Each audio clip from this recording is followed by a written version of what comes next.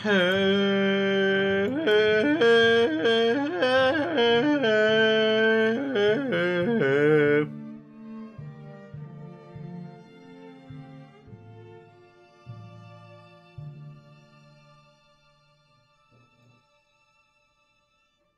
everybody, and welcome to what is probably going to be the last episode of Wildermyth, at least for a while.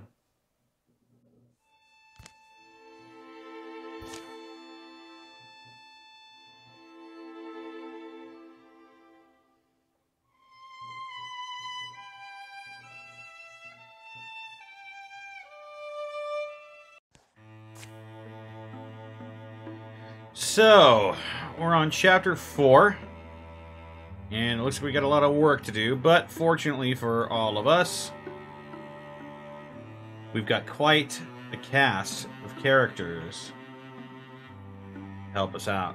Let's go ahead and split the gang up evenly, I believe. Go ahead and send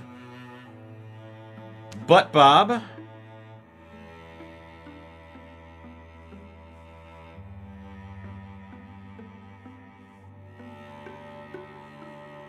Ursi.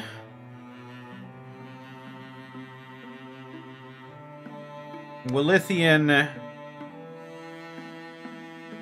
And Wilbane. Over here. We'll go ahead and send... Actually, why not? Let's go ahead and send... Oh man, there's already so many people here.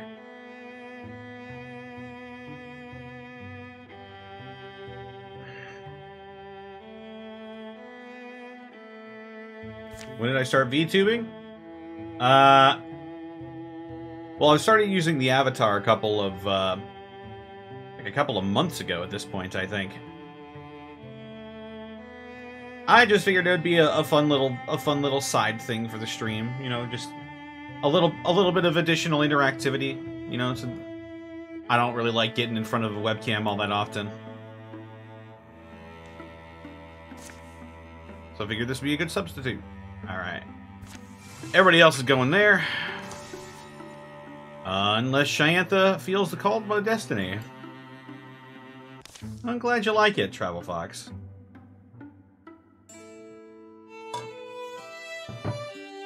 Let's see. Birchfald seems to drift into the night, a haunted ship slicing still seas in silence. The village languishes in the grips of an awful disease. Many lives were taken and many more are ill. Is that Shantha? Leanne, you're looking well.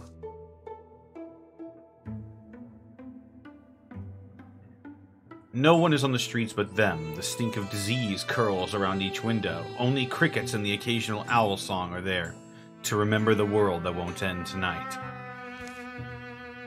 I guess the logical thing to conclude would be fate brought you. I can't say I'm sorry to see you. You feel something happening? It hangs over me, Leanne. A brilliant lodestar. I'm setting out tonight. I think you're supposed to come. Are you okay? You don't sound like yourself. We go to a wild place that appeared to me in a dream. There's a poison in this town that was born somewhere distant. I don't suppose there's any chance this is just a dream? Just like any other dream? No, I mean, I understand why you... look, it sounds ludicrous, I know. If I'm wrong, at least we'll know I was wrong. And in that case, I'm probably also crazy. The journey begins at the dawnward tip of the year's longest night. Perhaps it's merely coincidence, or perhaps destiny's hand has touched the scales. Truly, there is no solider thing than fate.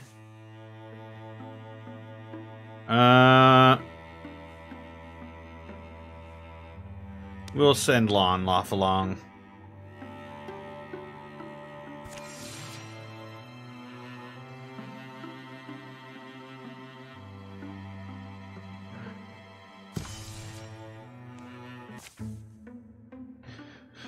Fog descends sometime after dark. It casts an unhealthy shade over everything.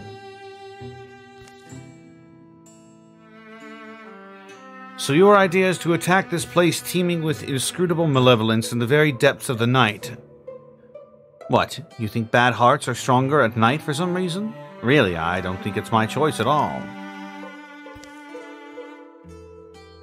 As they approach M Quarry, an unfamiliar odor comes to them, chemical and thick, coating the insides of their cheeks, turning mealy in their mouths. Pressing on, the air grows denser, fouler, and then they see it. What do you call that? Oh, someone made that thing. All creatures who craft are creatures who desire. It's clearly not here for any friendly purpose. Look inside that sphere. You can see our town suffering. Kind of obvious, I guess, but let's knock it to pieces. Make my bones itch and nostrils burn. Let's get on with it. As they move to destroy the strange edifice, a hiss slices through the air at their backs.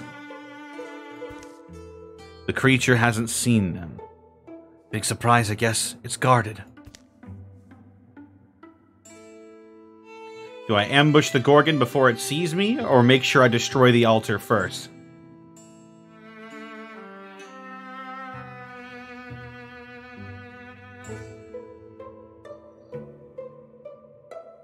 Now, I think we've done this one before, and I think we chose make sure to destroy the altar first.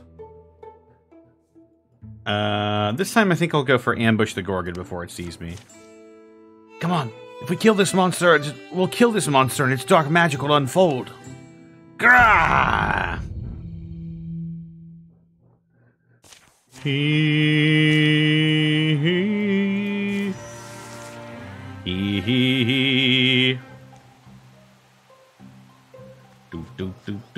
There goes Lonloff. Oh. That was easy.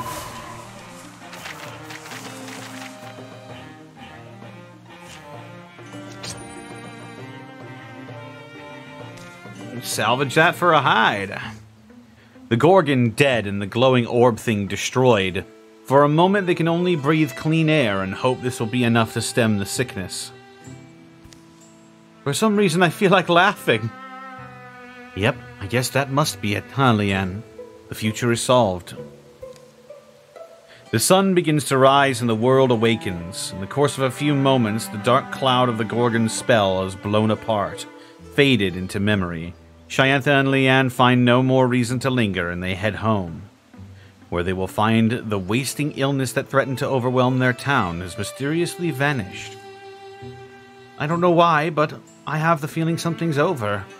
That I don't know what's next. I've always had a quest or omen or something pulling me on, and sometimes I wished I didn't, but now I don't know.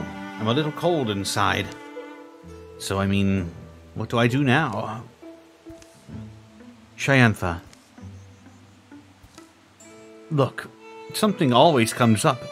Just enjoy the rare moment when you can say you're, what you call it, simply drifting? Yeah. And Shayantha has grown stronger.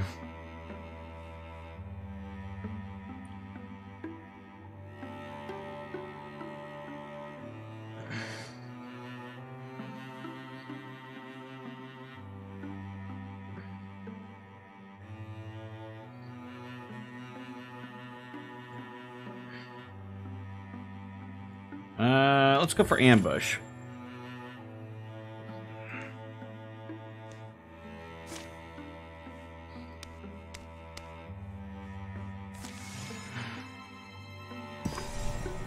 Oh.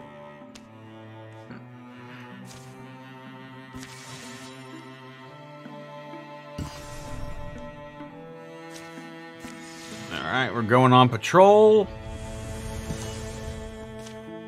And now we're taking the fight to him. Anyone see any sign of the Draven? No. Ursi, are you sure your information was good? Trust me, I spent all night playing cards with the town gossip back at Birchfald. He hears everything. Then let's look sharp. The Draven may be... A Thrixel! You said it would be Draven. It should be Draven. What's a Thrixel doing here? Solo missions aren't a standard Thrixel tactic. Shh. Wait, it wants to help us. Help us? Help us do what? Fight the Draven. Wilbane, how do you know that? Shh. I don't know. It's an impression. I can feel it in my mind. Oh. Accidentally clicked off the screen. Yeah.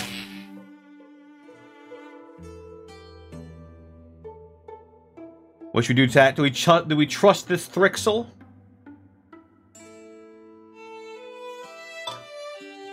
Let it probe deeper into Wilbane's mind? Or do we take it out? I'm curious.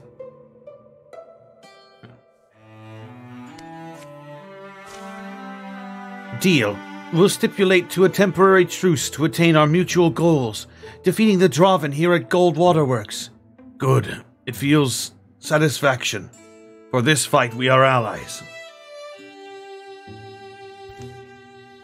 Just remember, Butt Bob, if this goes south, I'm blaming it on you. Okay, Bugly, take us to Draven. Ooh.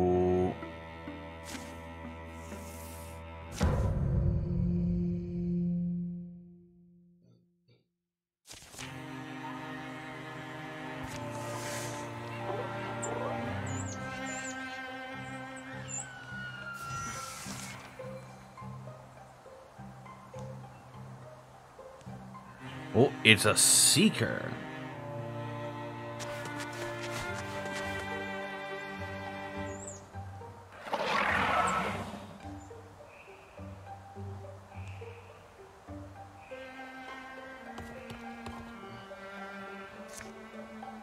Interviews with Dabokit?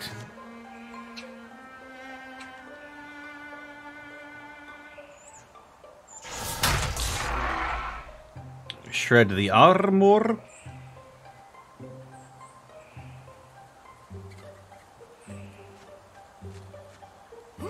Bonk.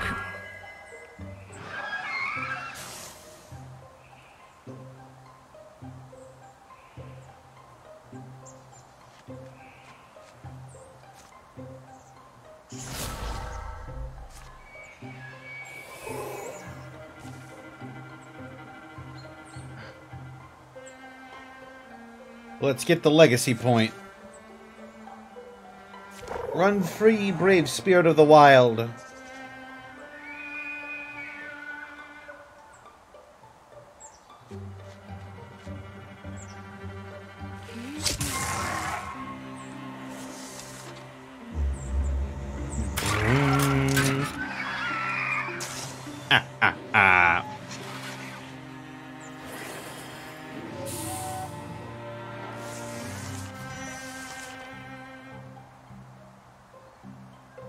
Alright, Wilbane, get him again. Oh my god.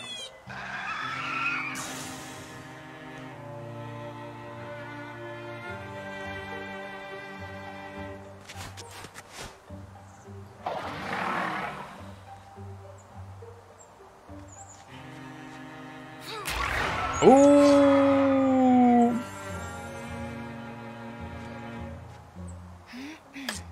Oh, are you kidding me?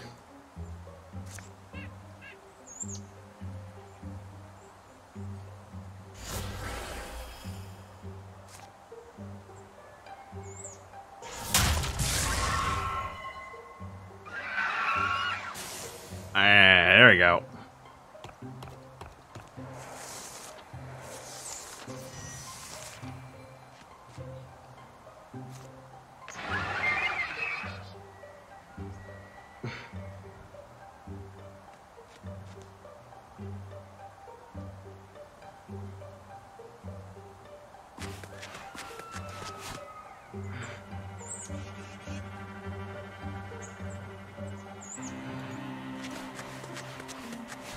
Alright. Running over here.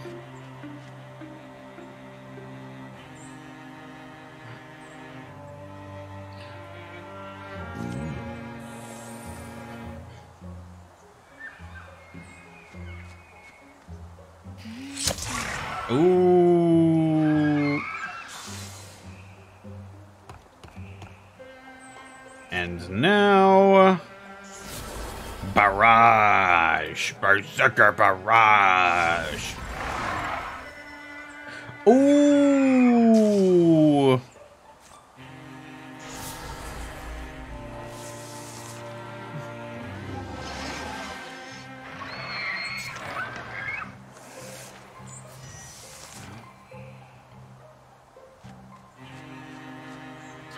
Bonk!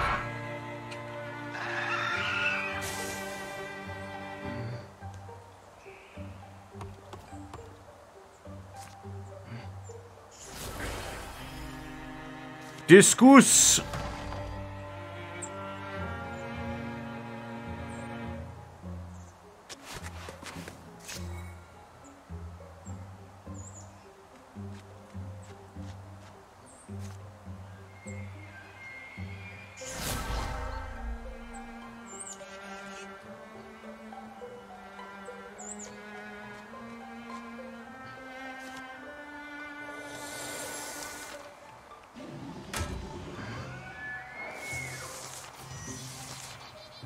Da, da, da, da.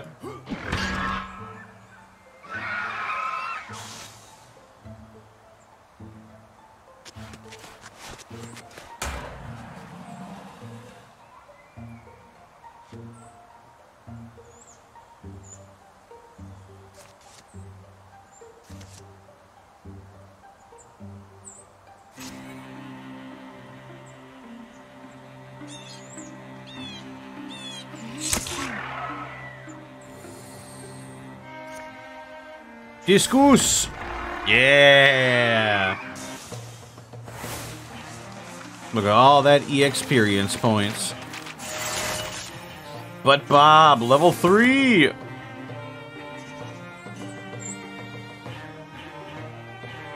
Once per combat, Butt Bob gains 1 action point. Oh, hell yeah. And they say that a hero...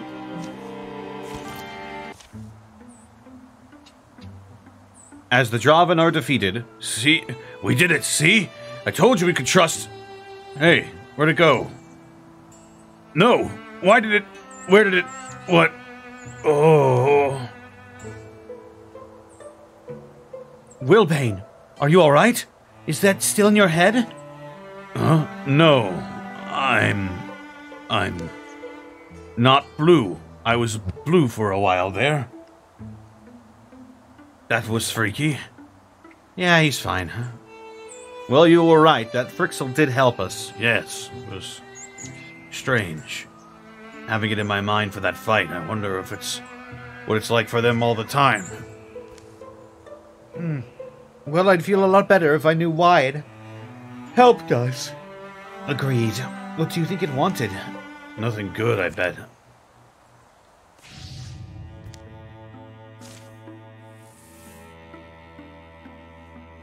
Indeed. And now they're going to find an item. And now we're going to fight instead.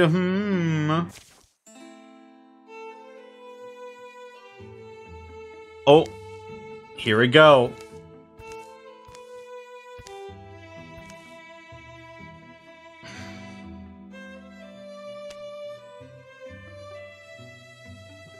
It's the lightning well.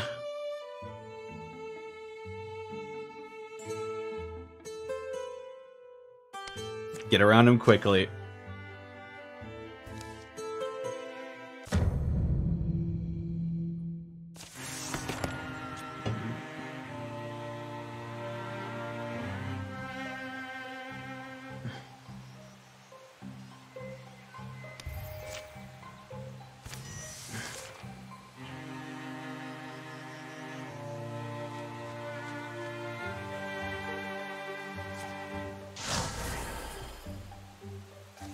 Yeah. No.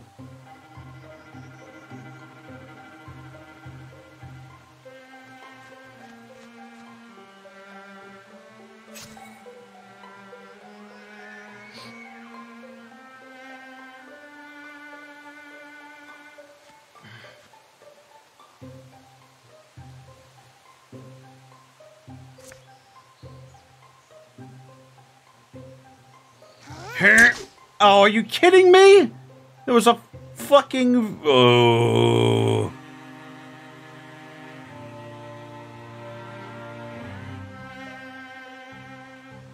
97% chance to hit and it fucking misses on a 3? Hell.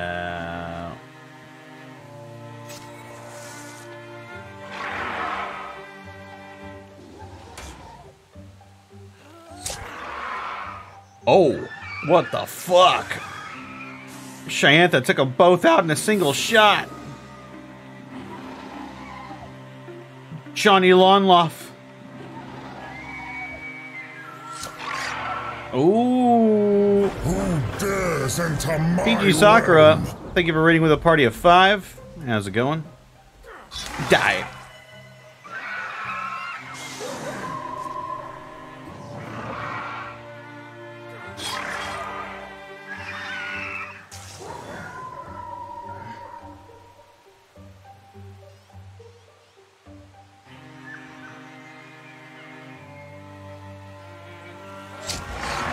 Ooh.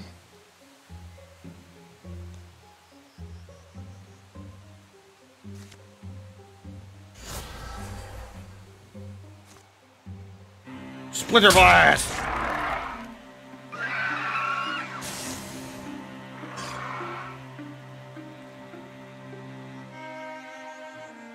Aw, shit. Get him, Leanne.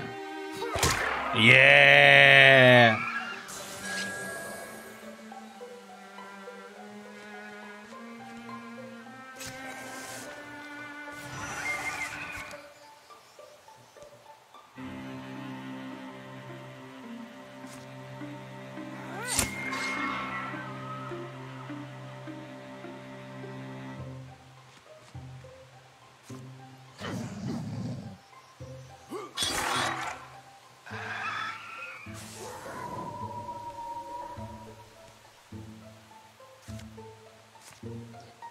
Discuss. Yeah.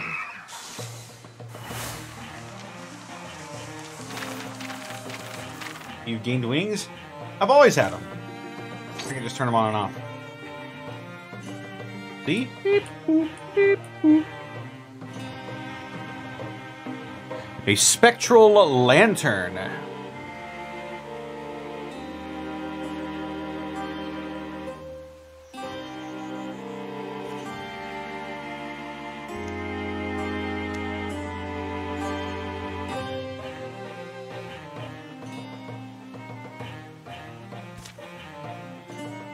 Let's give that to Ursi.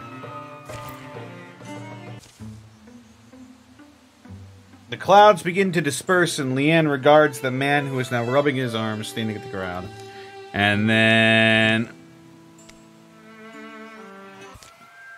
they're basically telling us to come back and stick our head in the Thunderwell.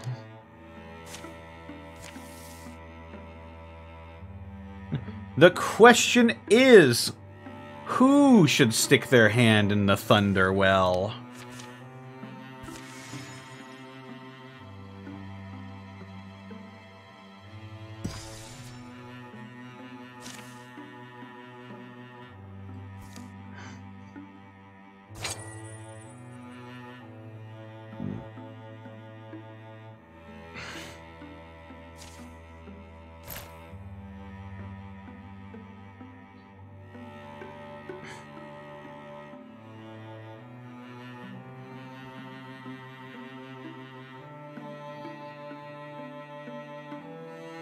Dogman?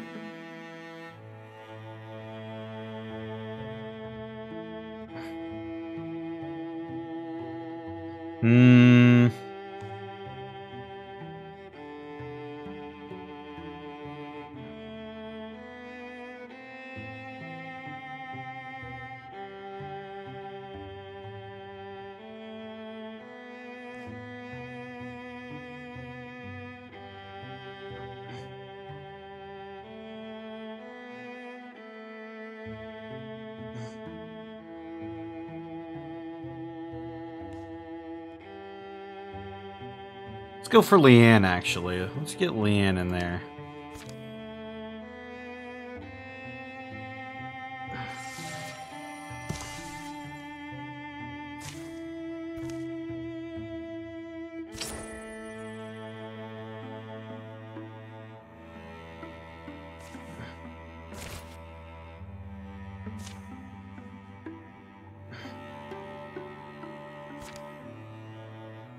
Luthien, But Bob, Ursi, and Wilbane.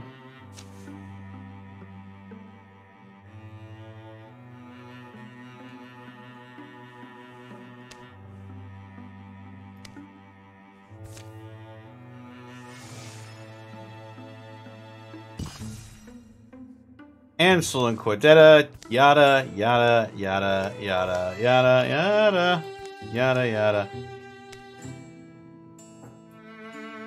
Alright, chat. Is Leanne gonna get her head transformed? Is she gonna reach her arm in? Or is she gonna step in?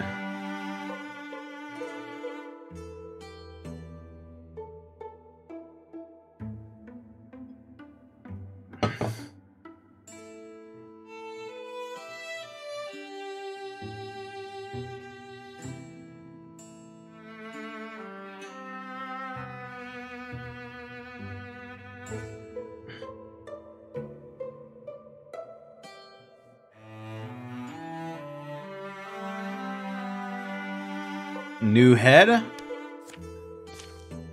Leanne draws her face close to the well. Tiny flashes within it hold her gaze. Suddenly, it's obvious what she's supposed to do. How'd it taste? A little metallic. Not great, honestly. You both okay? Now she's got a lightning head. Incoming melee damage has a 30% chance to deal 2 true damage to the attacker. Ooh.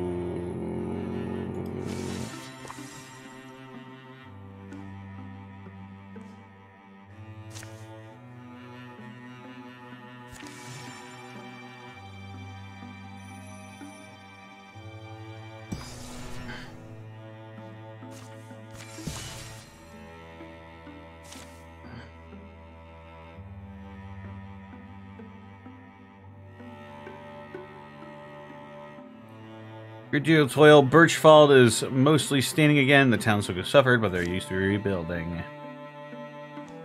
And now they're gonna go off as well on a little adventure.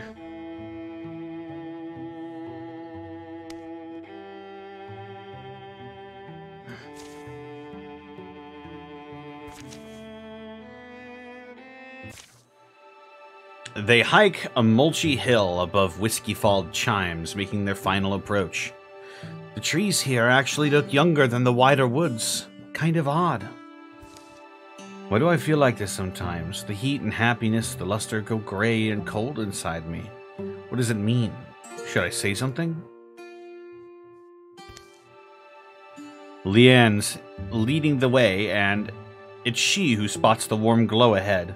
Did it flicker to life just now, or maybe it only been hidden behind trunks? Yeah, this place is pretty removed. Wonder why Thrixel would gather here. You've been around? Figure you might have had a clue. Anyway, we'll get our chance to find out. Guys, I think there's a campfire ahead. Might be someone. Could be a wild and dark-eyed traveler, a woodsman, maybe injured. Maybe not hostile. But I'll stay ready. Or no, this isn't a... It's not a place you hang your kettle. The gout of flame swirls amidst these saber rocks, silent, bright, and smokeless.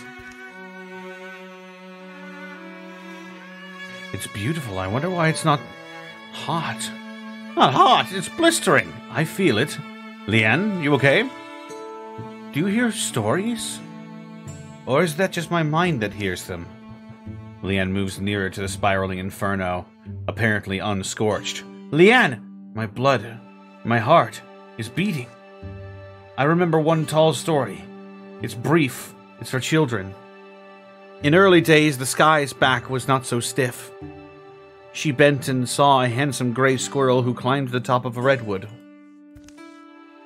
Leanne, you're getting really close.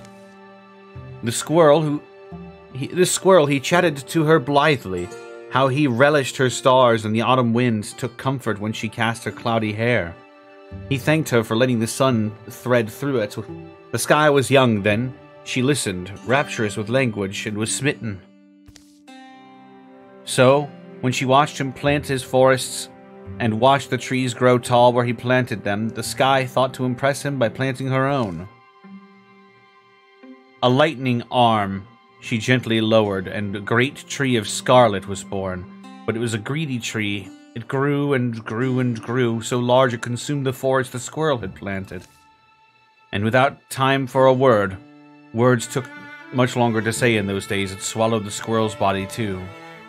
So the sky began to wail, terrible gusts, grief that left her face flushed dark, and the first rain was her tears, and the ocean filled up with them. Ever after, thinking of the smile on that intrepid squirrel, she will weep, and the world will feel rain. That's the story I remember, and this place remembers. It's a piece of here, something left behind. What's that mean? Stories of fire. Don't you hear them?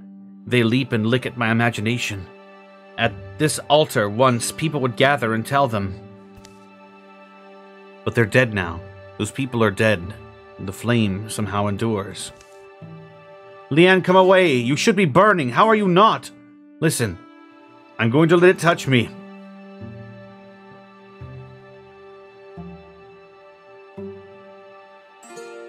Aw, fuck. What should we do?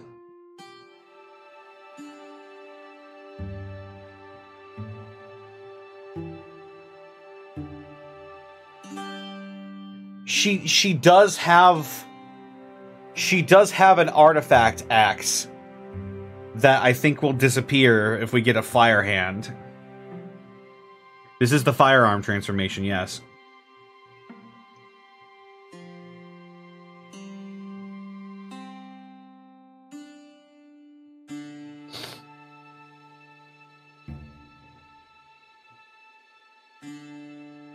Does it convert the artifact into a one-hand? I don't think so. I think I just lose the artifact.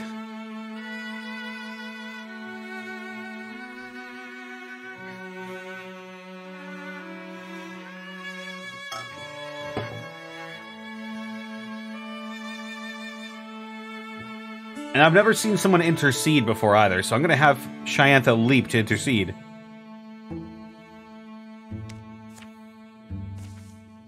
Wake up, I'm saying! Huh? What?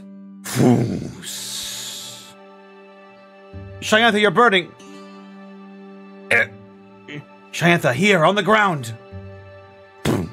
Throwing herself down, Shyantha rolls over and over while Leanne and Kaya help slap out the flames.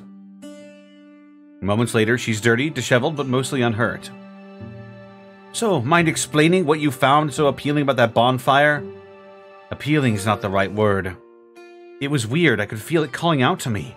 A primal thing. It didn't feel foreign. The opposite, actually, really. It wasn't asking me for anything. The one asking was me. And answering me were voices. Dead voices, stories, still glowing like last night's coals. Close by, a small, flitting noise is followed by a drone of several seconds, and then a telling silence. Sorry, sounds like we're out of time. Talk later? You see how it is, old fire. I belong to too many people. If it was just me, I'd probably come back and take your gambit.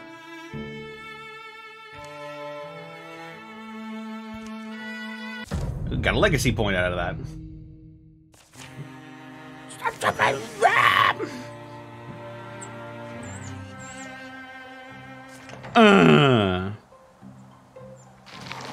Oh, fuck.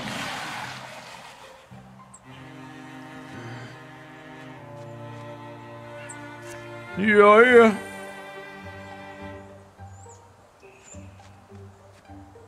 Shoot.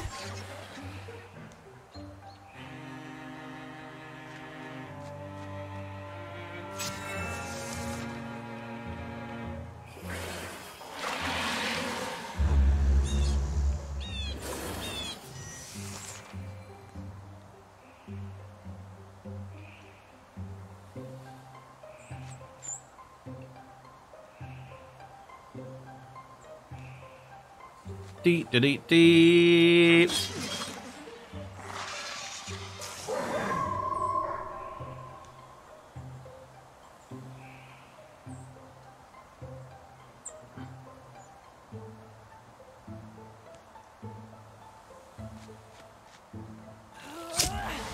Ooh.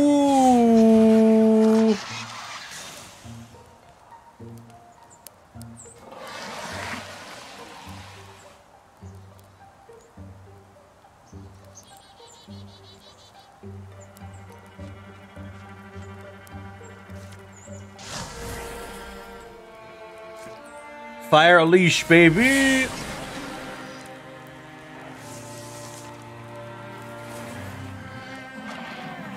Oof. No, you die. Fire Lash is really good.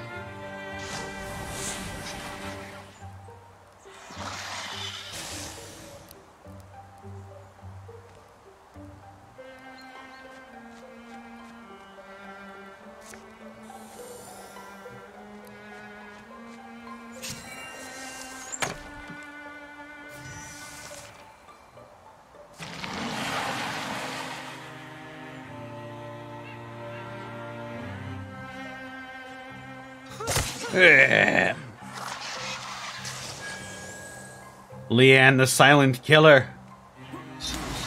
Oh!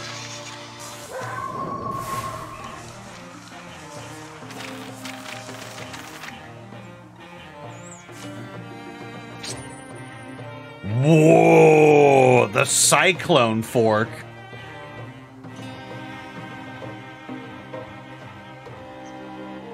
A thunder god showed the plains people how to forge his chosen weapon, and the secret remained in the earth like a kiss of lightning.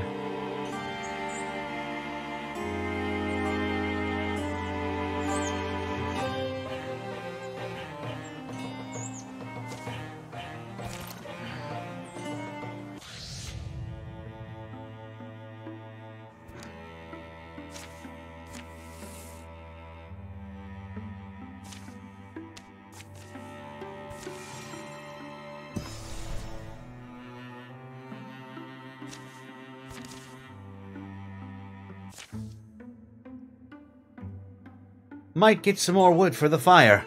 You're going to be up longer? Ursi's already turning in. Must be tiring, you know, being Ursi. Someone's got to be Ursi. Might as well be Ursi. Anyway, want some company? Don't feel obliged. The fire and I have plenty to discuss.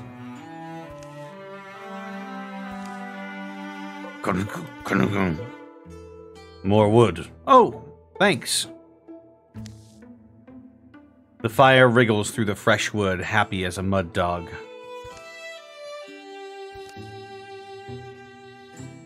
Even a crystal eye gets tired. He begins to see things. Flickerings of Morthagi, or flickerings from summer roast stills? Ooh, this is a new one.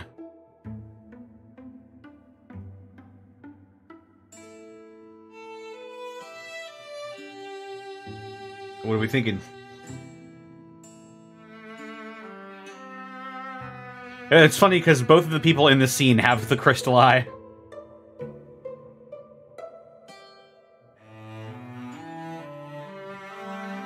Summer roast stills? Let's see. Butt Bob watches a story take shape. In Summer roast stills, there lived a young man who had the makings of a mage. He'd been coaxing out his own mythical gift for years. He pushed and pulled energy from the rocks in the woods nearby. His friends and elders hadn't seen such tricks before, if tricks they were. The young man was a welcome curiosity. And his skills grew, as did his expectations. A defender of Summer roast stills wears more than a wooden bead around his neck. It fits you well. But when the Morthagi feet came stomping and scraping,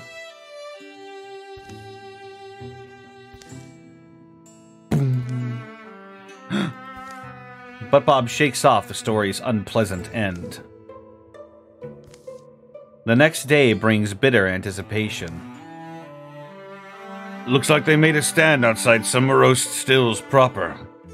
Shirt snags and broken rake handles still around. They can't have been well armed. Oh. No petty piece of loot here. They should either be worn or buried. The necklace is sturdy, but Bob carries it like a broken-winged bird. Find something? The Defender's Necklace. Found in the wreckage of an ill-fated battle.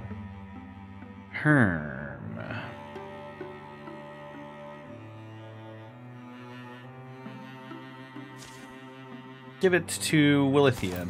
Why the hell not? Interesting stuff, game.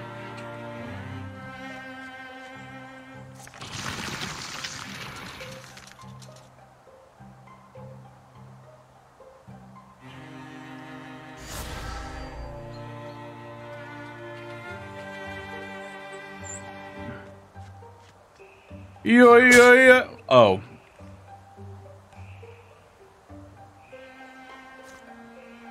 Watch me swoosh right in.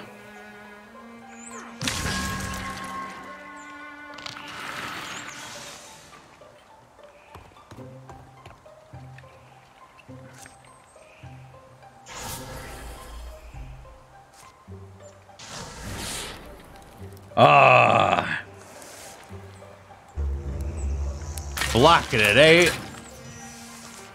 Uh-oh. Da-da-da-da-da-da.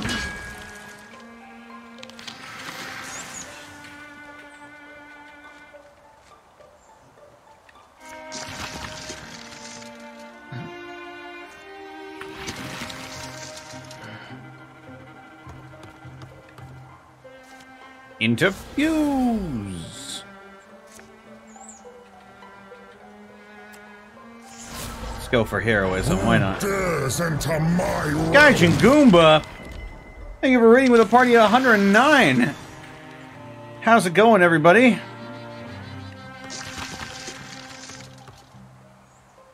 Hope you're all doing well. Just up here playing some Wildermyth.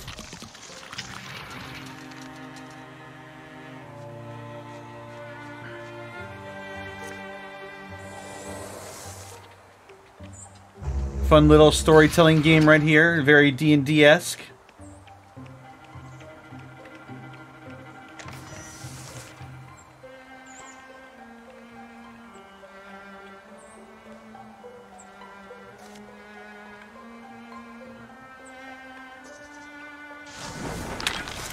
Ooh.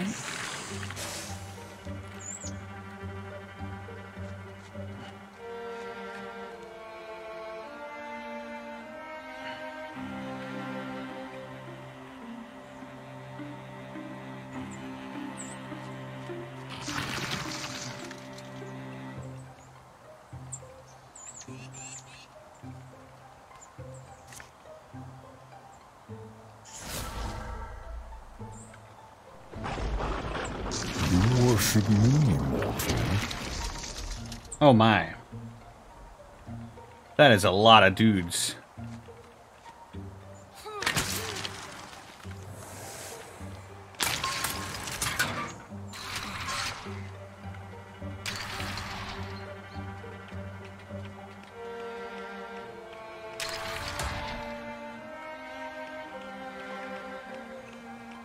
Well, how's it going, everybody? How'd the stream go? Constrict.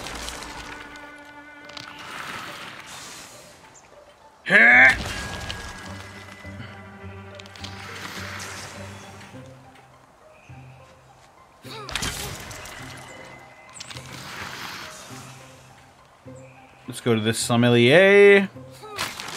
Oh yeah.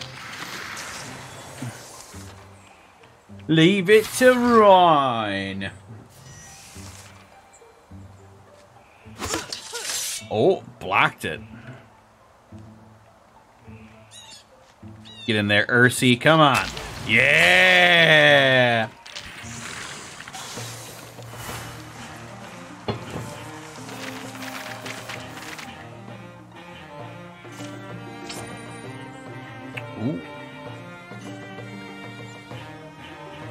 Let's give it to Lawnloft while he's still here.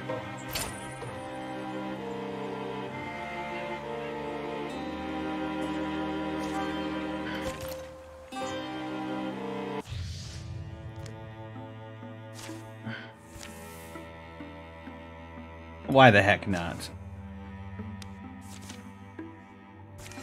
Finding an item.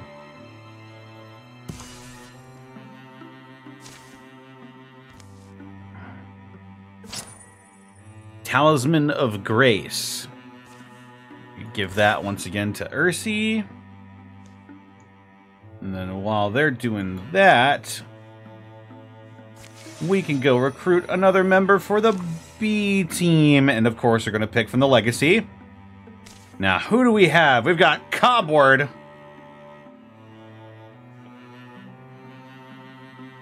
We've got Baron White Snow. We've got Iris Wild. The Wildfire herself. Salazar. And Yoki.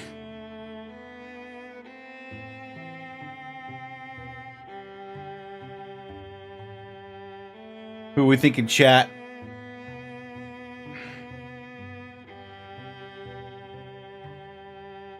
We've got four Rangers, we've got 2 Warriors, and we've got 2 Mystics. How much LP do I have? I've got 16 right now.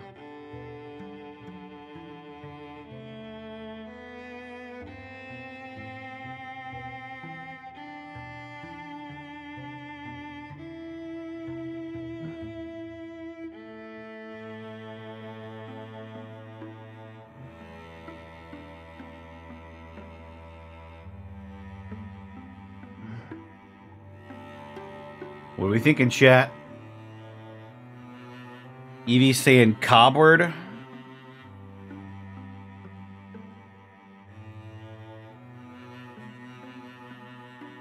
Memjik. Alright, we'll give Cobward Paladin.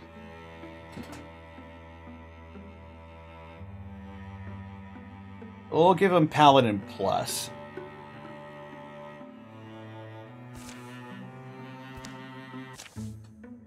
I should warn you, most people think they know how they'd react to a battle, but really they have no idea. And some people think they know Cobward often, but really they have no idea. Oh god. Cancel that. Cancel that bullshit.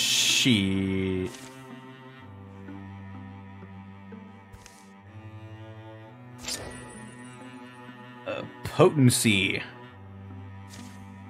Give Ursi a little bit extra potency.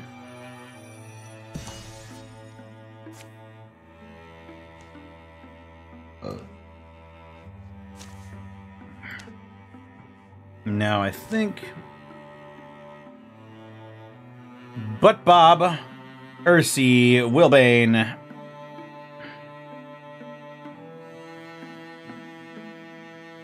Willithian, and Cobward.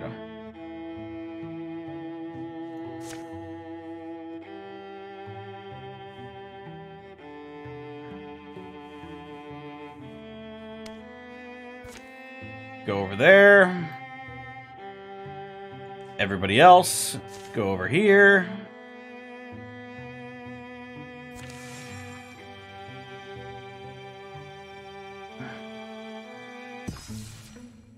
Ooh, the starseed tree. Not everything grows on trees, but I think more things do than you might think. Once every long enough, a starseed tree blooms. Its soft lights ripen, then float off into the sky. And that's where the stars come from?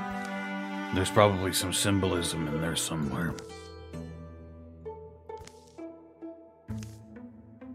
There are some lovely looking ones up high. You're not thinking of grabbing one, are you? A little souvenir, maybe? For those less than magical days.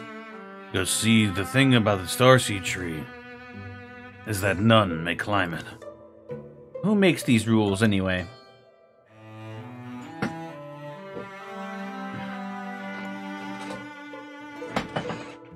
What are we thinking, chat? We can pluck a little white within arm's reach. We can go for the middle seed with a 63% chance to succeed. Or we can go for the top with a 22% chance to succeed. Middle seed. Gotta be a bit risky. What happens with bungle it? I have no idea. This is the first time I've ever seen this event. It seems like they've added a couple of new ones.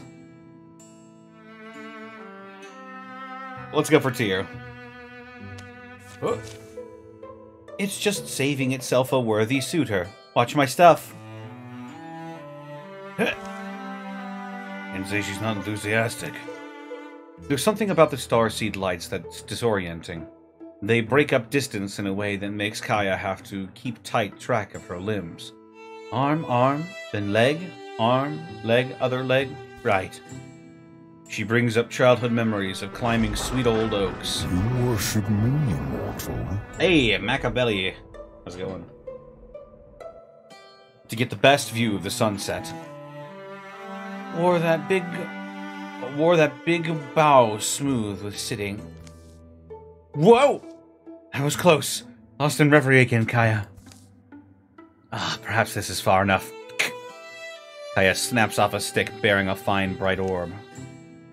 Then, with a little more rustle and jostle, she descends the starseed trunk. Watch the ankles, huh? It'd be a shame to crack them on the last few feet. My ankles are dependable. Boom. The jostled tree lets go of its lights, and sure enough, they float off into the dark. Off to wherever they go. Hopefully the sky won't mind being 1 star short this season. Wait, you got something then? See for yourself. Oh shit! +3 stunt chance? Whoa! Whoa!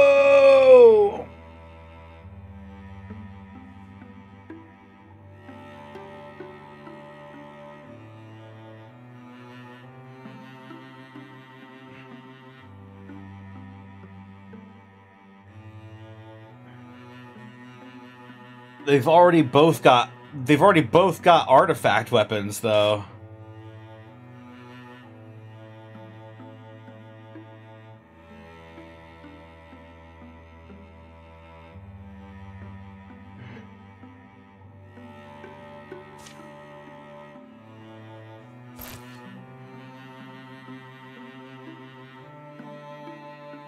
Ah, hell yeah.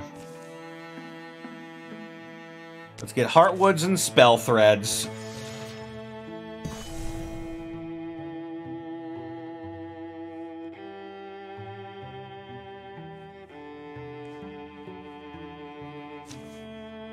Alright, let's get it, people.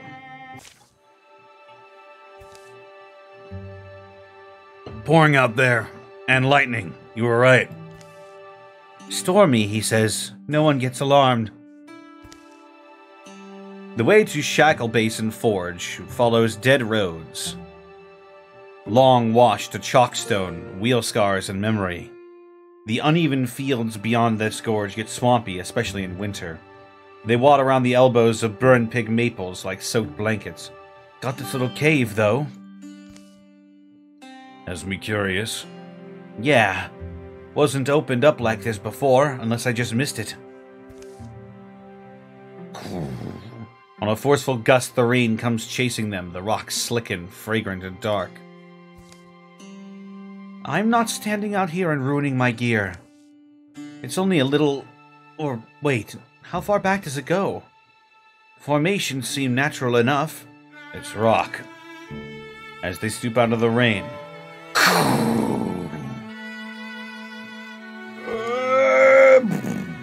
The world gives a tectonic shudder, and from the outside, obliterating the noise, comes the clatter smash of dropping rocks.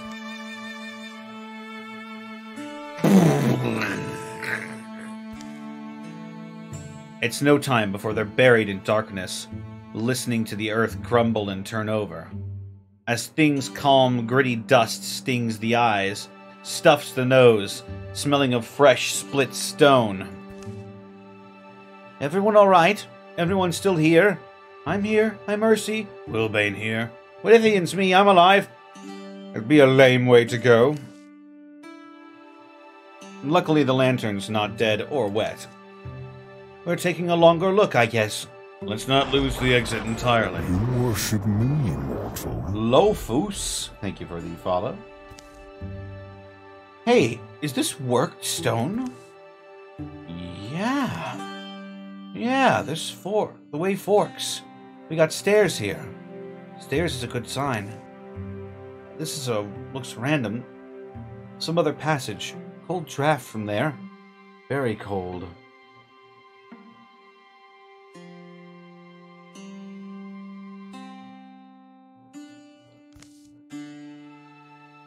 You have to wonder what's buried under this little crossroads. Careful. Look under enough rocks and you will find a snake. Didn't Dualidia Brack also say finding the occasional snake beats heading back to a stilling fear?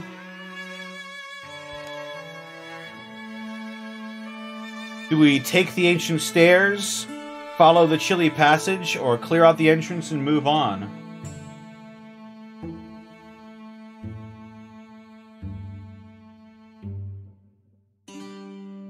Gauze21, thank you for the 20 bits.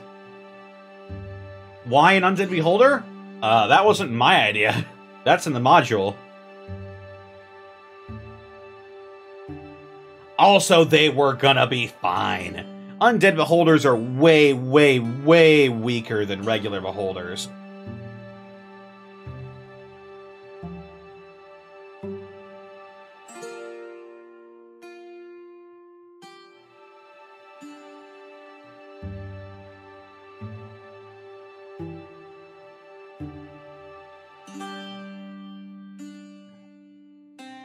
Oh, also, they didn't stick around. They didn't stick around to check out why he was in the pool.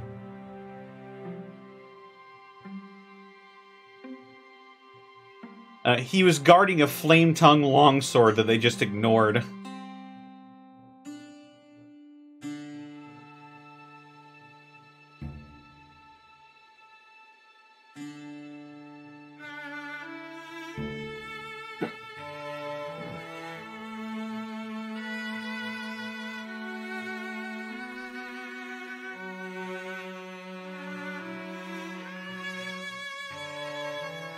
Yeah, nobody even bothered to check out the area. Other than that, Crazy! Hey, I actually just finished that too. Could be a good alternative to the murder house in Curse of Strahd, if going in at a higher level. maybe. I had them going at level 5 because it was one of the players' first times playing D&D. Like actual D&D.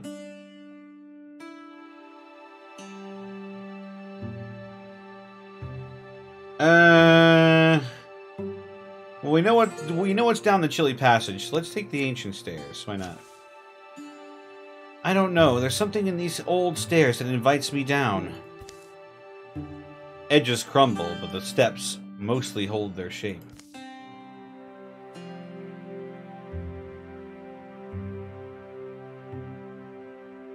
Time is louder on a stairway than it seems anywhere else. Scuff by scrape, down they go, touch by touch by touch. Finally, their lanterns cast flies out across an echoing hall. This writing, what's it say? It's Thanaric. I'd need time. And here is a majestic face. A stone behemoth guards the shadows. Who dares enter my realm? Antelieris, thank you for the raid. How's it going? Hey, what's up, Mike?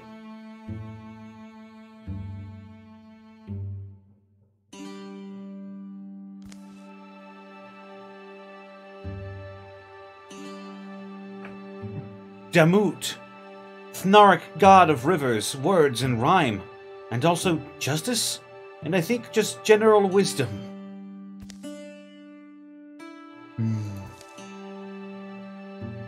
There's reverence in the stonecraft, I think you can see. Damut also showed up to ruin doomed marriages before they could begin. He was the enemy of all betrayers. Oh, kind of want to crawl up there and see if there's any jewels or whatever he's got. What do you think? How old do you suppose this book is? That what? That book? Place makes me uneasy. Maybe I should be hurrying you along. But Bob bends for the book. It'd been leaned unsacredly against the altar's foot, warping its spine. He opens it. Think they forgot us? One word on the first page. Gwanad. It's Thnaric. It's, you know, how two or more casts of light that overlap become the same general radiance. That is Gwanad. I wonder sometimes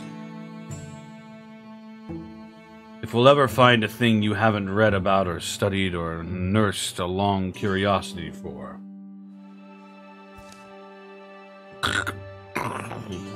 Almost immediately as Butt Bob utters that word, the whole mountain seems to sigh, and then starts sagging inward around the temple vault.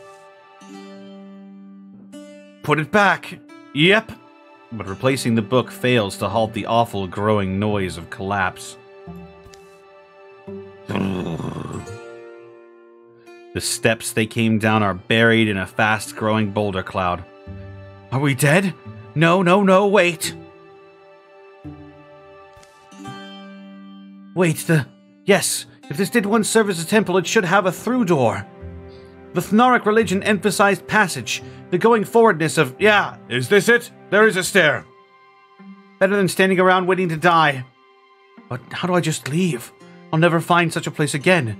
And what did it mean? Gwanad. But Bob, come on! Yeah! But Bob! Wilbane drags a half-crushed and bleeding Butt Bob down the shallow stairs of the passage. By any gods that are, including those Thnaric ones, you're lucky that didn't take your head.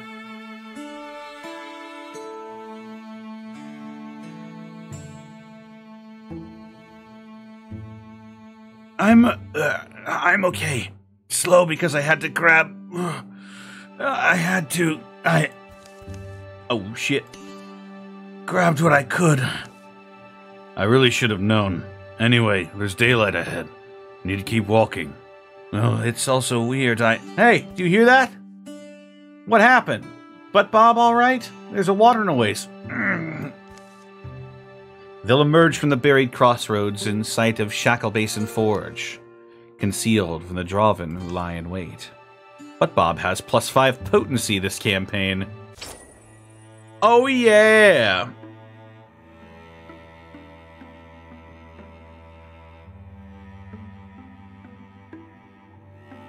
Give it to Kaya.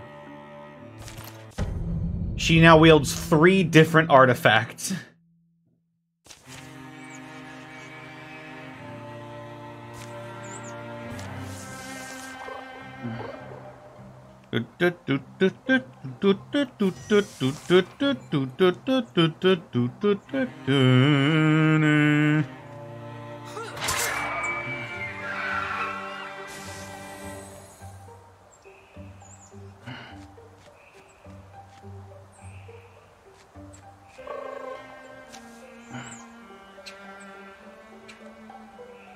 Enchant the boar.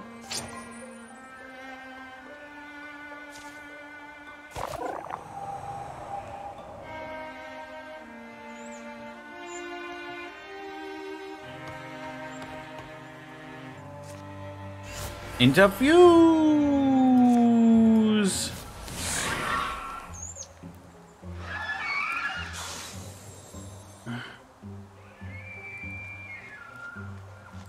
There goes Cobward.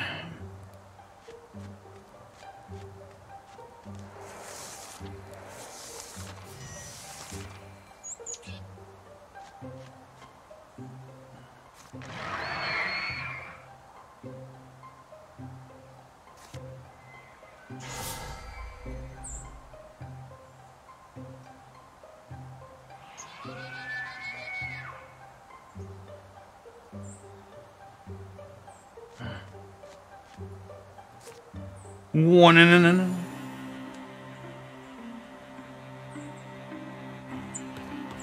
All right, but Bob, let's see what you got.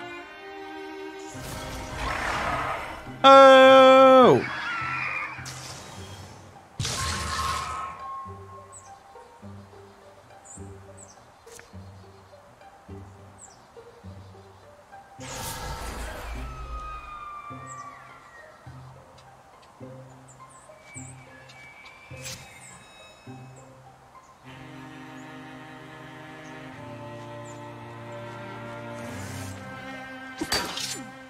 Oh, shit.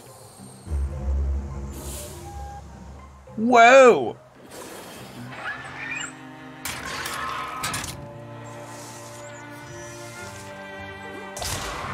Oh, yeah.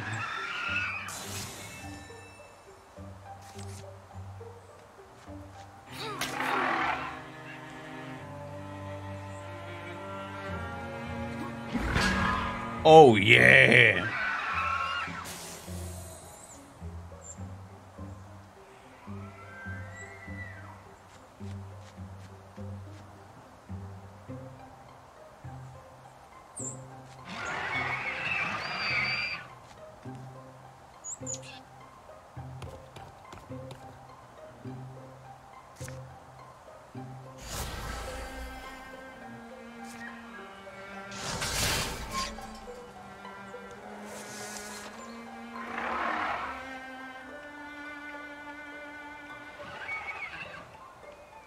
Oh god, there's so many of them. Shit! Shit!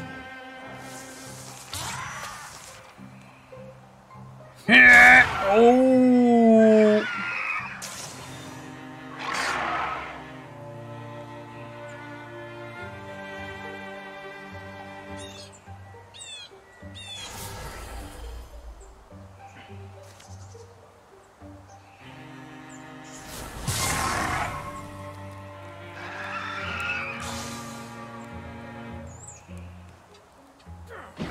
Oh!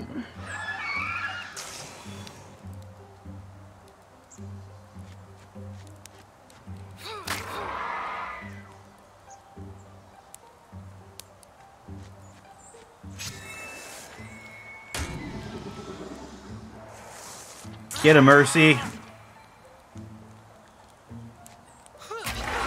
Oh!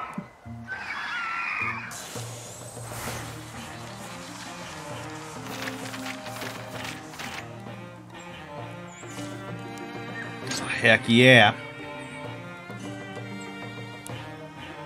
Stunt chance, give that shit to Wilithian.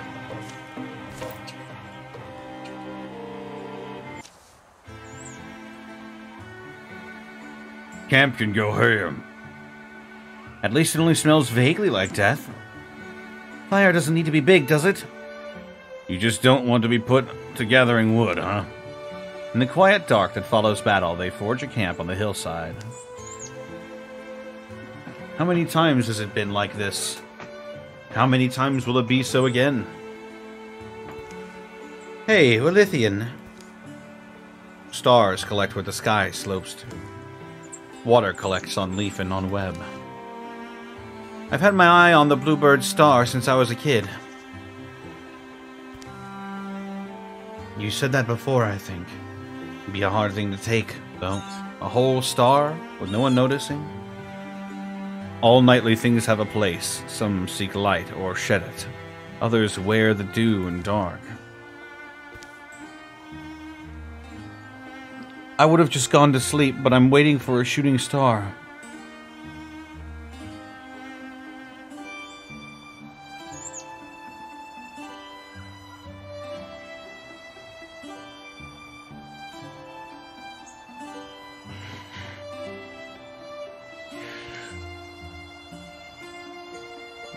Day will come, and dreadful work will be needed, ever as the day has gone by. And I got a legacy point. Yeah. Oh yeah. Find an item.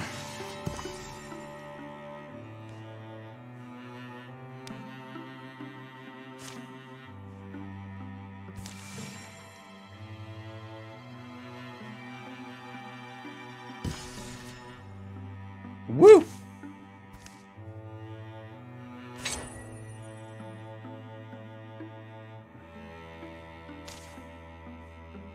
Who needs it? Igneous Belt. Bonus damage.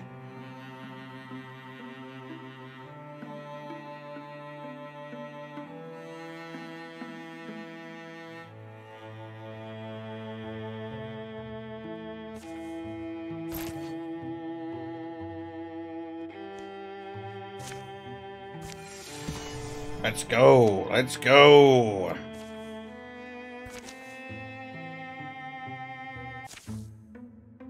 Here's a thought. Maybe Old Fault Quarry isn't as dangerous as we believed.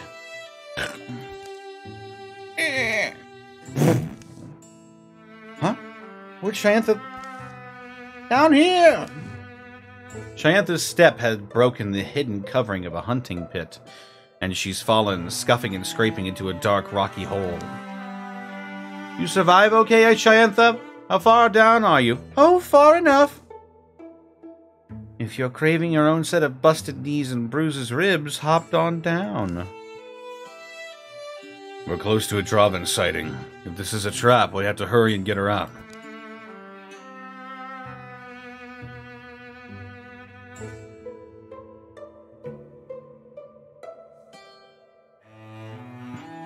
Lonloth, don't leave your wife down there.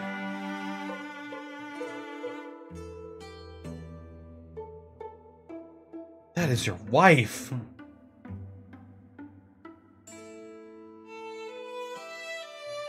Let's be methodical, safe. Tie together a rope or something. Hold still a moment, Shantha. They enter the near woods and strip some log vines and boughs. They're able to knot them together. They lower the makeshift rope to Shantha. Whoop. And she's able to climb back up. Come on, then. Let's forget this ever happened. Whoa.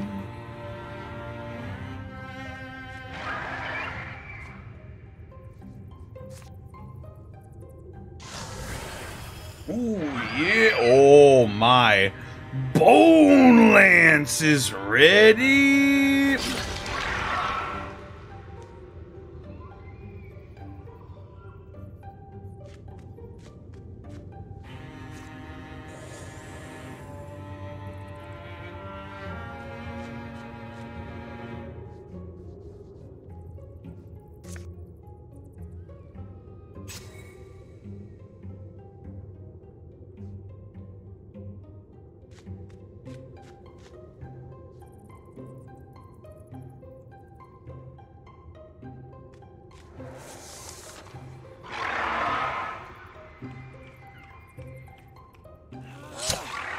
Ooh. Gore Lord.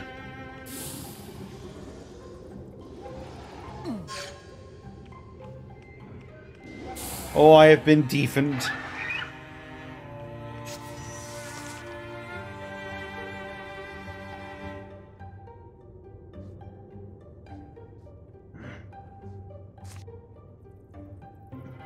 Bone Lance!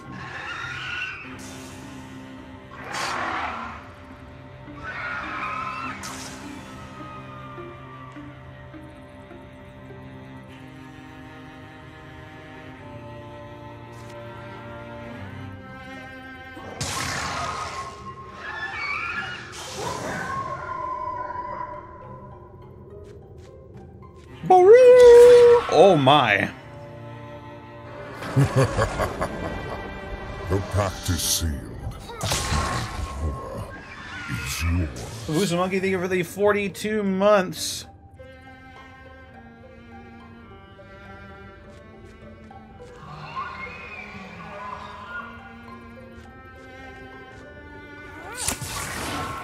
Oh.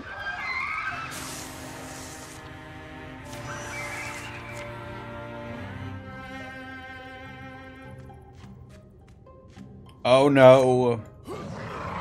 Not you. Fuck.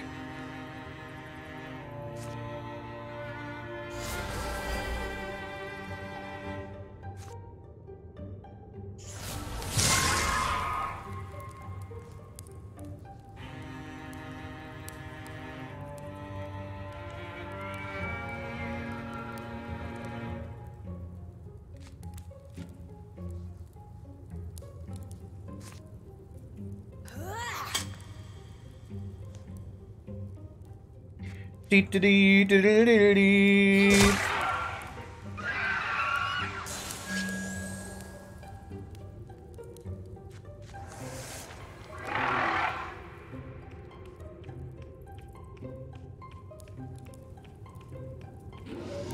Cut it out!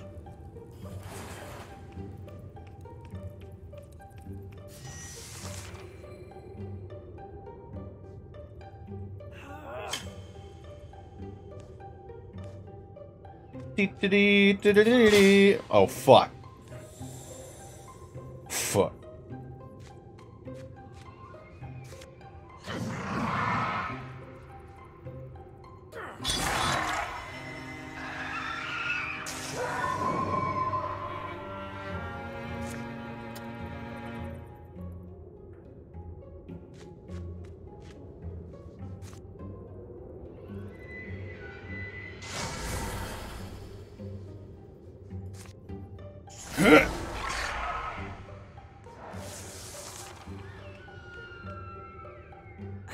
Ooh.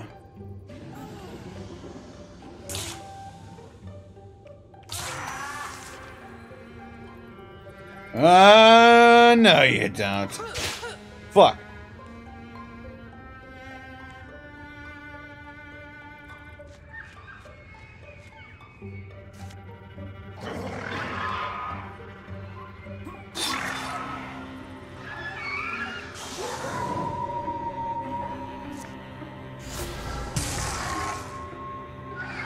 And there we go.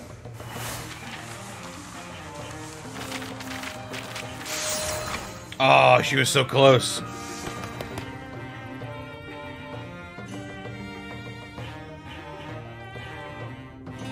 Ooh. Door ruin? Is this another artifact hammer? What the fuck? Salvage it. Salvage it.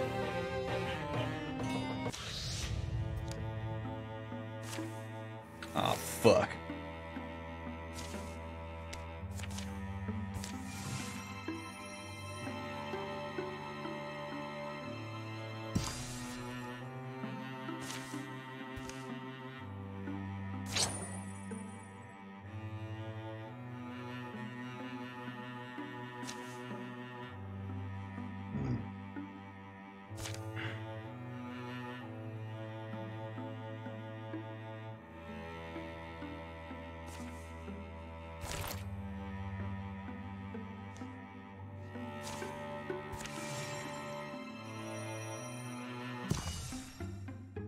It's another nothing day here in Medland Plains. A humble but hailed tavern huddles a rare patch of woods. To these sparse family prairie people, it's the unloneliest place there is. And now it's all ruined. We'll be tossed in the dike with the rot slop and kitchen crust. Hush your gums over there. No one's booting you out, Lush. Hey, you know we found a black bear in a dead woman's house once? That man said it was quaintly charming. Charmingly quaint. I should have known better than to trust a wool wearer. A newcomer's coming into the picture, her dreams of full coin clink, cider, and fame. But apparently it's all the old woman still had. Rotten mustard. So it came out of that house. This black and chest-high bear. A chesty bear? Chest-high. No dry place should smell this damp. Telling you, you never saw a sicker creature. Poor thing was pooping as it ran. I guess that's why they say it. You never eat bad mustard. You're the ever one who harps on it, though, Joven. Ah, good. How nice it is these days to see rustics enjoying a fire. Huh? What? Mother's money bought this rest house. I'm in charge here, but feel free to carry on. I'll sort things out soon enough. Did you say you were in charge? If you want to sort something, maybe you can start with your teeth. With my... It's what I was saying. It's what I was saying, Joven, telling you. They sold the... Here, help me drink this so it'll be a secret. Brap! A pampered purchaser comes to survey her new property. Inside is a rocky-mannered man who's used to getting his way. And so they fight like chickens. But as we must suppose is likely they fall in love. Or maybe the drunk messes up. I've never seen this one before either. This is brand new.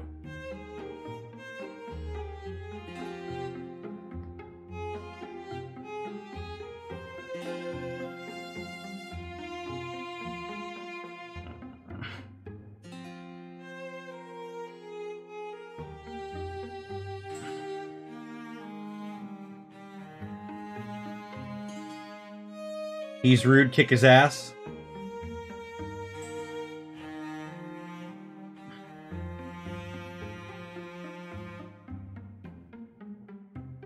They fight like chickens.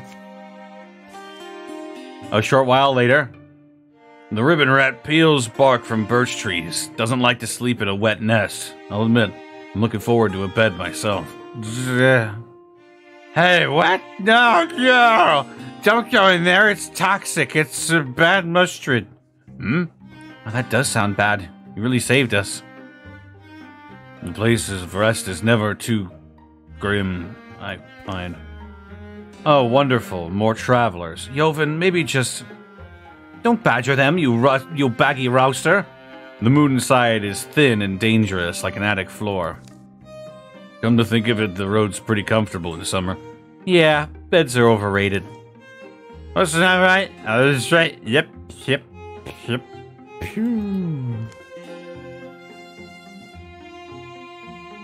It's another campfire for Wilbane and Willithian. Tomorrow, the others will reach the Green Boulder Gap. We should meet them there. Yeah, I guess you're thinking about that. I'm wondering whether we could go back and swipe a keg. Ah, I see. Interesting.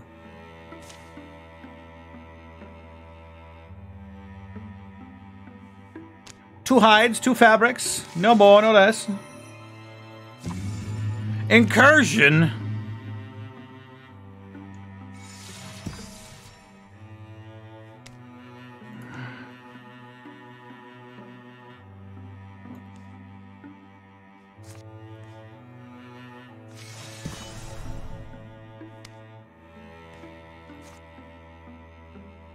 But what if we go down here and stop the incursion? Alright. We'll get you. You.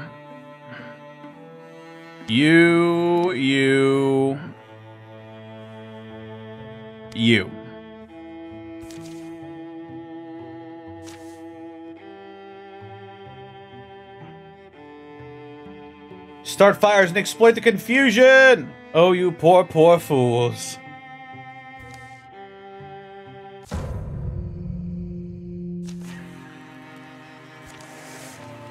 Whoa! It's a water!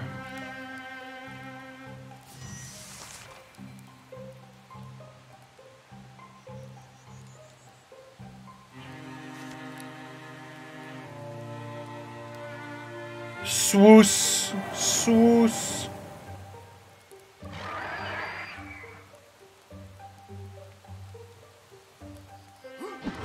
Oh my god!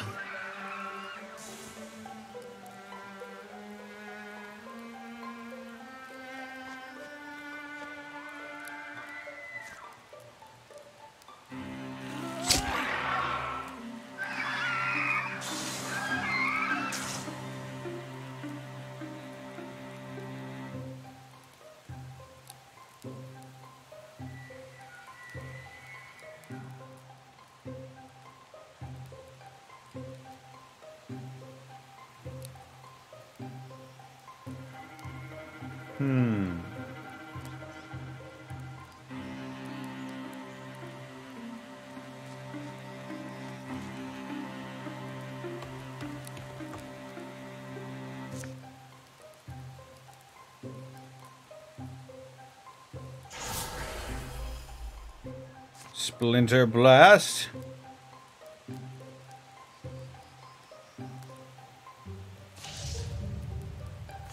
Don't worry, he's untouchable.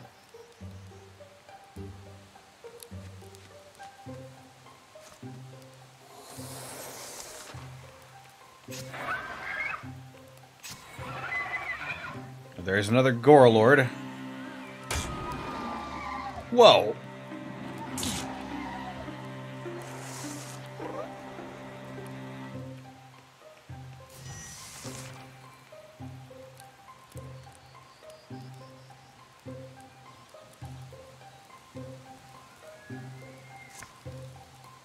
Alright, Wilbane.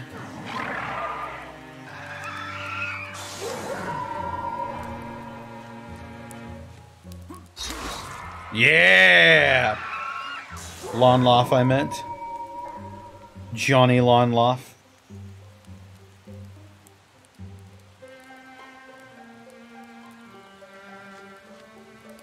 Shit.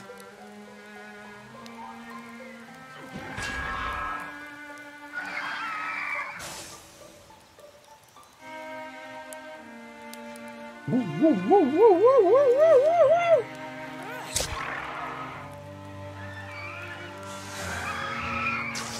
My god, just absolutely slaughtering everybody. Walk free.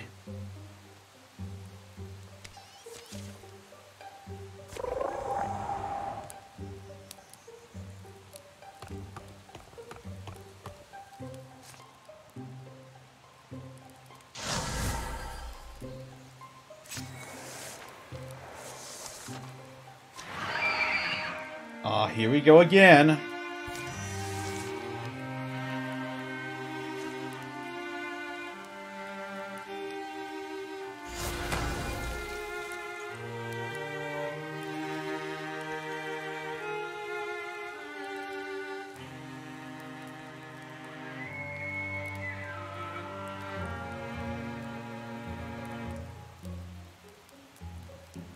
Do, do, do, do, do, do.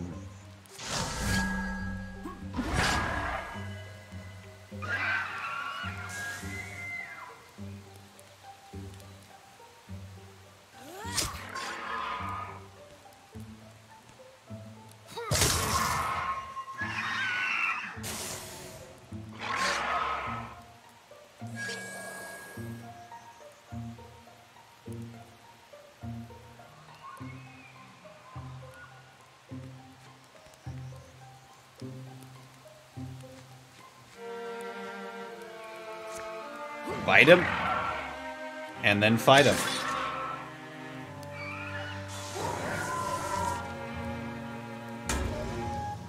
LOL.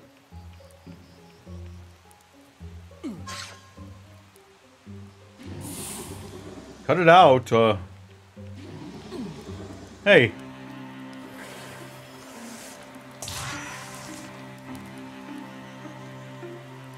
Stop it. What?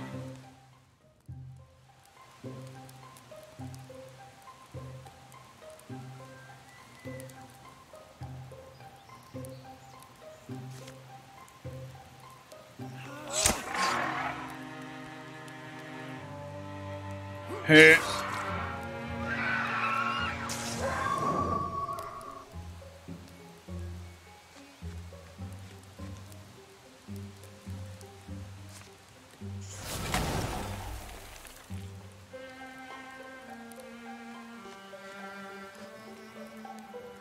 And then you die.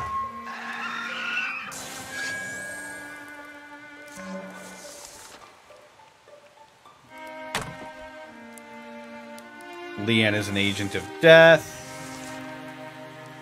So is Wilbane. Oh my god.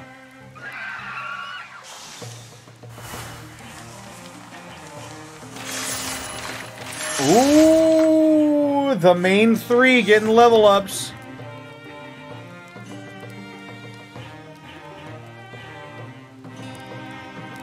Upgrade to wisdom.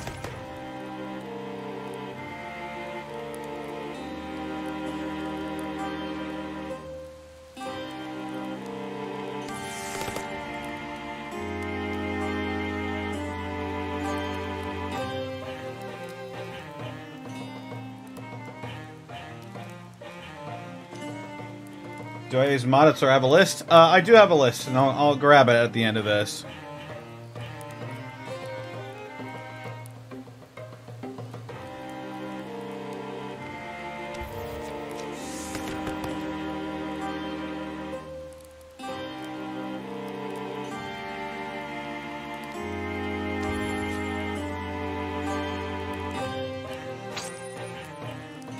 Wow, what do you mean he'll retire at the end of the chapter? I just gave him the thingy.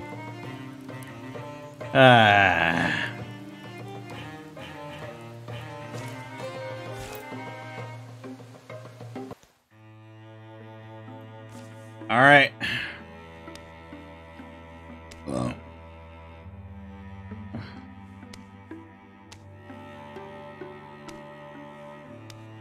Let's go in with that team one more time. Sunset, and no alert stirs Kavan's canyon.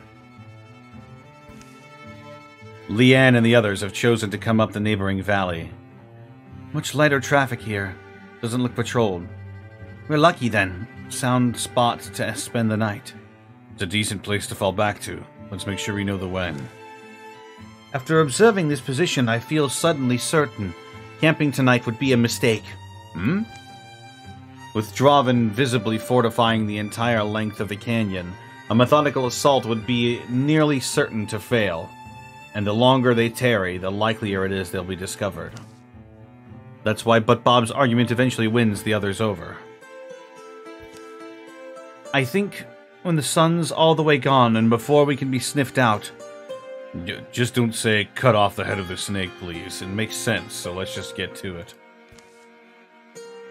They duck moon shafts and fit their frames to shadows, clinging close to rock wall when they can, stilling when the feet want to slip on the gravel, rebalancing, moving with all possible carelessness.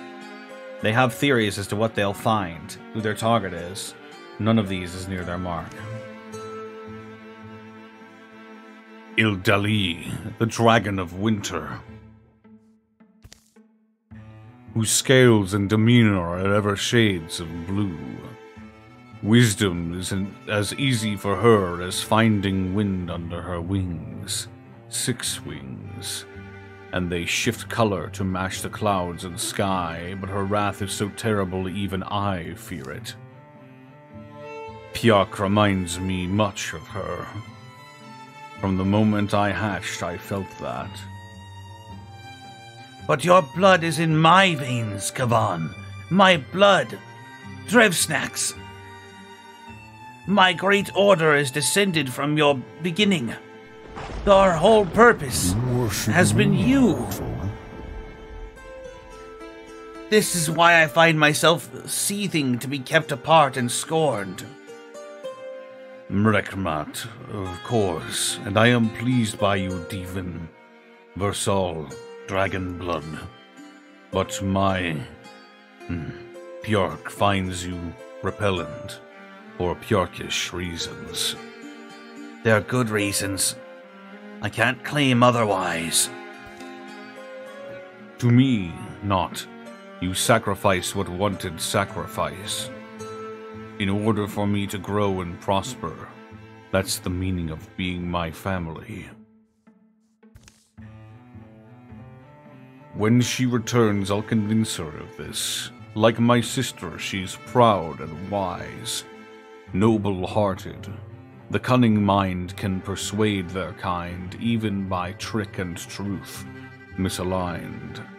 Indeed, we must fool them, or they die for honor. I see you understand that responsibility. It's like the burden you are forced to bear.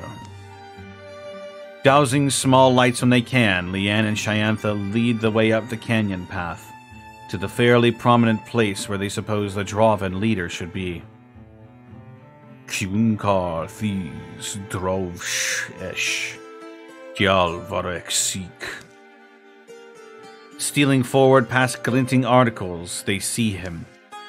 His voice is like fire, soft and glowing on the face, subtly moving. Primally pleasant to hear, even while it's menacing.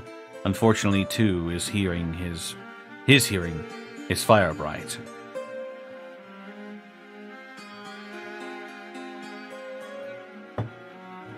Dolvswick. He twists around, his scales spark with speed. Nothing outside this place exists anymore. Not at this moment. It's been long since I blessed your speech with my breath. Human beings, sad ones, killers of beauty. I have a couple of cosmetic mods, but that's it. Kvan, Zirash Rekal! Was it not you who told me my time approached? To not be found, but to announce myself. Let me be seen, then. Let my flames be felt. Oh, fuck. Kavan Fangbows. Oh, shit. I'm gonna go pee. And I'm gonna plug in my controllers as well.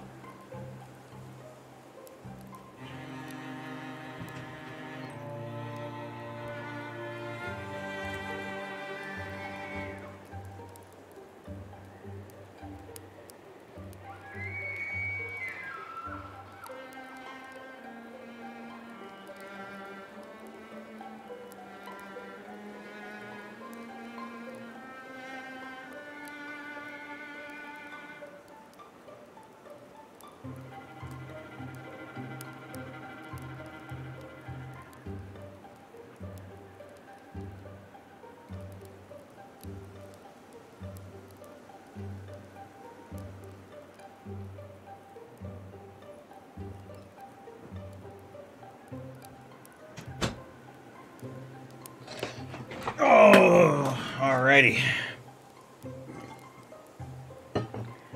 To see him move is to realize what dragon means. It was impossible to know before, and it's unmistakable now.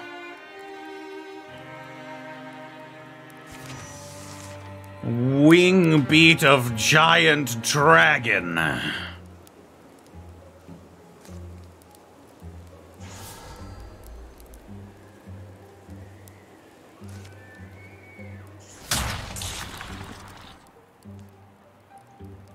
Shredded his armor. Something tells me I want to get Kavan out of the picture. First and foremost. Oh, well. Fuck.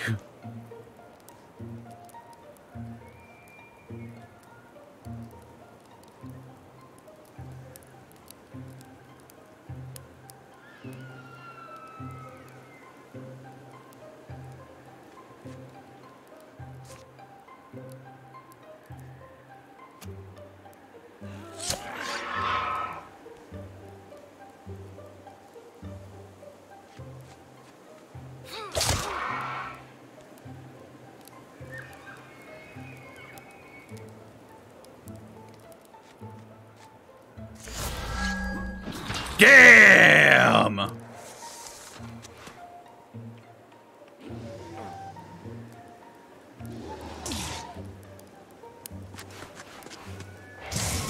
Ooh!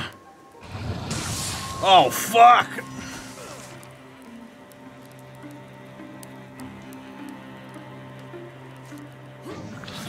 Not likely, Kavan! Not likely!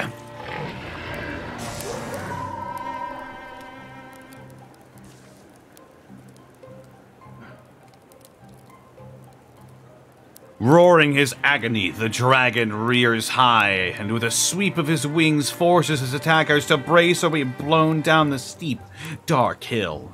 He's at the edge of his strength. Torchlights race up towards them. At their backs, the Dralvin are not close enough to save their young king. Don't let... Deven, my kindred, my descendants, you must stop them. Me! The humans shout, their Yandric words at his back. Do something for Saul! I can't. I'm... But I'm frail where you are strong. I'm fit best for teaching, yet I have no pupil. Your name be known. That is good thing. I want. All your hard fights will be worth it, friend. I am small, but I am not, after all, toothless. Go, Kavan! Climb high! Your sister Pjark will come for you! The dragon goes, dragging a wing. And the Deven chants fierce words in the original speech. Abdalurin Alandin! Earth trades places with the sky. Trees rot. They stand near the head of the canyon and watch as boulders fall from the heights. Fissures split, and the retreating dragon dodges behind dust clouds. 3 walls of rock tip and toss towards them. Shion Lun Sarakin! Deven, you'll kill every... Gedzeramun Saraikala! It's all coming down. Run! Run now!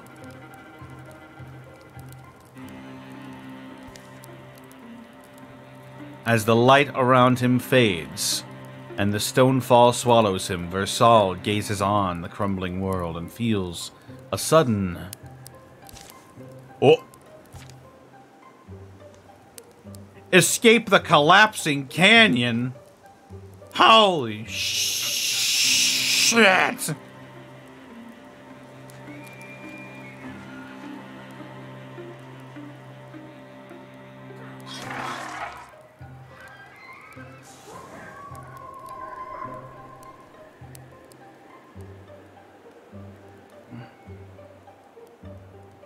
You don't gotta fucking tell me twice.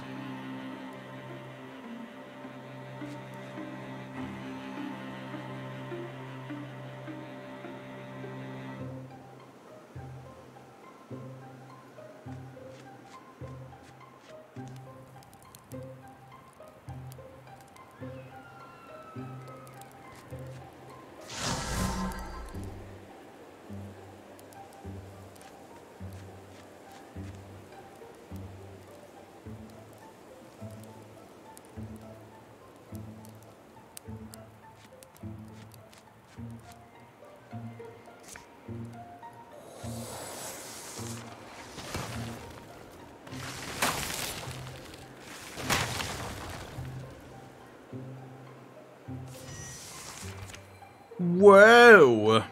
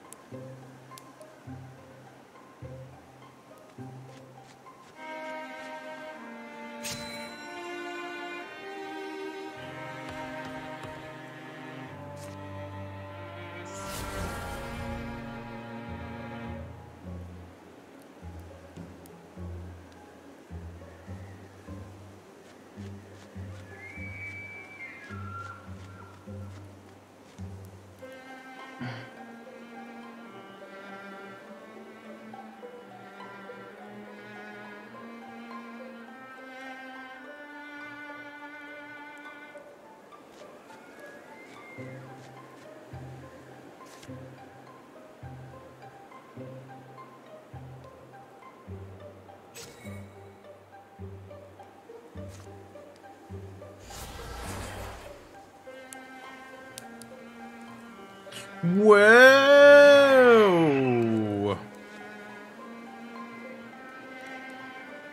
Whoa! Oh, fuck. Oh, God.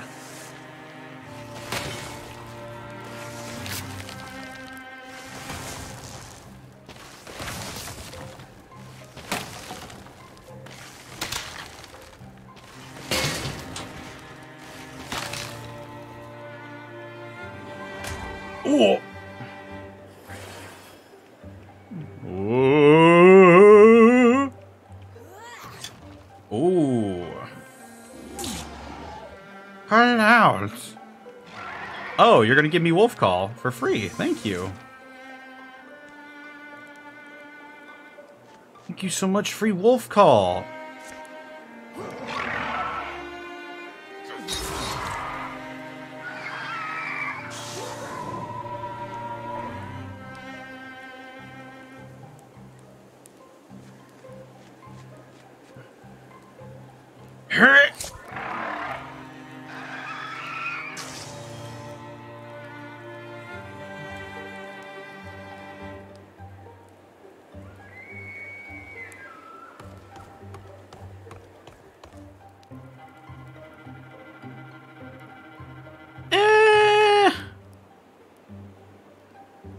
Nah, I'm out.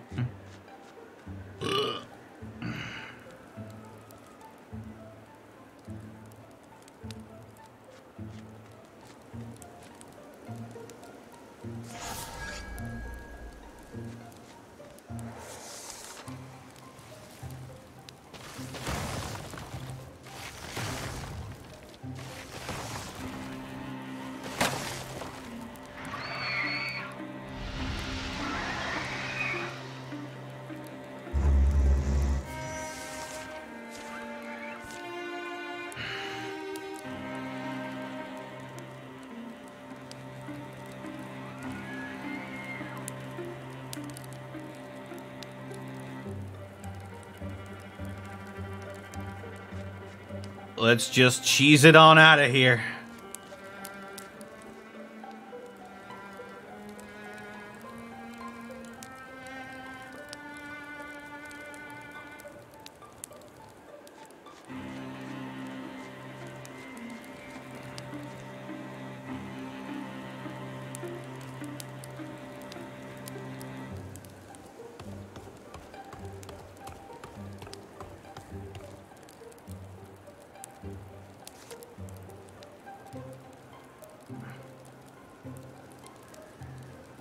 Onward and upward, Butt Bob.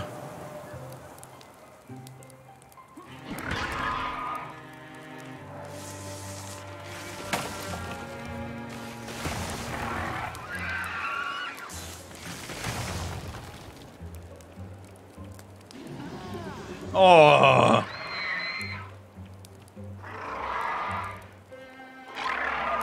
Lol.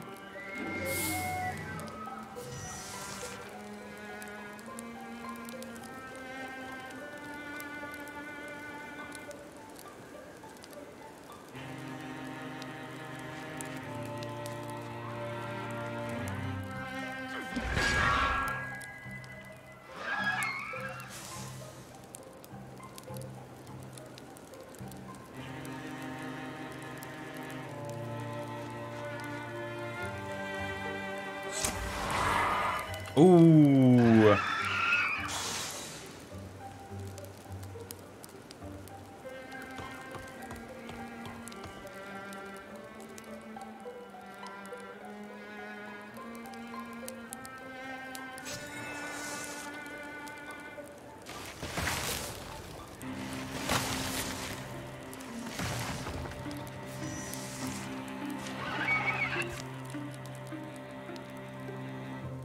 All right, we're cheesing it now.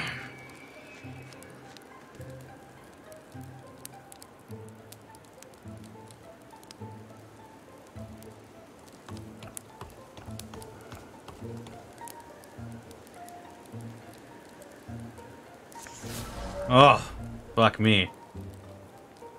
I thought Wilbane was about to take some serious damage there.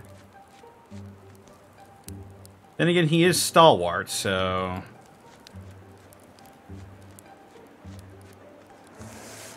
It's almost time.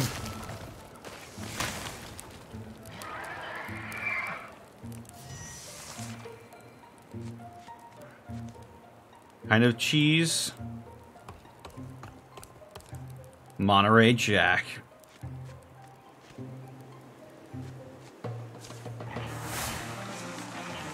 Victory!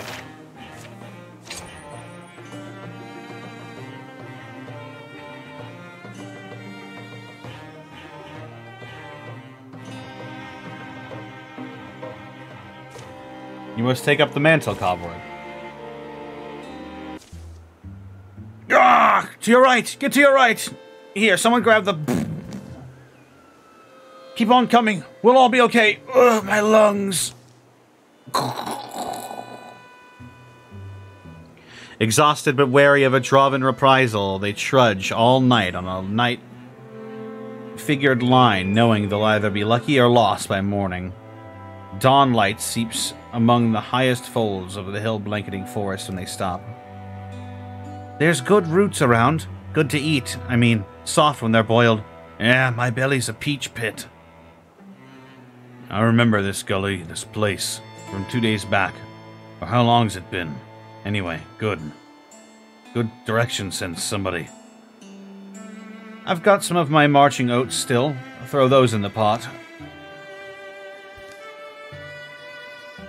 Pjork had only embarked the previous morning on an errand to check the silence of their scouts. Woken from her fern bed by the murmuring earth, she returned at once, a horrible clenching inside her. Kavan, what has happened here? So many are dead. Do you see I'm bleeding? But you look like you will live. How many were buried? Where is Versal? Versal is who brought it all down. The dithering little dog snack. A band of humans snuck in here intent on stealing my head. They all made it out.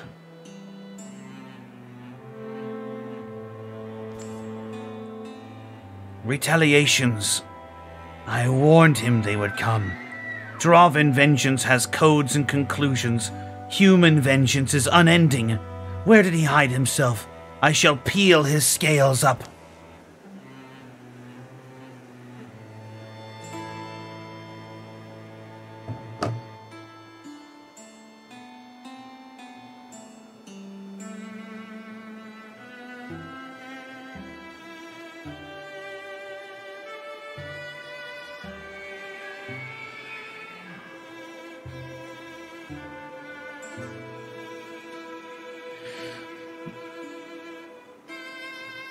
You study the mythical things as a pursuit of academic curiosity, right? You don't usually suppose you'll see them. Think we have to try at least searching for it. A search, yes. If we can't find our dragon, then I don't know. Not that I'm sure we could kill it, or that we really should.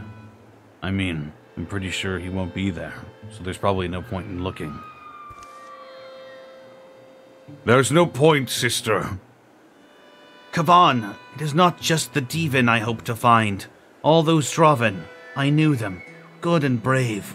Collar, Tranyan, Mulsk, Yarsa. More humans will come. I was beset suddenly with no chance to fight back. Cowardly, but even a coward can prop a spear upon her hip and point it skyward. Take me down the mountain. I'll heal. And then you'll see what a dragon vengeance looks like. Wind, I have loved you, but ever you carry me away when I am needed to stay. I am a honed and hale warrior, the best of my 20-year clutch, and always found elsewhere when the battle is thickest. I must never fly again. That is what I am late learning. You have all paid for my slowness. I am sorry. The battle site looks no better through rested eyes 2 days later. Flies amass, gossiping and groveling over buried riches. Aside from them and rock jostle, this canyon has fallen silent. My family's legacy goes back to the dragon killers. Supposed to be ancient history, legend. I always wondered why it had to be a conflict in those stories between our kind and the dragons. It'll be alright, Shyantha. Dragons may be the monarchs of mythic monsters, but people fought them once, slew them. It seems like a deed we'll have to repeat. It will be a while before they reach the places they left, take up the small, calm routines that have been nearly forgotten in the wild. Should I put out the candle? Not yet. When they fall asleep, they do so knowing a dragon is out there in the night, wishing them ill, healing and growing, laying red schemes. I sneezed! 5 years of peace follow!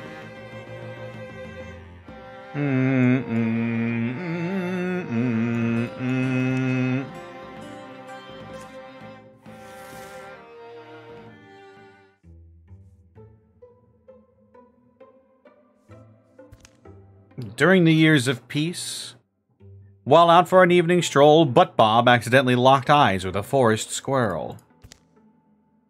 It followed him home and listened politely to his ruminations on the old legends.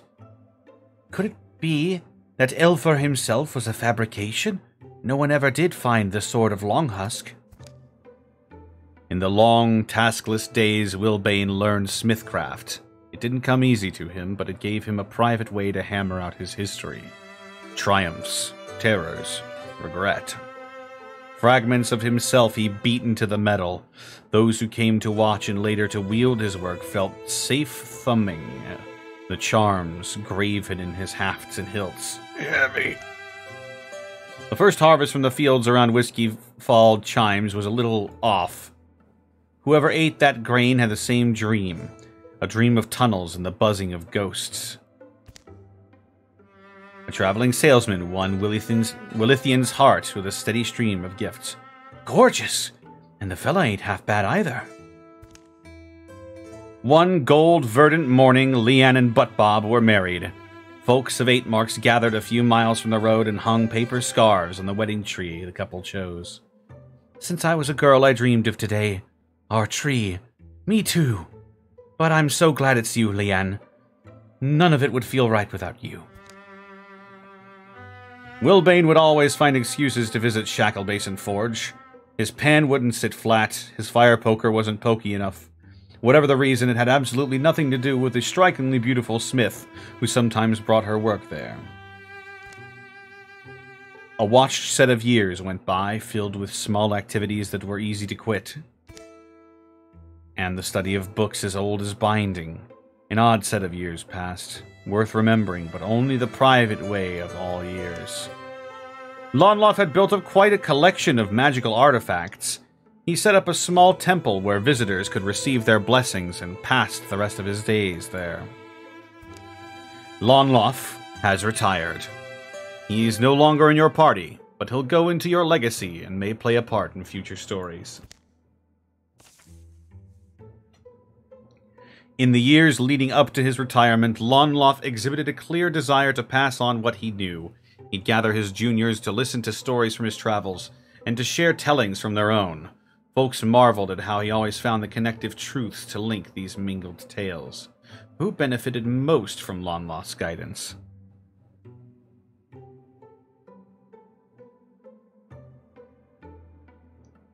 Indeed, chat, who did benefit most? Was it Kaya? Was it Cobward? Or was it Ursi?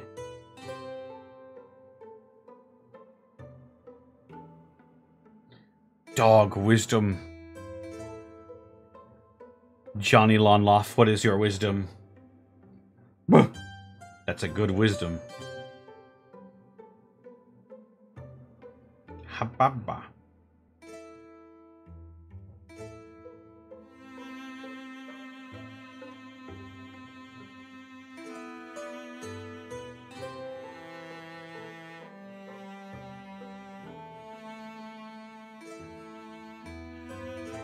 Ursi? Okay.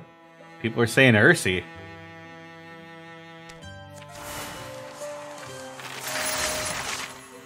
Woo!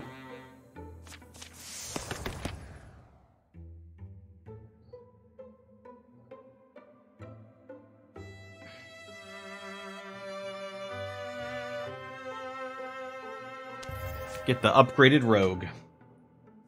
Oh!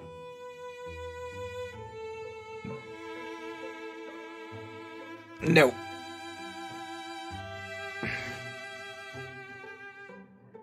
And finds out to grab a foe or ally and move them to a specified tile. Ooh. Oh, wait. Nah.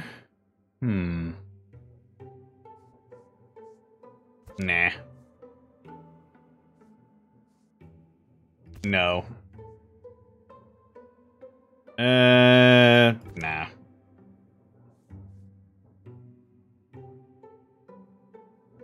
Alright.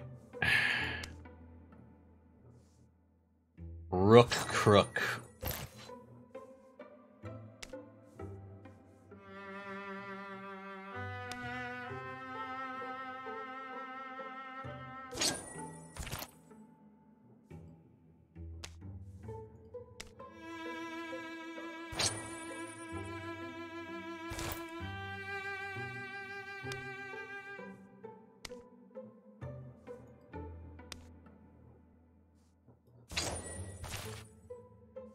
Gonna upgrade you.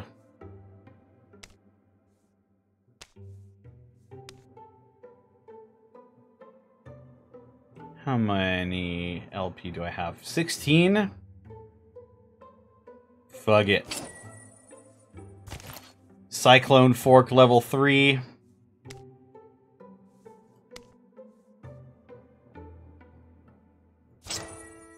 Sharktooth Axe level 2.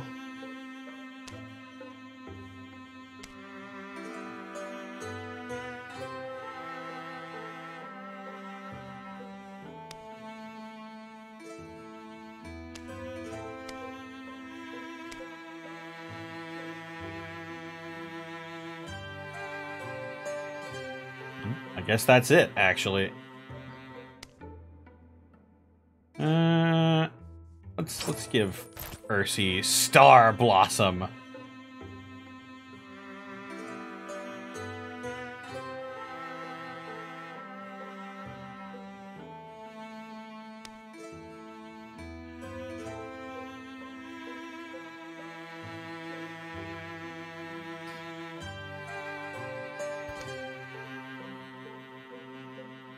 Dragons are oldest. Long before stone was ever stacked by meaning hands. In the undecided colors of cosmic dawn they stirred. From eggs in the earth, each in their season, there were 5 seasons, then so 5 dragons. The dragons shaped the land, mountain, hill, valley, coastline. At first they were merely at play, absent any design or intention. But as they matured, they began to carve with great care and purpose, and they made all animals, and people were among these. So were Draven. All things were more alike and felt closer kinship in those early days. Long generations after, a dragon, Dismender, shared his story with Ewan. Ewan was the first human recorder of lore. And it's through retellings of a first text since lost that the legend survives. I don't know if it's true or just another myth. If the dragon was honest, if Ewan was real, these past few years, sounds like you really went for it. It's been dry work, lonely too, digging up all this history. It ends with... There came a time when war was born between us, the first war. It's odd to imagine all the ages of this world before a war happened. People painted of them. You can feel all the dreaming that went into this. I think about... It's my own way, too. Our way of investing love and wonder in mysteries. Are we disappointed in our measured lives? I guess you want to see something in the art. You want to locate something specific and helpful. but I don't know if it's there. Leanne? She finishing up her speech? Good stuff, right? We're about to get set to go. Rain'll be welcome. Tamp down the dust. It'll make our open roads into mud traps, though. My family in ancient days lived in wetlands, swamps at the margins of today's maps. Those are places we have to search. It'd been the hottest winter and spring anyone could remember, and summer was turning out much the same. Draven activity had picked up along wild borders, and in the rougher, less warded territories, fires had sprouted as the wind-blown seeds. Random and raging.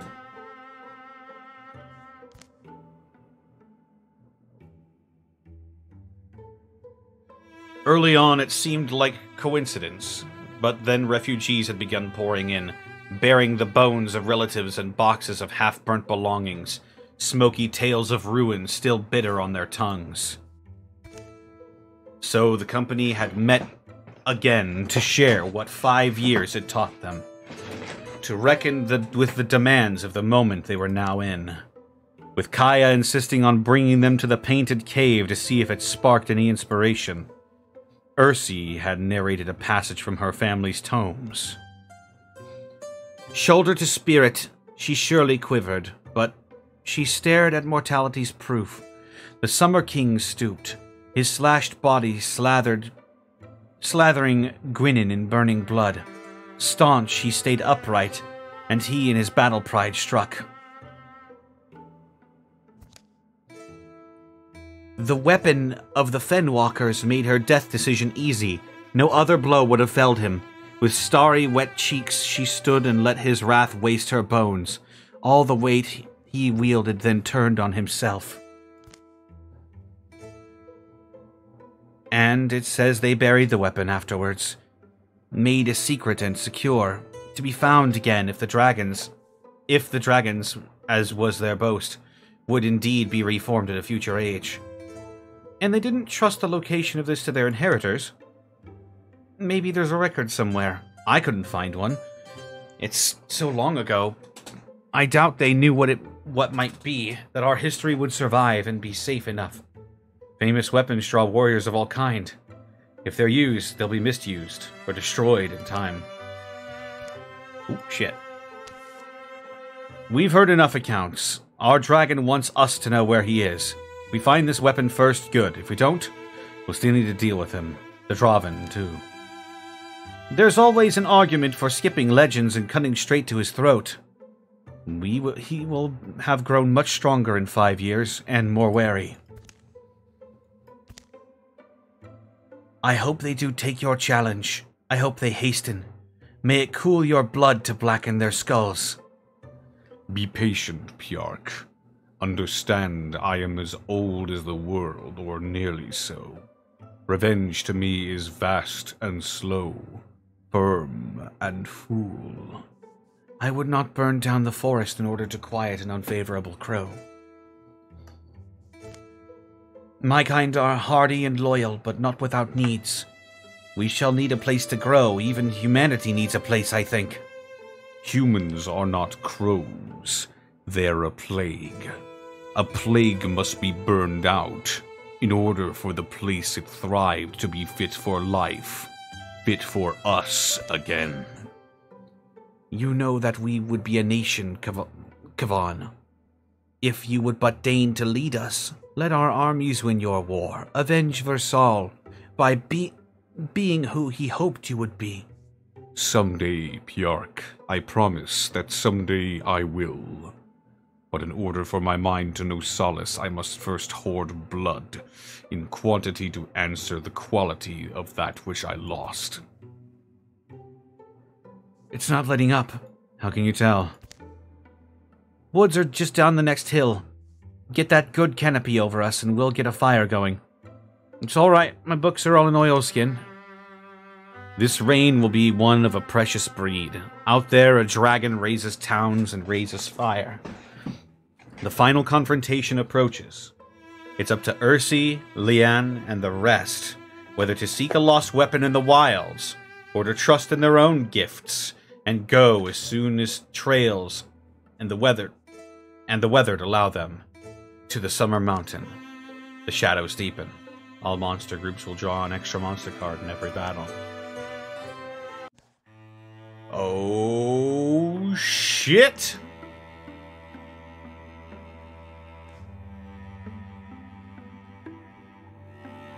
Wilbane, Leanne, Ursi.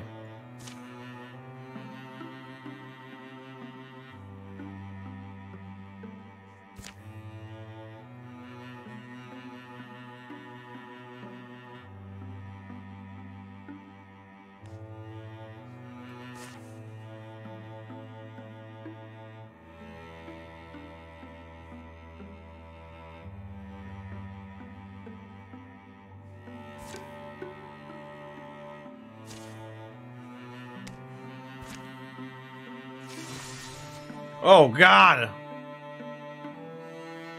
Oh, fuck!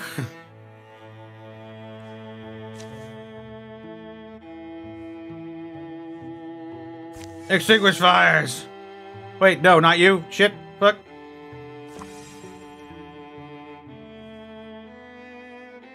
Oh, God. Okay. Pulling from our legacy again. Oh, it's Barris!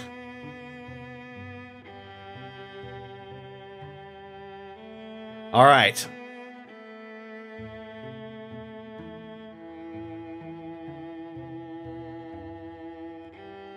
So I'm gonna go grab a drink real quick, but while I'm gone, decide who we're going to pick from our legacy. We've got Barris Star, Molmont Evanswape, Mordla Pelchin, Sardin Quilleen, or Zilver Pamperdamp.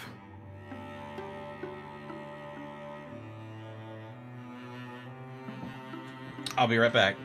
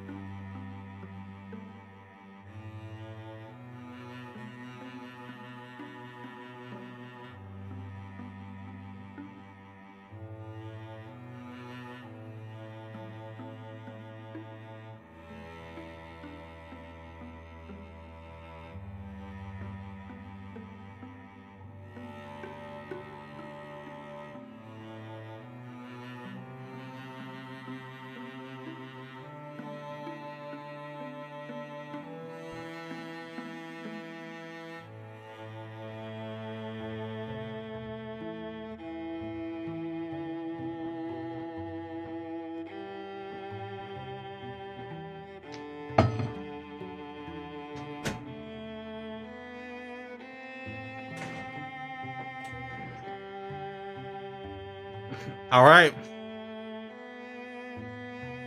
I guess we're going with Barris.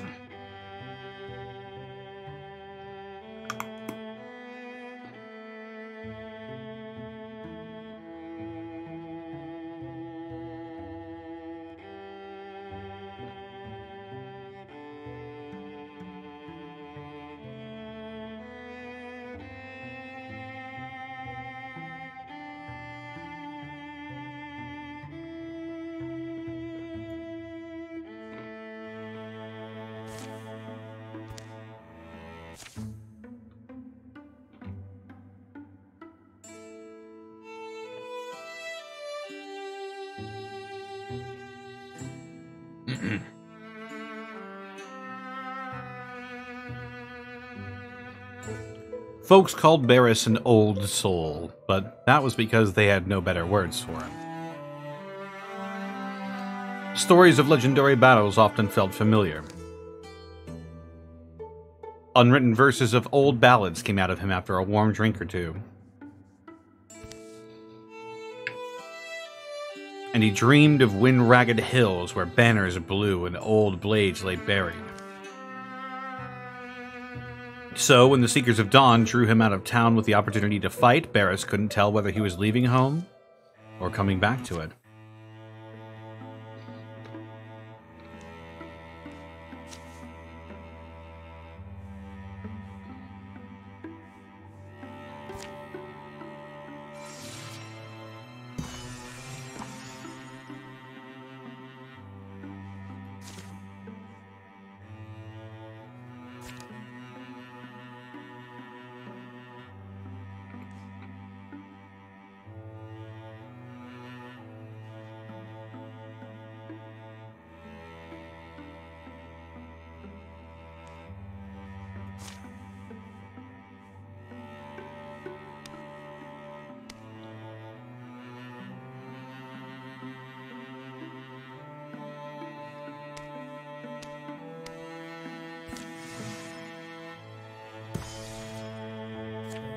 Yes.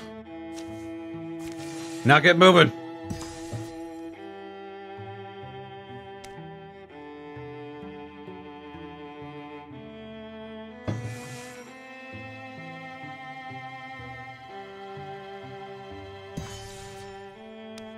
All right. Well,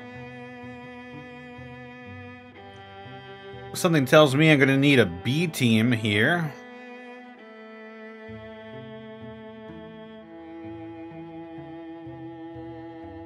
Or maybe even a C team.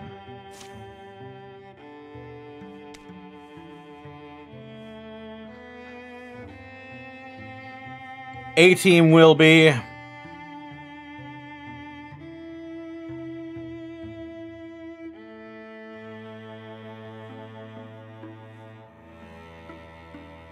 Wilbane.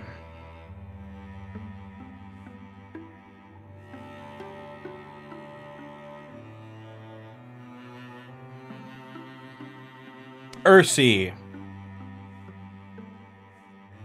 Crazy! Remember to knock that one guy in the A team out before flying. Indeed.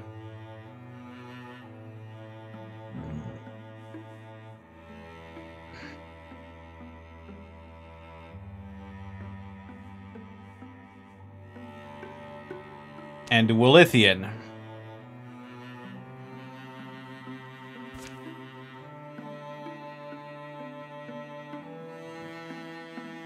B team will be...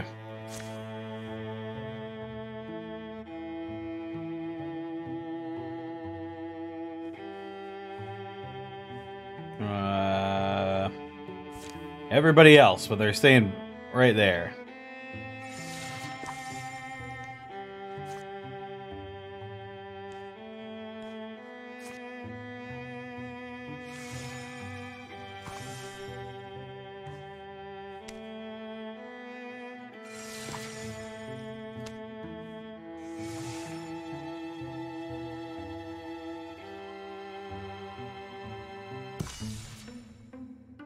Something about this forest speaks to me.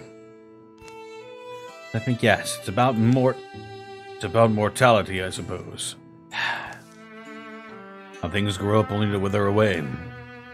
Though we press on against the teeth of time, we all break eventually, consumed by history. Alas, yon sadness. Oh, yuck. Hey, I think something died over there. Here.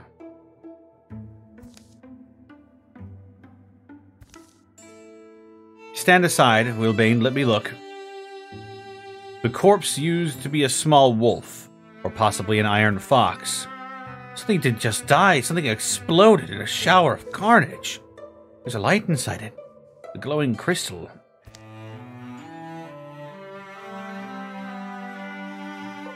No time to be squeamish. That thing could be a magic spell shard or something. Ursi bends down and pulls the shard free, cutting the still clinging sinew away with her knife. Then she suddenly goes still, staring at nothing. A booming voice comes out of her. An ancient law in the forest sleeps. Beware your greed. Gods play for keeps.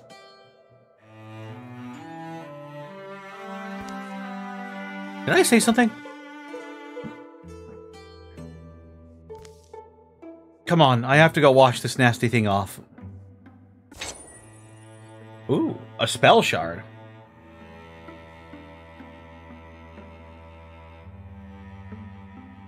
Offers warding and potency.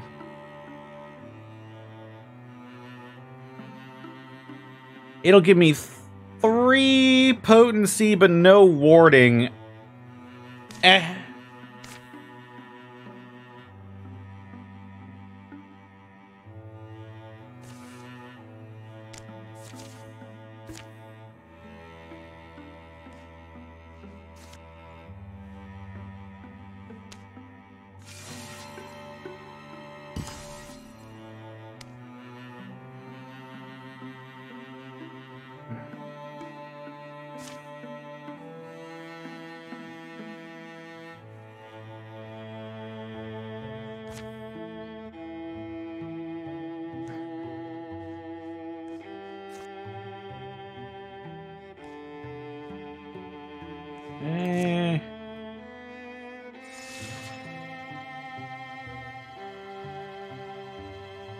Vaughn will burn your lands in the summer.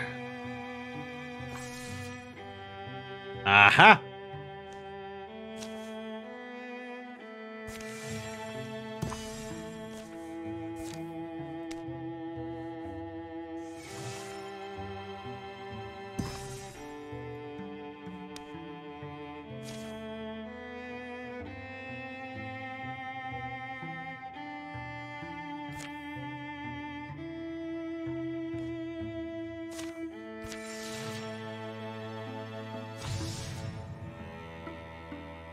Oh.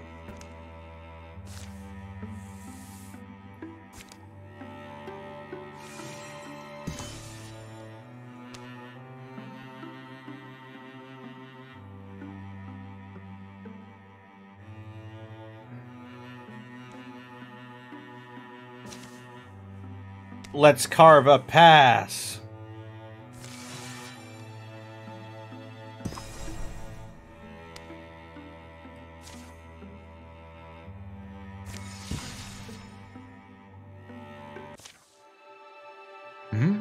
Here, dragon scale cipher. A number of stones in a scale pattern. My family, we preferred hiding things to locking them up. Devised ciphers that only made sense if you knew family secrets. Is that more secure? Or maybe it's just good because it means you can't lose your key. Ursi kicks grime and dirt away from flagstones. Symbols on their surfaces are barely distinct. Lucky, they're still in place. The dragon scale cipher gives you directions and distances. What are those symbols? There's a fire, and that's a broccoli. A spear, tree, flame, star, and wolf. You think that's a wolf? First stone is east or west, depending if it's on the lower or upper line. Then you ascribe directions on a clockwise compass rotation. Fine. And read them left to right. 5 stones, so east south, west, north, and then east again. Each symbol and its orientation represents a number of standard paces to walk. You start by standing on the stones. You do. Ursi pulls out her notes, jots the symbols down, looks up their values. Then she faces east from the cipher stone and begins walking. 15, 16. Where the directions take them, they dig until they hit a layer of transplanted peat. Clearing the peat, they find a fairly preserved trapdoor opening to a smooth stair. Just remember what I said about booby traps. Point is to come out of here with more hope, not less. We're all dead, basically. Lighting torches as they go, Ursi reads codes on the brackets to tell where the traps are laid. Wilbane, did you hear? Center of the room's a pit, I think. And duck under these banners, there's hidden bolts. Wait, your ancestors weren't paranoid at all, were they? This room should be clear. Still probably be careful, though. The central chamber has a high ceiling where shadows clamber away from the light. The noise in the trapped halls has been close and soft. In here, voices echo and footsteps swell to twice their number. Humanity at our best. I think we try to solve the problems of our children we'll never see, whose gratitude we may never feel. I can just... Or should I open the book first? More light would be helpful.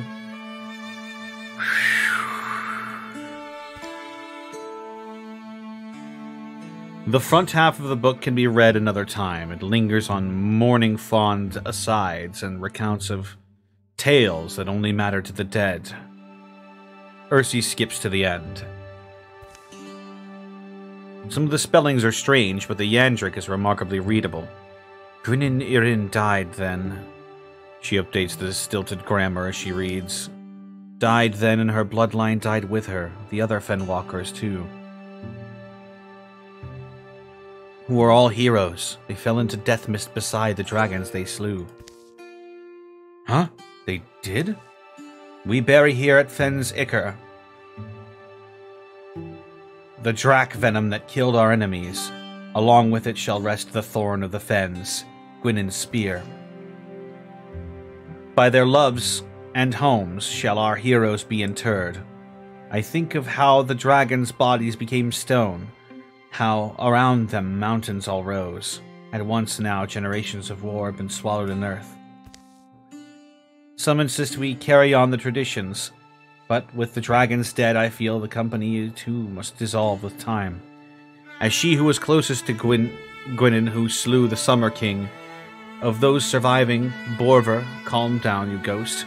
My words have weight, and I intend to use them for peace.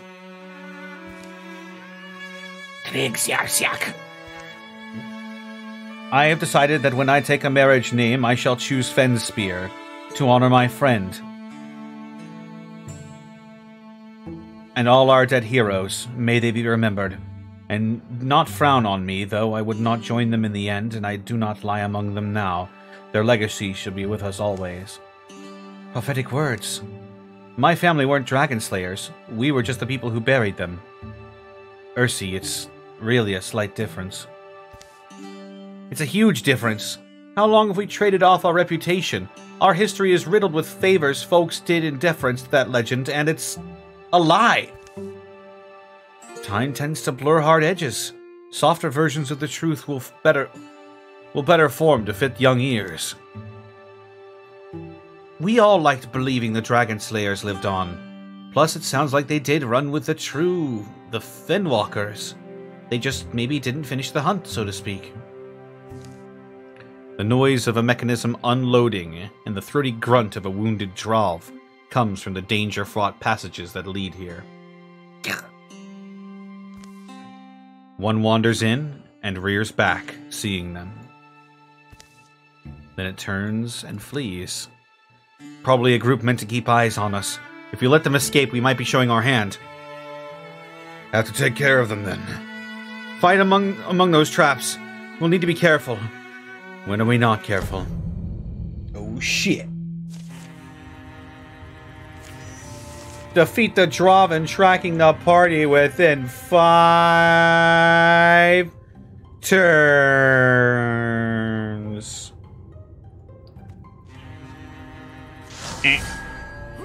Die.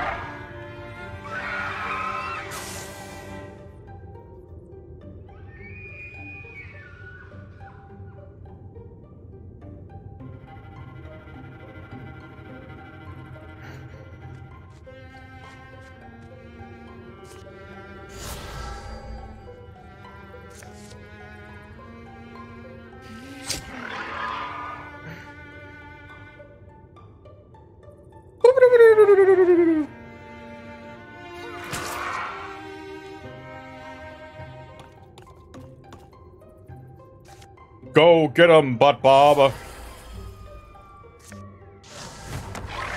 Ooh!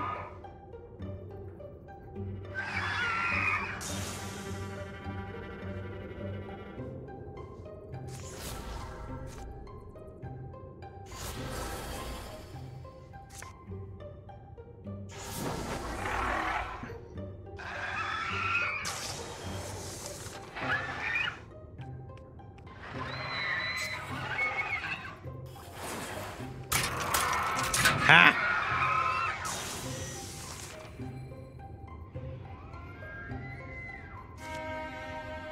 Watch me swoosh.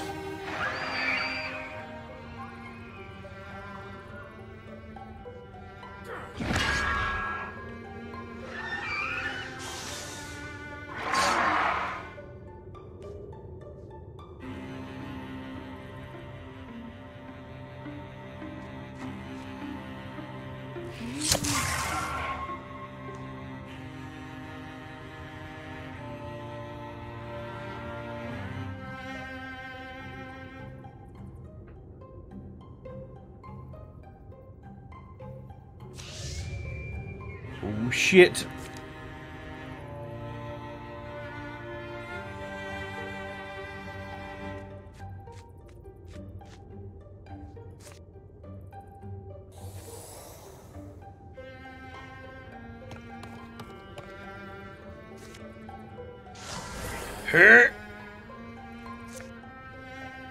Split her blast. Oh!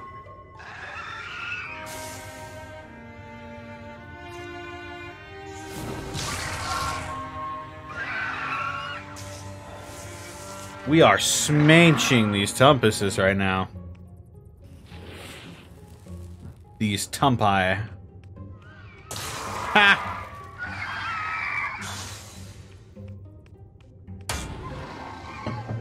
You smanching me Tumpi. Oh my.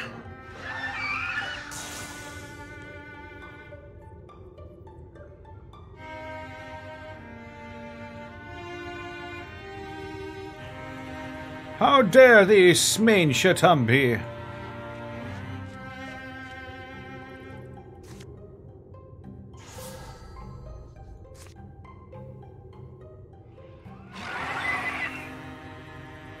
Fuck me. They just keep coming. Die.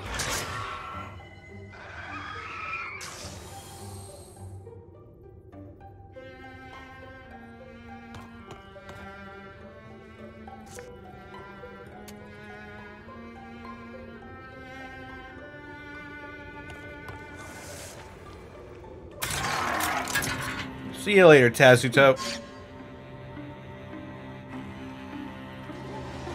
Oh! Oh! It's turn 4.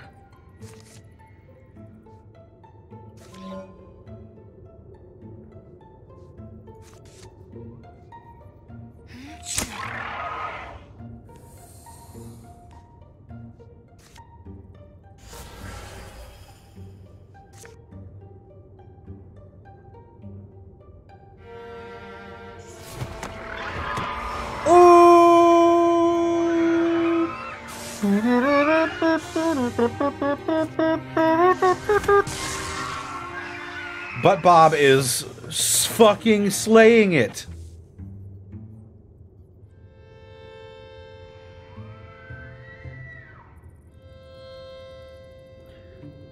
barren sky above the barren mountain. Where they meet, a pair of fire-knowing hearts. One is freshly flaming, and one is like a charred log, with little left on it to burn. Do you know anything about an afterlife? The Veld, we call it. A sky with green landings wherever our feet seek. We will all be winged, and the wind plenteous, and grazing. The moon will be bigger there, turkeys will be large. There will be nestings to be had, wherever our bodies are heavy, and a long and fruitful war. The dead will all rise at day's end and live again, to feast and crow and boast and bliss feel. No, that's not real. Or you do not believe it is? My beliefs are as good as your certainties, Bjark. Now speak practically. The birds come back and forth, but one has not come from Dilly's Fen. Do you know why? Why not from Dilly's Fen? They were sending birds before.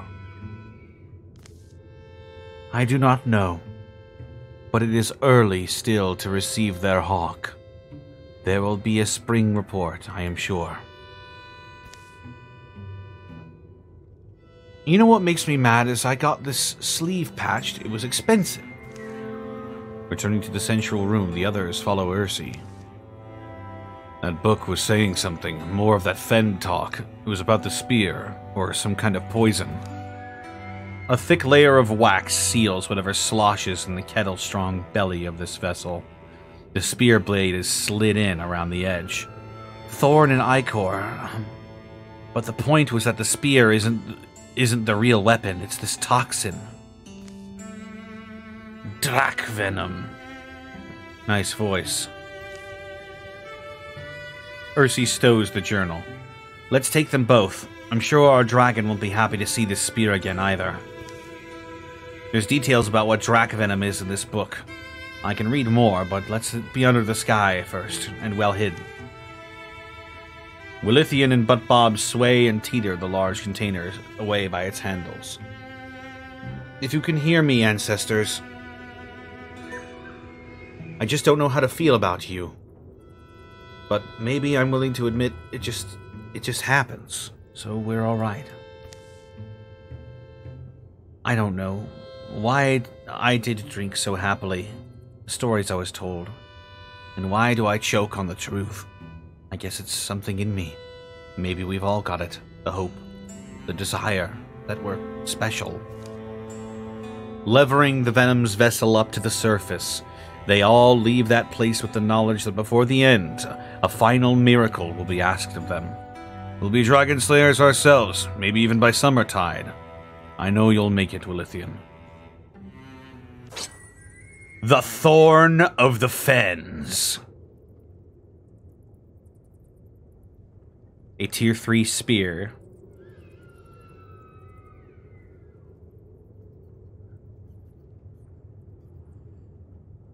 Made to bend under weight and not break, its blade blackens to a long and versatile edge.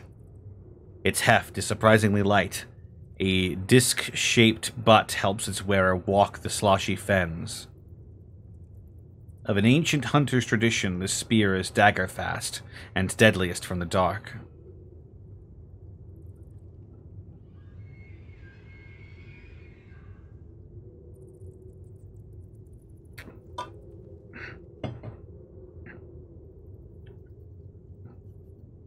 Dagger attacks do 2 times more damage if flanking.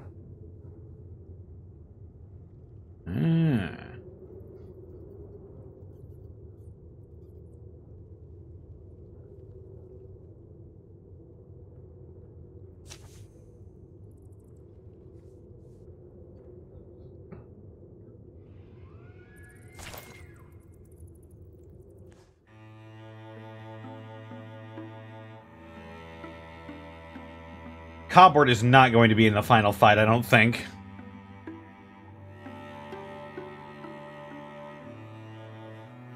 Oh good, it's winter.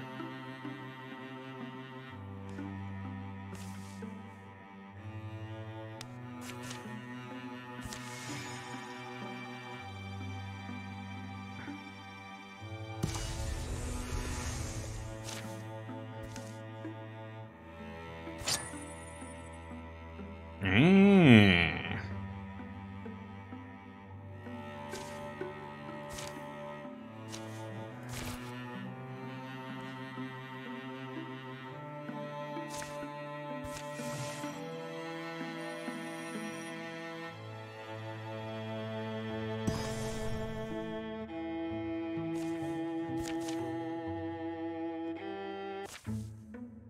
A wild, thriving old local was happy to provide the lowdown on this weird tower. What'd she tell you, Butt Bob? Any clue of who built the place? I wondered at its origins. She made something up. Oh well. Said there's bone walkers, rove the woods sometimes. Leather-faced guy on over up the hill said light leaks from the cracks of these old blue stones. Just on spring nights, he said, since last year. I bet you were real condescending about it, weren't you? Guess it's open. Dust drifts suddenly from the empty doorway. Did you really have to kick it down? No.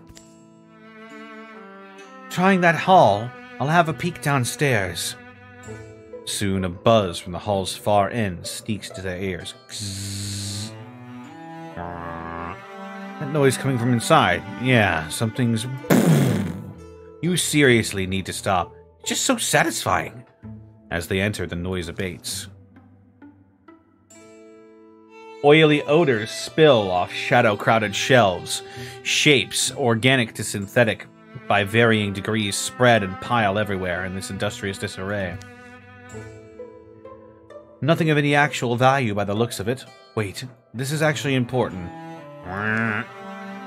If it's working Morthagi machinery, then it's almost our responsibility to... Not this again, Wilithian. Seems like we should give it a shot, though. What if we activate our own Morthagi and it likes us? Maybe peace comes that way. Cellar's empty. What did you two find? This. Wilithian wants to try her theory. You can't be serious. I say we torch this whole room, bust their plans up. Here's one that's nearly finished, just needs a mom. Dismantle it, search for what's useful, but it's dangerous to linger here. What do we do, chat?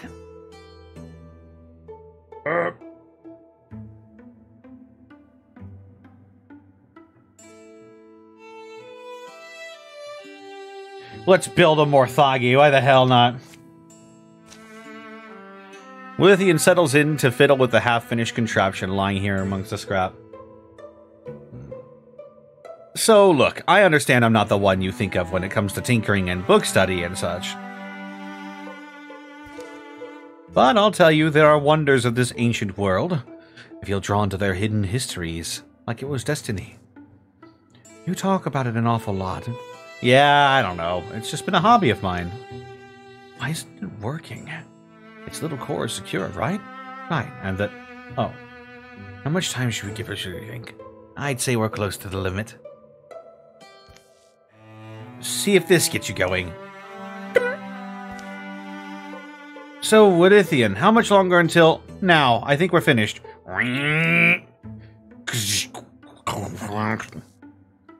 Yeah, what's it? Don't let it... She considers you a friend. You think so? Why? Maybe it inherited my feelings through the blood, perhaps. Well, let's hope it remembers whose side it's on. Sommelier joins the party! Wilithian has taken in a companion which will help in any battle she takes part in. Oh, shit!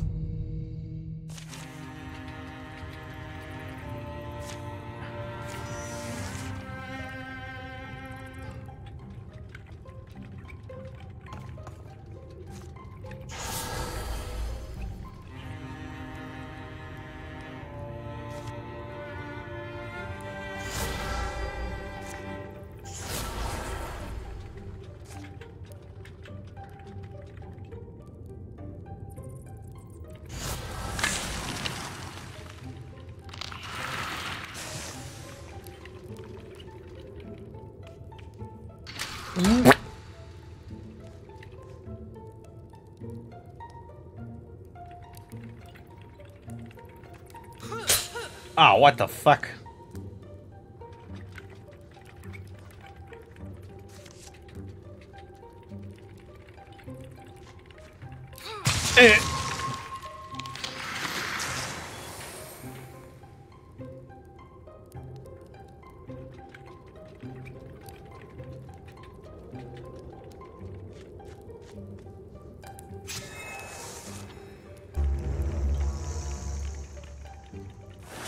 No, sommelier friend.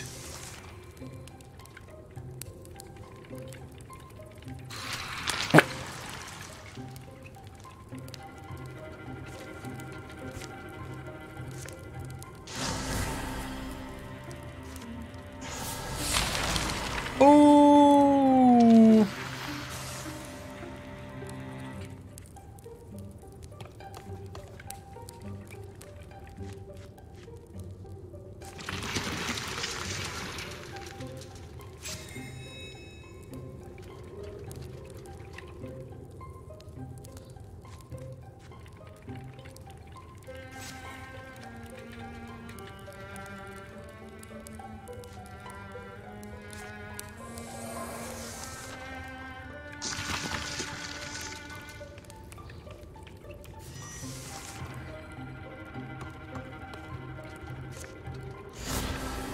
Brazier.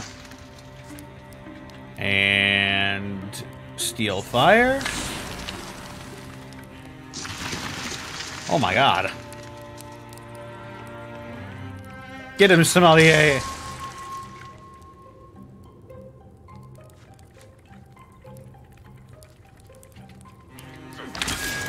Oh.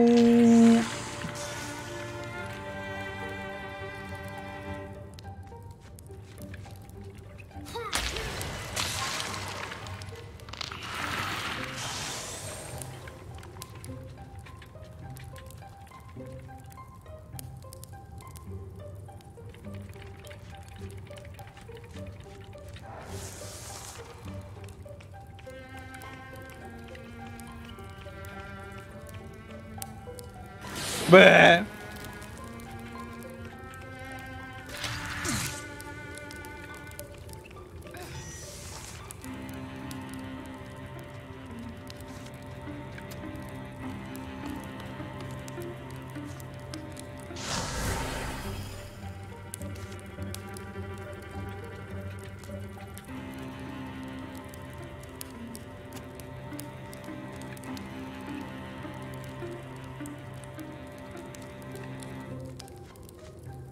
Hiya. Oh, fuck. But Bob, you need to take him out.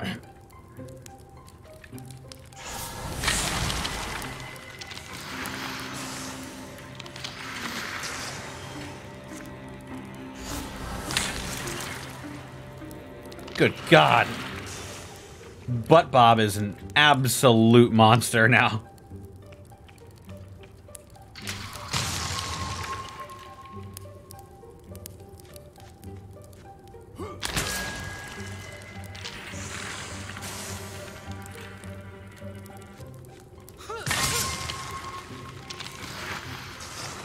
Woo!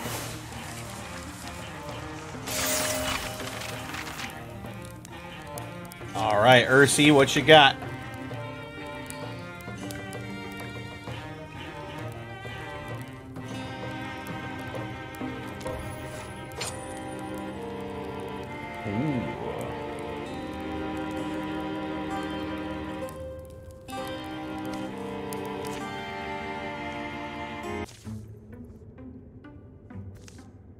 Someday people will move back to Simonia Earthworks. Broken gears will become tiny treasures to dig up. Children will find homes for spirits here. Young men will build barns along with their sweethearts. Old men will trade in iron and salt. And at the end, the oldest will die peacefully in their beds, the way it should be. You seem quite keen on it all. Thinking of staying? It's too late for me. Adventure's been stirred into my blood. The best we can do is keep moving and hope to leave peace in our wake. Oh, yeah.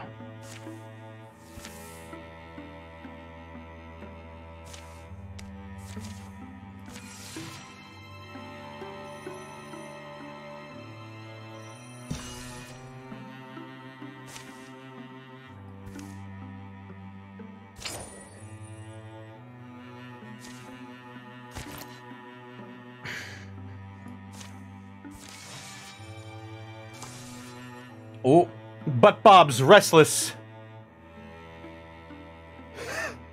Jeez! Distant clouds of dust or rain drift into the late sky. Wind drags on Butt Bob's clothes and the windmill roars. It's nothing unseasonal, Butt Bob. The idea that weather patterns would warp and to discourage the whims of a single man is ludicrous. You know that. With a last look at fading day, he goes in. An especially vicious gust fights him all the way to the entrance.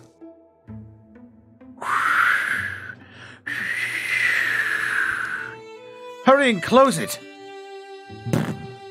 But Bob pulls the door closed. The millkeeper is a woman named Mulvdra. A stranger to them, she's provided shelter anyway, and now comes from her cellar with a jug of cool dandelion tea and cups. What a wind! And wouldn't you know it, no grain to grind.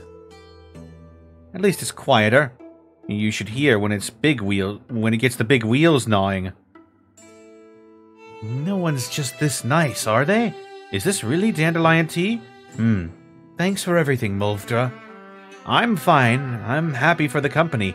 Stories Wilithian here's told me are already worth whatever hospitality I've given, but you two are still set on just staying the night.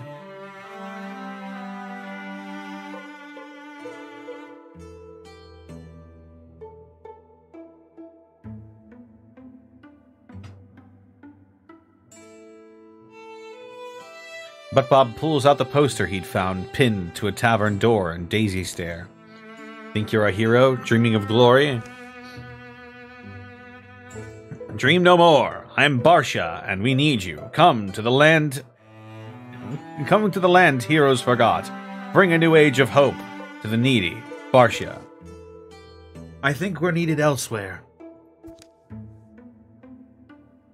And in the morning, they continue their journey to the place that heroes forgot.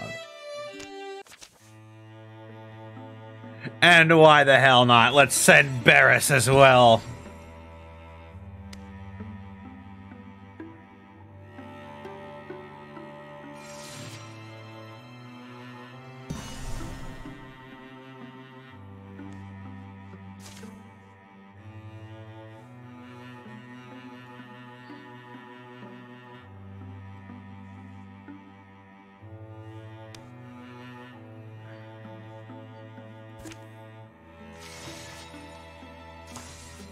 Oh my god!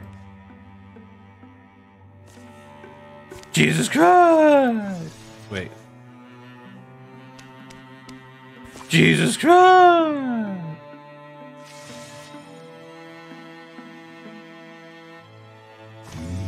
Incursion! Oh, Jesus! Jesus!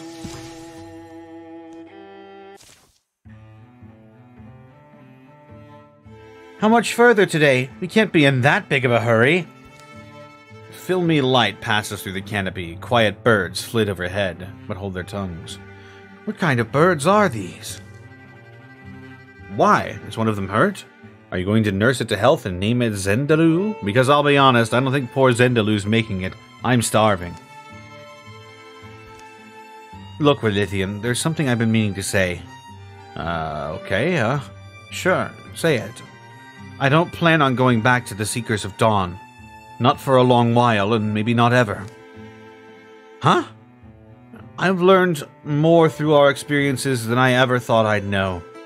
That education has been instrumental in, well, everything I've become. But it's hard. I've stayed doing the same thing so long now, the same way. Calling the same place home, and A noise interrupts him. It comes from just ahead. A barking voice. A woman's voice. They approach a cluster of trees and find beyond it a clearing.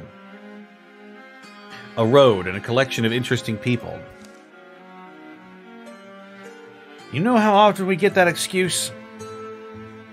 You think we should keep your home safe and do it for nothing? Is that what you're saying? No, please! Isn't that the... With a confirming glance at the poster Butt Bob had found and followed. Wilithian passed it forward.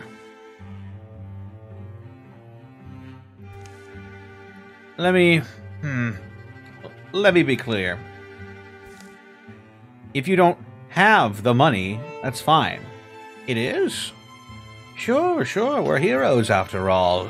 Just fair warning to you. We can't be everywhere at once. Heard there's goblins prowl these hills, and they've been awfully burny lately, haven't they, Wildermyth? Right you are, Lady Barsha. Burny goblins. All right, here. This is all I've got left. My kids are gone. The old woman offers the sack she'd been carrying. What's that? A bag? A bag of rice. Eesh. You tricky old crone. Fine, keep it. But next time it's double, right? And it's coin. Or meat would be fine. The old woman hefts the bag of rice, then heads down the slow road and sad. Need me to follow? I don't know. What do they even do all day? They can't afford a little fee. Suppose we could pay her a visit to see if she was lying. Good day to both of you. No closer now. Come a long way looking for Barsha. Saw that we want to be heroes. Oh, did you see my poster? What a pose, right? Didn't I tell you that poster would get a couple?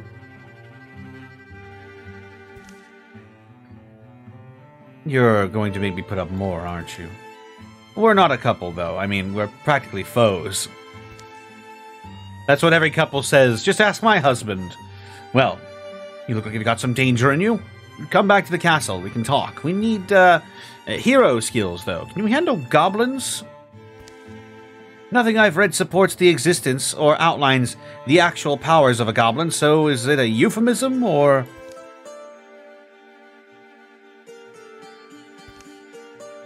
The already unpleasant day sours and fades. They don't look new at this. They're not. The road withers and they're able to follow a ghost to a swampy compound among toppled stones. They arrive as dark sets in. It belonged to a merchant family once. Vagrants were living here, louse scalps. We made it ours. You're not from the area? That's lucky for you. I'm Grimbert. Willithian. What do you think? Nice? Your castle? Seen better days? It's a work in progress. This little operation you're looking at, it didn't all happen in a day, of course. A stairwell goes underground. Frog noise follows them down the damp steps. Took me a while to scrape enough brave souls together, what Mammy used to say. She said, tell me the name of a brave soul and I'll ask you what height to make the coffin. Mammy was a carpenter, is the explanation.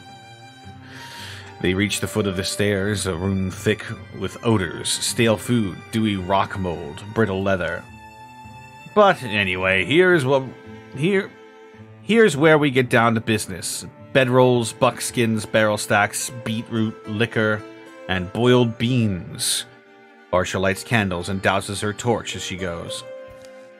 Don't forget banditry. Feel free to correct me, but I'm saying your operation, it's banditry, not heroism. But Bob... Oh, is this? You're going to lecture me, aren't you? It's not just the one old woman, is it? It's all the people living around here. You're taking their money, their food. That's our work. We collect a fee in exchange. We protect them from whatever. You think they deserve different? You think they'd do the same to me if they could? Or you don't think they'd do the same to me if they could? Ugh, I wish the Goblin King would come and take you away. You don't understand that that's a doomed proposition. Every aggression, every theft seeds one more demand for justice. That's enough of your mouth. What were you expecting? Fable pure knights? Selfless noble bodies? That's nice for stories. Look around you. We live in the cellar of a ruined something. Maybe there used to be heroes here, but now there's just spiders. We're survivors. We do what we have to. Take when we have to. Speaking of, you got some valuable pieces yourself. Oh, but Bob, charisma! I'm sorry, but Bob. Your charisma just isn't strong enough.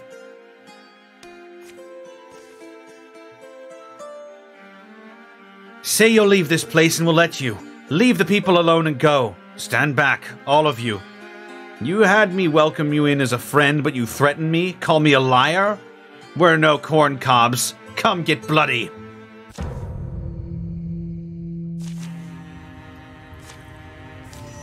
Oh yeah, it's Barris.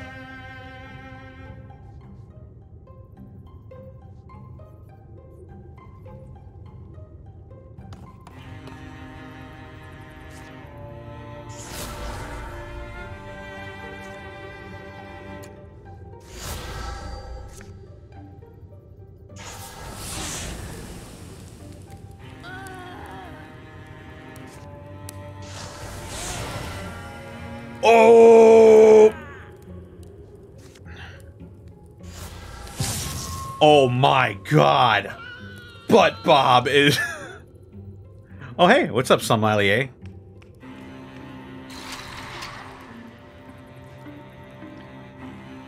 Hey, it's me. It's Barris.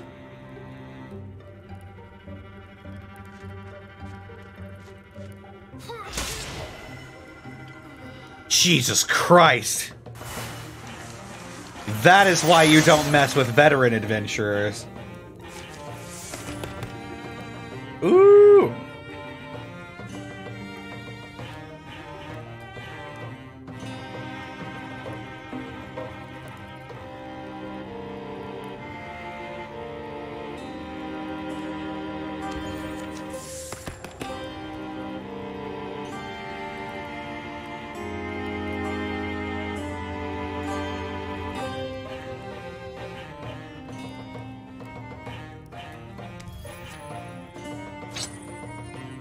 Ooh, a torch.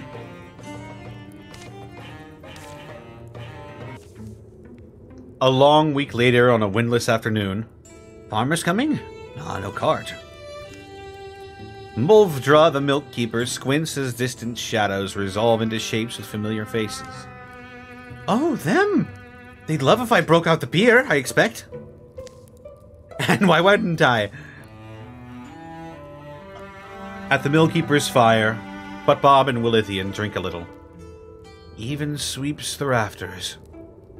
Good having the sky off them. Good smelling dry building stones. Fresh flour. What's wrinkling you? Said you were leaving the company for good. Guess that's what got me thinking.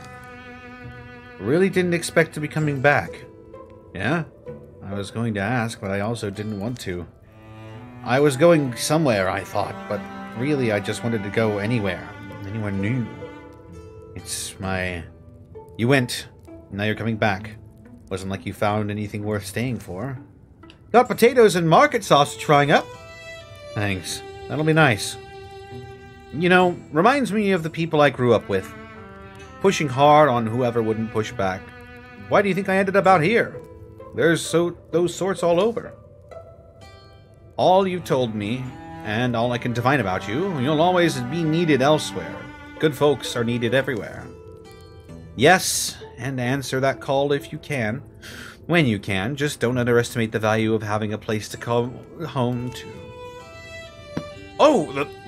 The food in the pan complains, and Mulv just scoots back to her kitchen. It was a good thing, you know. And we managed it the right way. For all her faults, taking that woman's life weigh on me. Even in the throes of battle, but Bob and Willithian were able to subdue Barsha's underlings. The bandit leader herself, however, fought to the end. They killed her. Others will be alright, you think? They'll recover, but I mean, who's ever alright? I'm not alright. I'm less and less alright. We left them in good hands. Only fear is that the commoners will want their own revenge. But Bob unrolls the poster that pulled him across the world. The creased, stained old ink still gleams in the firelight. Let's split our takings with this mill woman, Mulvdra. Sure, she could use some supplies. Feels like robbers ourselves otherwise. He wads the paper into a ball and flicks it into the flames. Oh, yeah! Silverborn Mystic.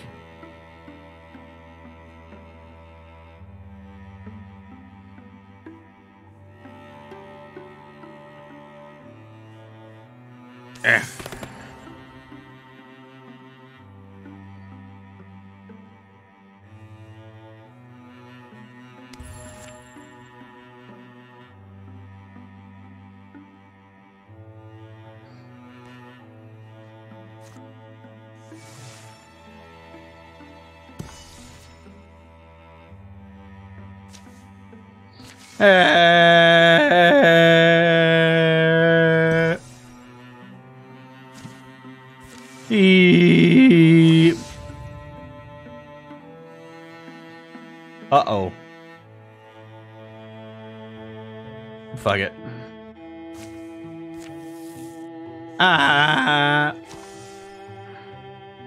Ambushed. Ambushed. Arr, we've been ambushed.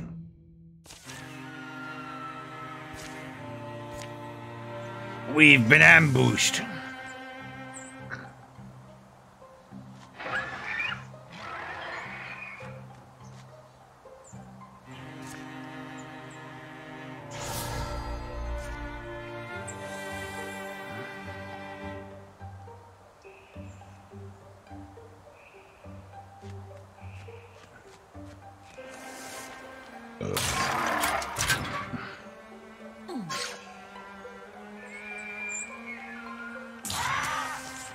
Ow, what the heck? Go away,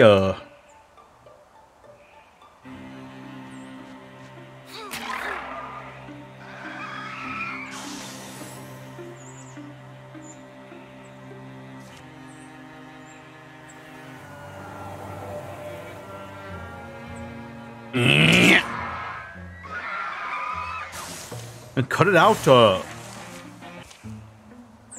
You get the sense that the forest grieves. What do you get? I think of the Salton mourners. You know, the coastal people will forbid light in the house for a full year when a family member's died. I've heard of that. The forest, I think, has its lights out, and I'd like to see it lit again. Hear the birds laugh and catch the blurs of little scampering things. Well, that was weird. Oh, God. Monsters' attacks now apply a poison. Oh, fook me.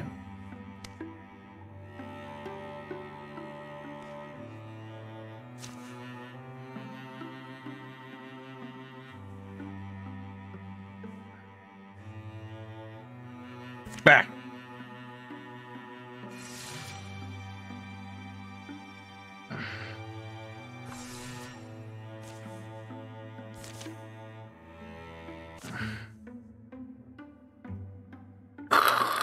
Woo, woo.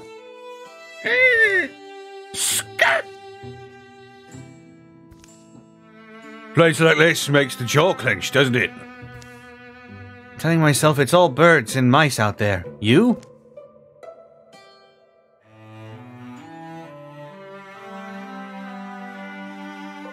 Just don't get yourself hurt. Make that your emphasis. Don't worry about me. I plan on doing some damage myself. Don't get hurt waving your arms at him, that's all. Yeah. Get out.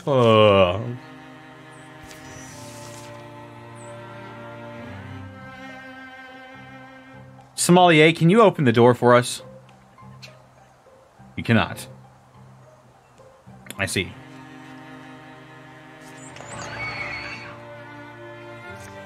Woo!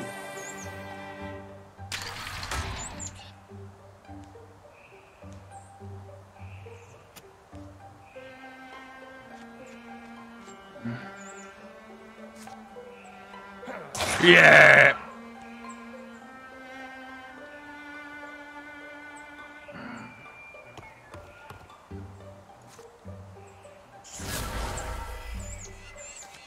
Who dares enter my realm? That damn cat! Now, thank you for the rating with a party of 17. How did you get away with that username?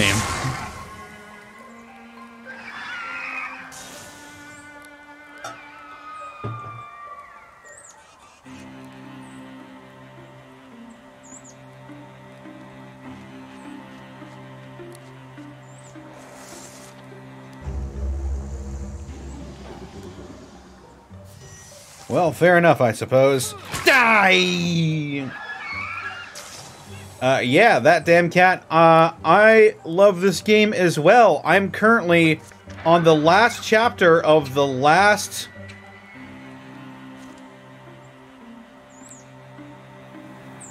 the last chapter of the last main campaign for Wildermyth. Which is the Draven campaign.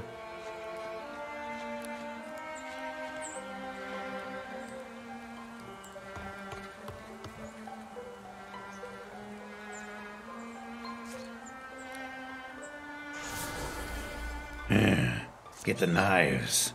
Hit the barrage. Good God, Butt Bob, you are just too powerful. And get Sommelier-chan in there.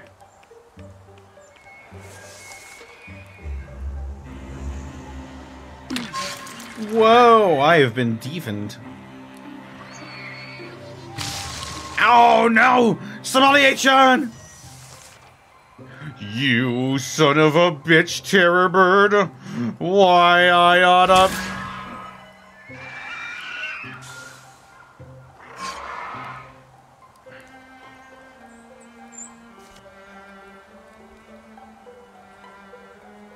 This is gonna hurt Butt Bob a lot.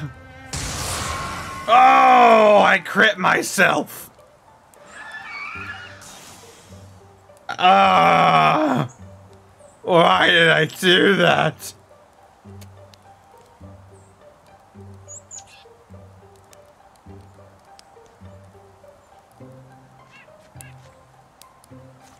Huh? What?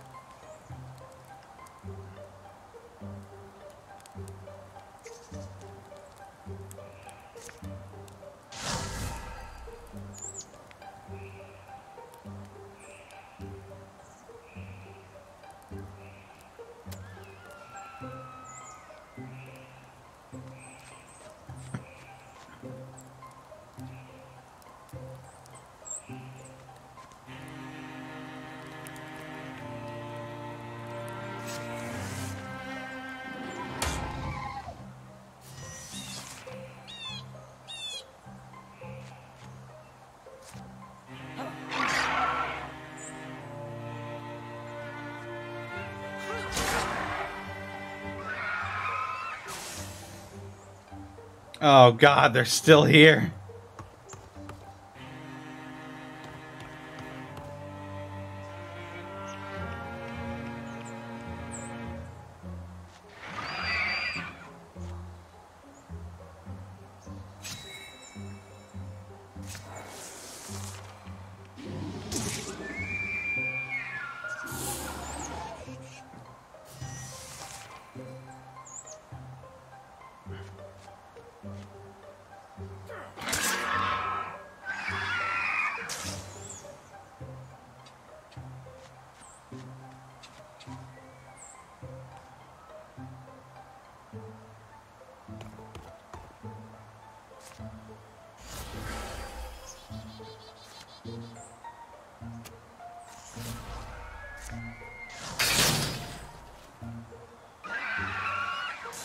Woo!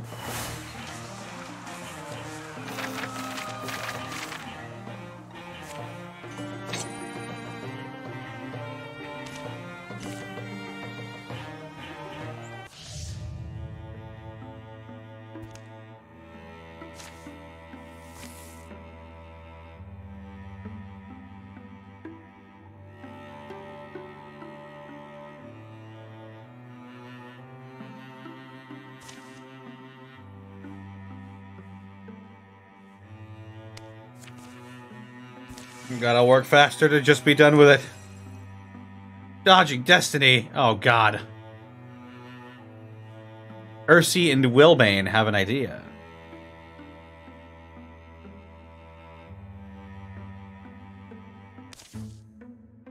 Tink. Form must bow to function, I suppose. Wilbane, you in? Oh, you are in here. Why are you in the shed?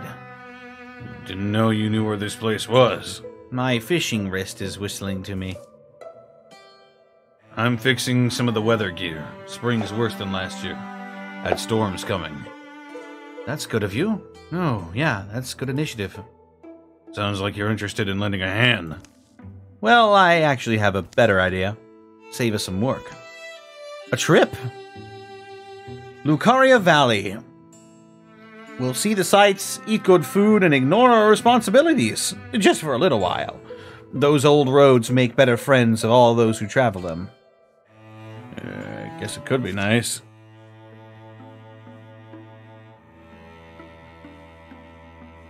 And what the hell, we'll bring Barris along, too.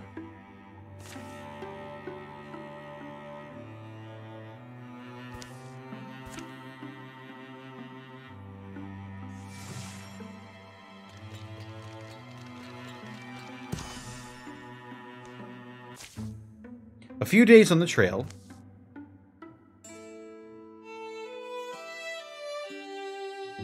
Didn't recognize the stones. Last time I came this way, wolf teeth, hawk nails. Stretched to a week, and that week soon doubles. Leaving Wilbane, Duffbar, and Ursi Fenspear trail sore and hungry. Farther than I remember, my fault. Ah, well, hasn't all been bad. Thanks. Remember there being more taverns along the road. They wake late and don't hurry to start. You've been there before, Lucaria Valley? Not properly. I've come close. Been at least 3 times in my life. Nothing's there. Maybe I'll build the first house up on the side of it when I retire. Easy place to let the days drip by. Noon's tipped over by the time they're on their way. And the old road dangles into the distance. Wild sage rules the wind. Gravel grows underfoot. Storm clouds come and can't decide where to spill in the end. They heave their burdens elsewhere. Stream means we're a couple days out. Is it finally bath day? Hey-o! Wandering ones! A man in modest clothes spots them from across a wobbly raftwood bridge. Oh, didn't see you there. You a local? I'm Ursi. This is Wilbane. He picks his way over to them. Name's Hanner Wills. Half on a road stop south of here. You folks look like you could done some scary stuff. Fought monsters, or, are you roamers? We're honest, don't worry. You alright? Sorry. Eager to know because, listen. Brigands came to our road stop, mine and my big brothers. Brigands? That's what they're called out here? Best I can tell, they're roamers from the west. Came in and won't leave, drinking us dry, eating all we can supply. My brother's serving them, getting all kinds of mistreatment and abuse. I ran looking for help. And, well, what about you folks? You pry those brigands out, we'd reward you the best we could. Maybe a week's travel south is all it is. That's not so far. I can cook, though I don't have much food left for me. Opposite of where we're heading. And we've been gone a long time already. Never seem to be able to leave the work behind. No, indeed. Mother Bear is to all the meek, I'm afraid. I'm curious I'm curious what happens if we say not this time, sorry.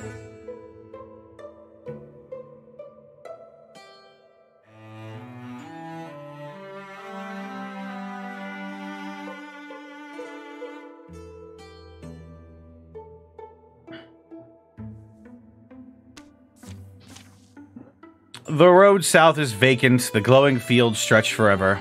Hunting yields hillfowl, foraging rewards with wild peppers.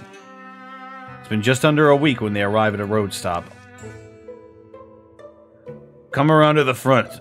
Be wary, though. If we're real lucky, these roughs have already moved on. Ajar, the door swings to the breeze. It's oddly quiet inside. Hanner taps the quiet triplet on the floorboards with his toes. Lurdo, you in here? I brought some... A cellar hatch unlocks, wheezes open, and a man pokes his head up. Hanner? Why are you... He climbs nervously into the room. I brought help. This is my elder brother. Sorry. Everyone says I talk like a kid. This is Lurdo. These folks I found on the road. Lurdo, as you can see, they... The fist that flies is followed by an ox-shouldered woman, quiet and sudden from the other room. Can't hide forever, sniveler. Who's this? No, wait, I remember you. You rabbited out of here, huh? Get out of the way. Hanner stands aside and helps his brother. You folks. You look like you've bled and won before. Maybe I'll explain. See, we've got a good thing going. I'm Hanula. I run things. We're good people. Leora tells stories. Thyman will cook and sew.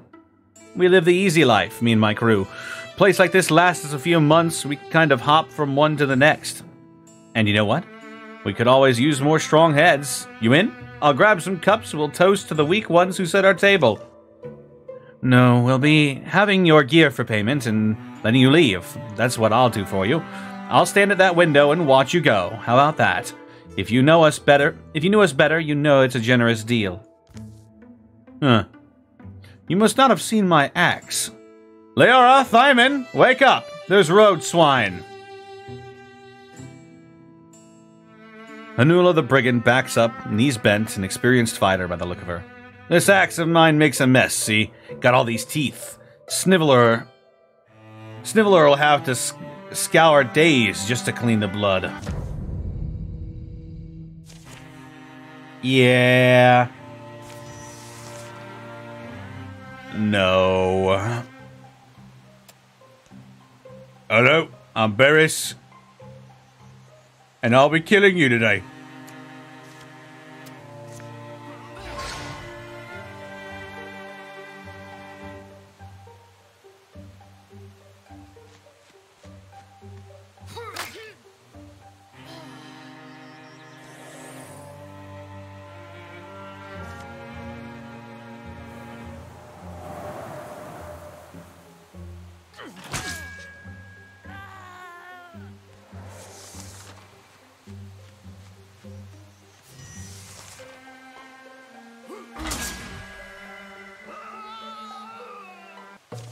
Lol.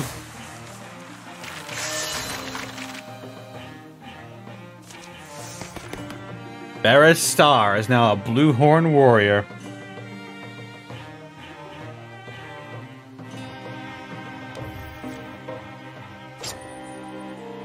Ooh.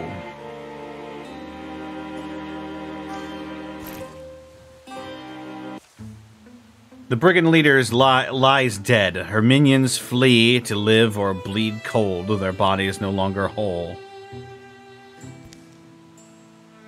That's an end to it, then. Thank you, strangers. Thank you.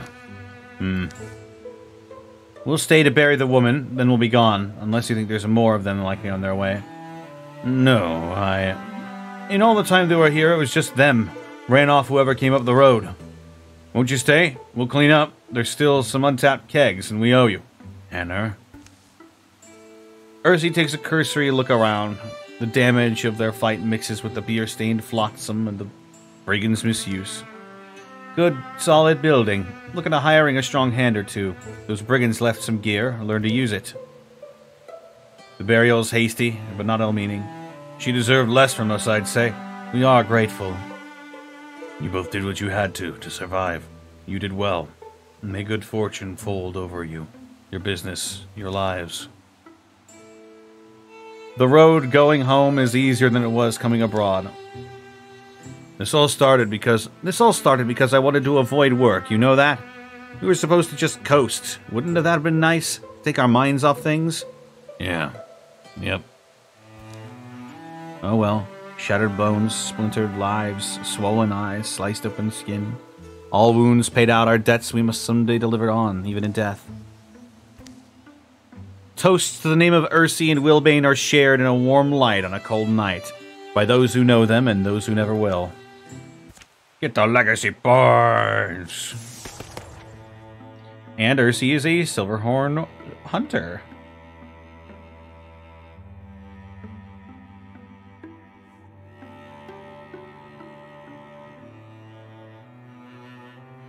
Eh.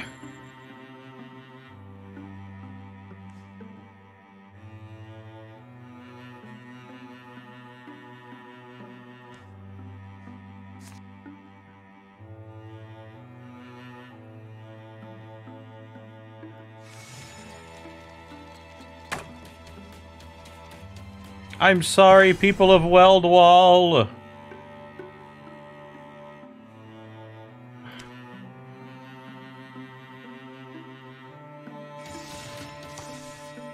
Oh god, the fucking forest's on fire.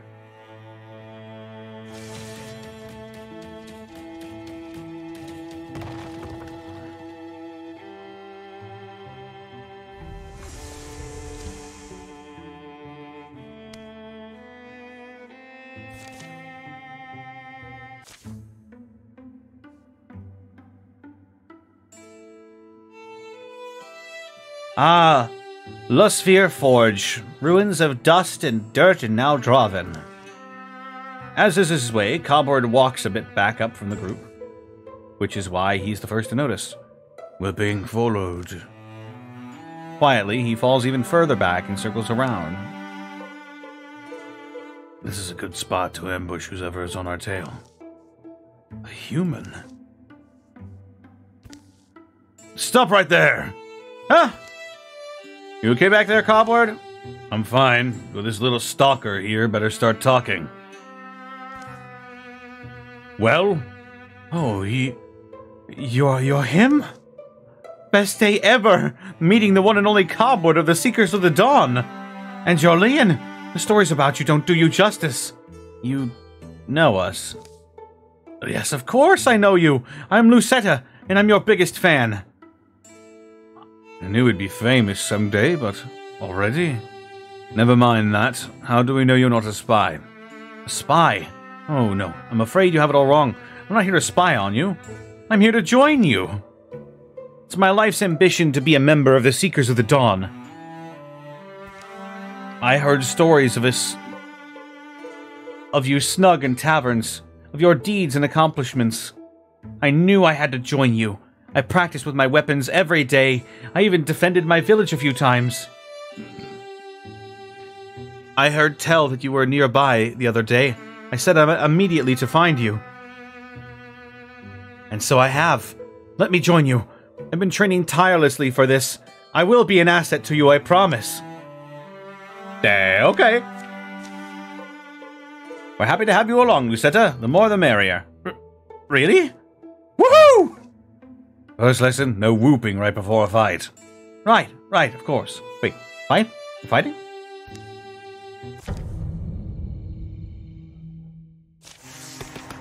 Oh, yeah.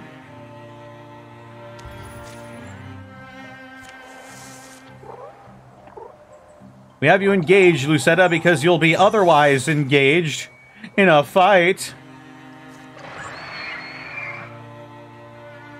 Whoa!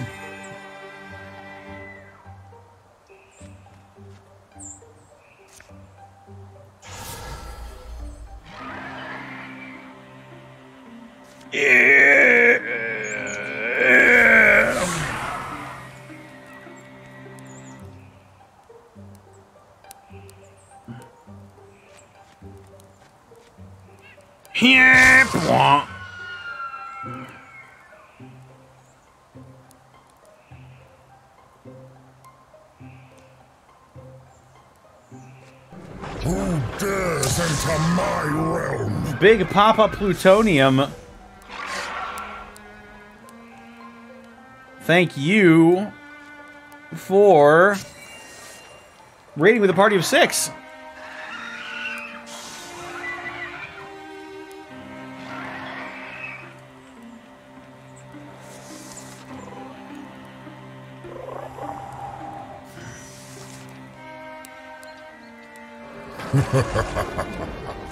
The pact is sealed. My power is yours. Okay, LAFU, thank you for the 24 months, 2 whole years.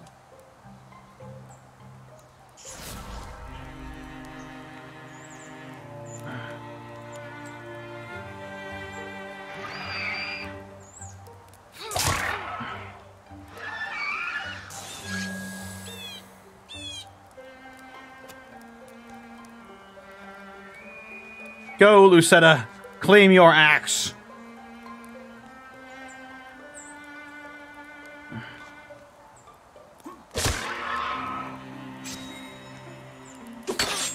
Oh, fuck. Alright, chicken.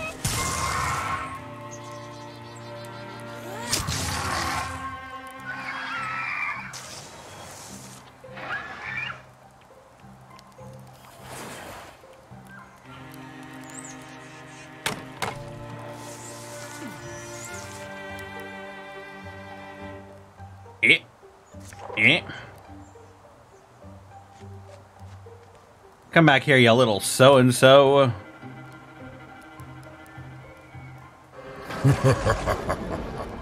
The pact is sealed. My power is yours. Hell yeah, if you think we're gonna do tier 1 sub 2 big pop-up plutonium.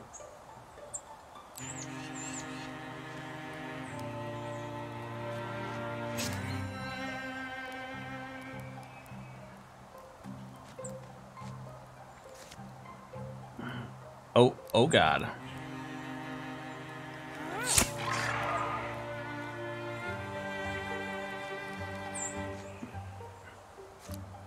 I've just got one question for you, Deven. Explosions?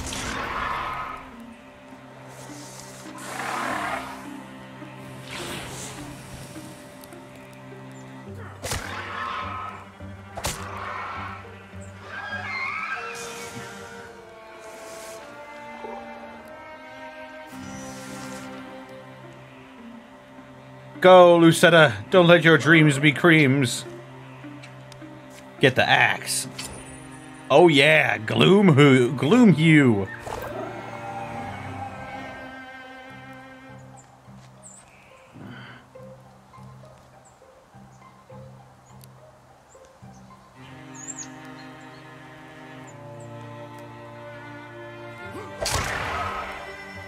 Ooh.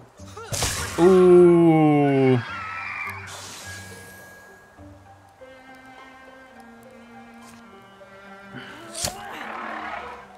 Got him. How are there more? What the heck?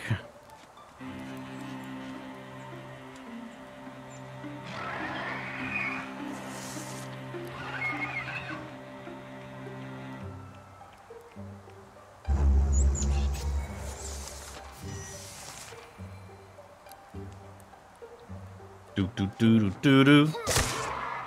Ooh. Do do do do do.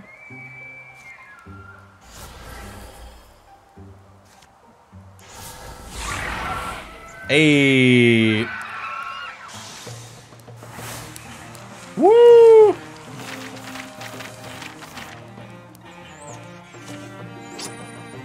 Oh.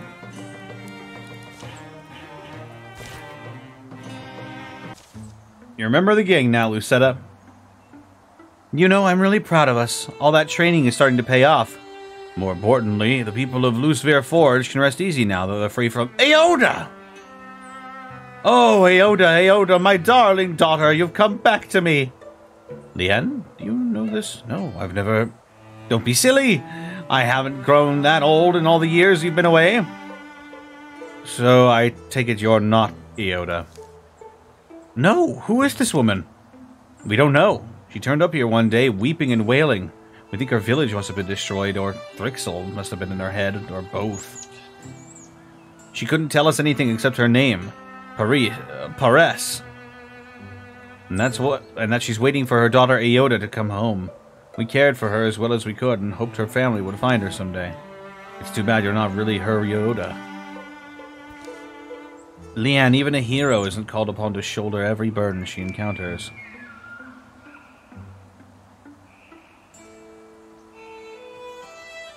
Oh shit. What do we say to her?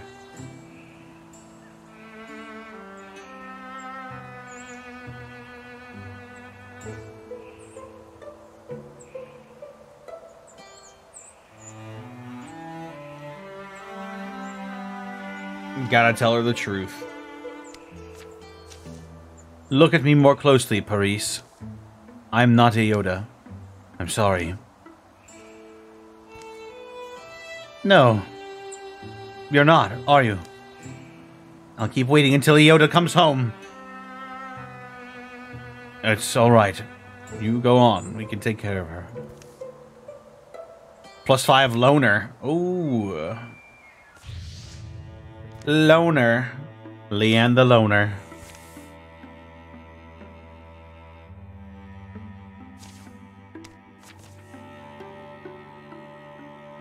Not you, Lucetta. You've got a different calling. You are going to single-handedly put out all these fires. Da-da-da-da.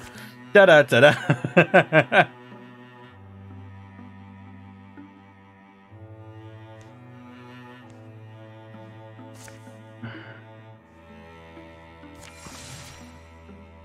Oh. Oh. Oh.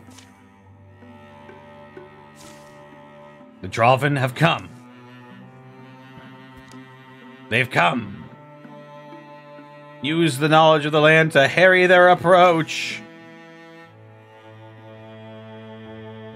The enemy ranks absorb uncounted fire, filing between Furtus and finding thorns, flying to meet them. It's an audacious day. All begins to feel like part of a story that grows under them.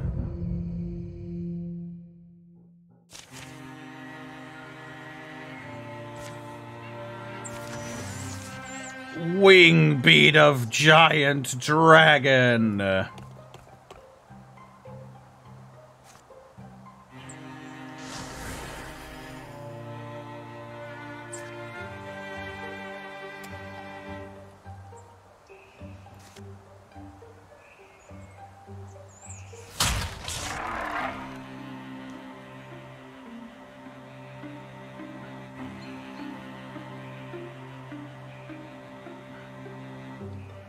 Go, sommelier. This is your destiny. Oh.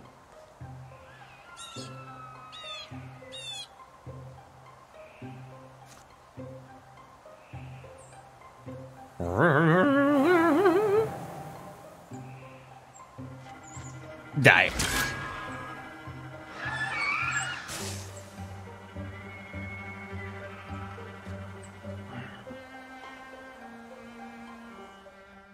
Ooh.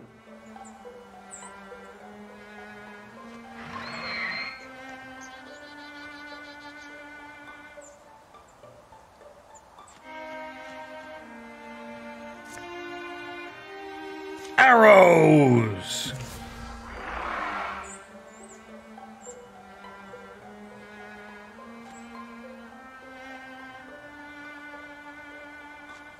I've got your back, sommelier Chan.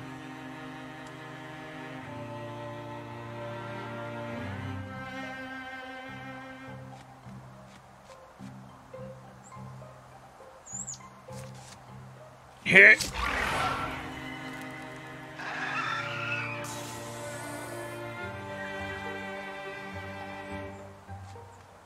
Go, Lithian. Go and kill.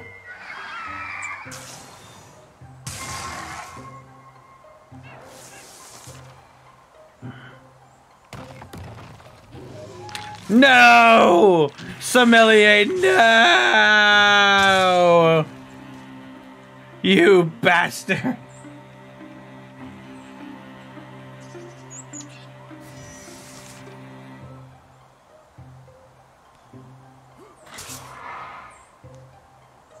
You killed him!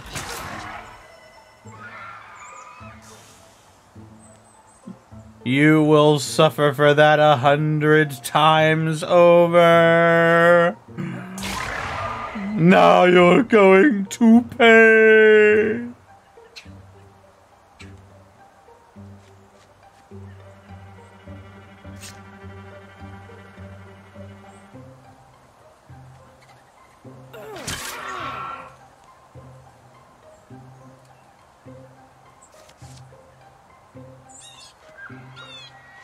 Shit! Not what I fucking wanted.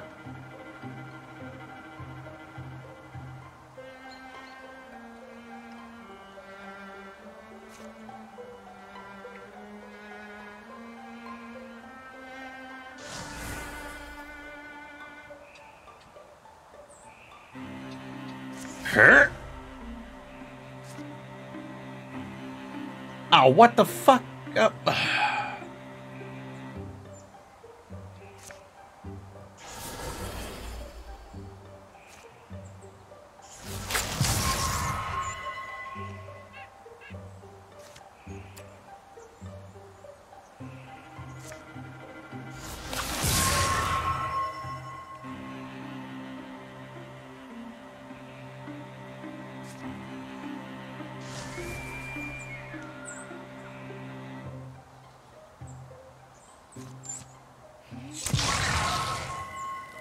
Oh my god.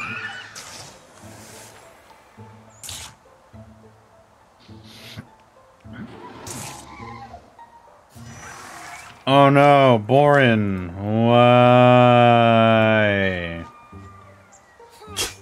Oh shit.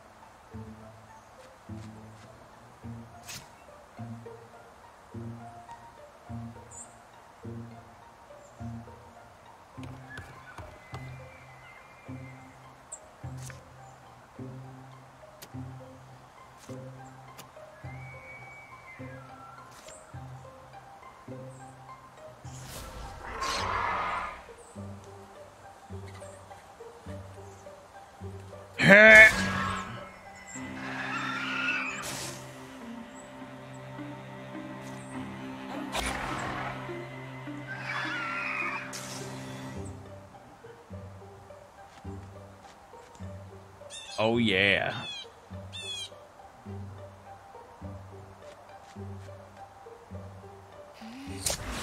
Oh!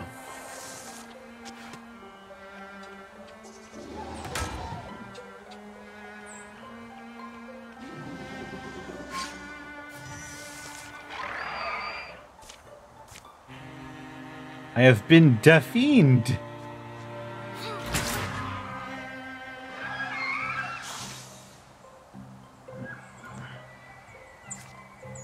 Ah, archers!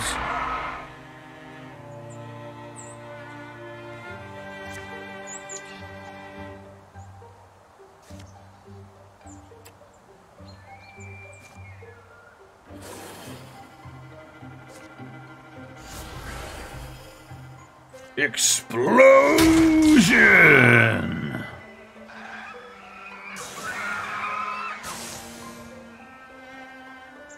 Hell yeah.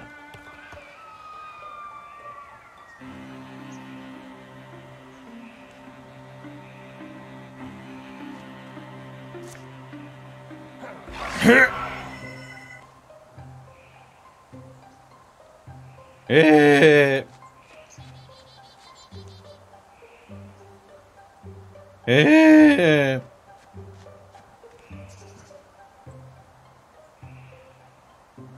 Getting close to killing all of our enemies.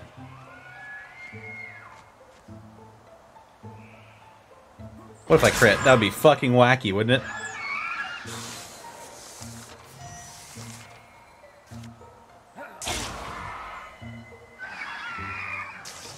Oh yeah! Yeah, and Wilbane is now a Blackhorn warrior.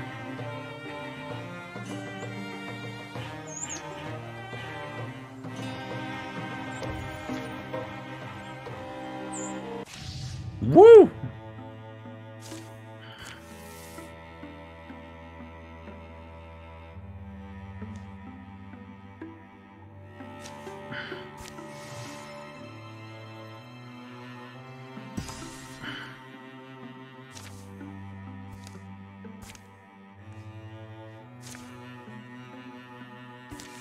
Now as these four go to scout out.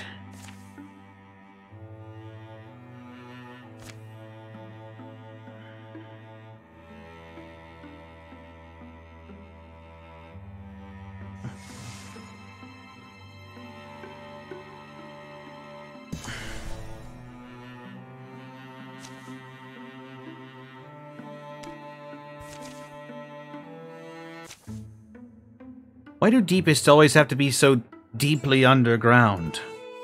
I don't think they do it just to annoy you. Hey, come check this out. What'd you find? I'm not sure. But whatever they are, they're blocking the way forward. They don't look so dangerous. Probably just some kind of mushroom. Some mushrooms are deadly. Look closer. As they watch, a small creature scurries past them into a cluster of fungi. Psh! What's that smoke? I think it's spores. I don't know. Back up. The cloud envelops the creature, which struggles briefly, then lies still. Maybe we should go around. We can't risk touching those puffballs. We would have to be very careful. We don't have time. Who knows where those other tunnels lead? We saw the deepest go this way. I think we can get through without disturbing them. Let's try to take our time here. Try not to disturb them. They go one by one into the deadly cluster. Don't bump into a puff. Don't bump into a puff. Until they're finally on the other side. We made it! Success is ours. Now let's go get those deepists. Sounds good. Follow me. Shh, you hear that? The deepists. And they don't know we're here. Let's get them. Oh yeah! Happy.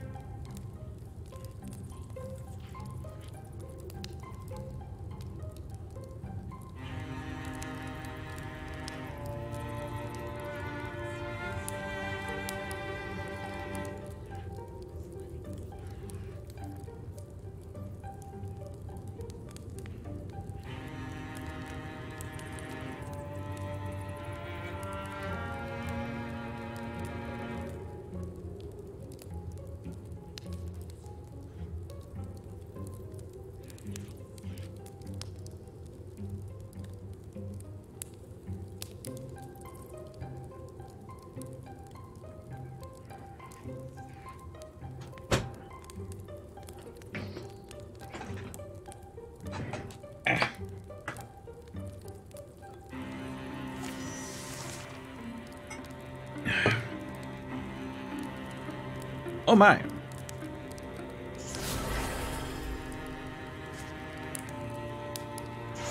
Woo!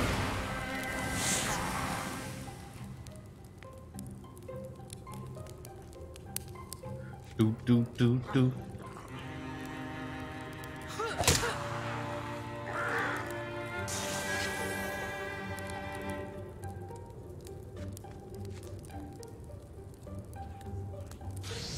Yes, burn me. I am Quabward.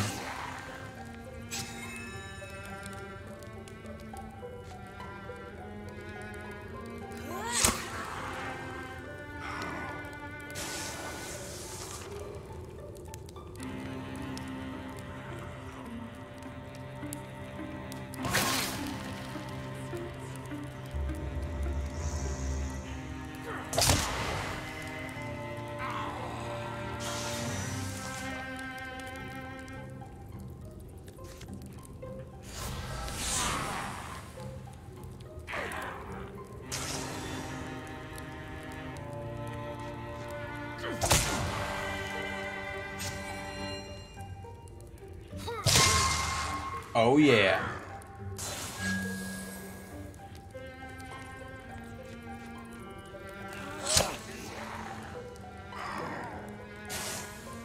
Oh, for God's sakes, there's more?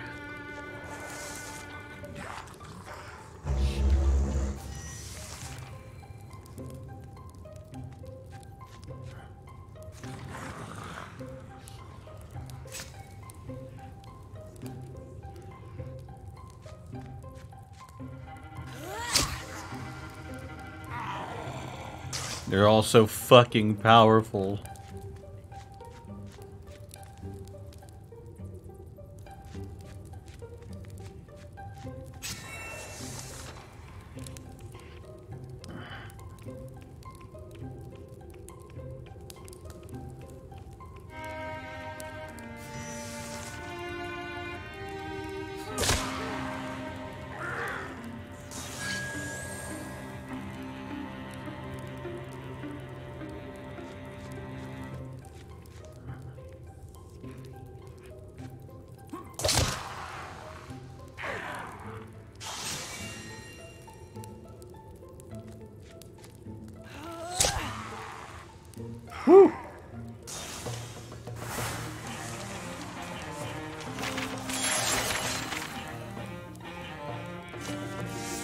Aya Elkin.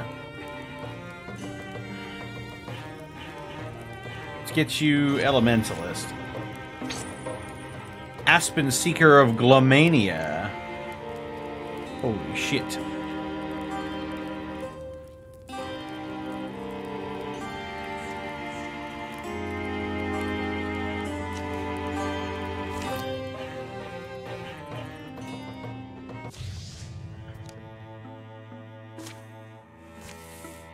I believe in you, Lucetta.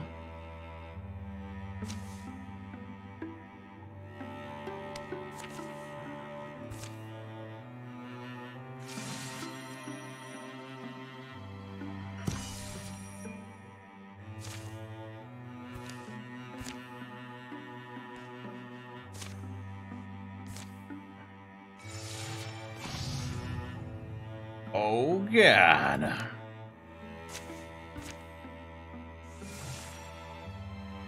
And now it's time to end it. Excellent work, Lucetta. Now do the others.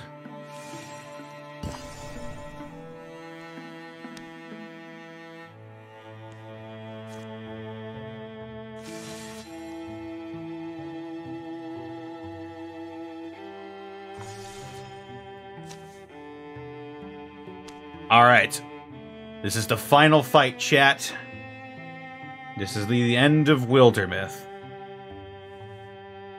Our party going in is Wilbane Duffbar,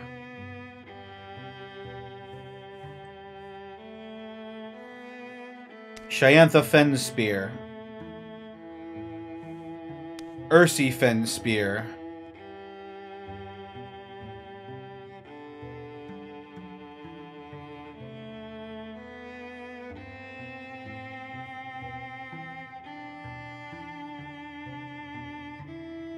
Willithian Duffbar, and Butt Bob.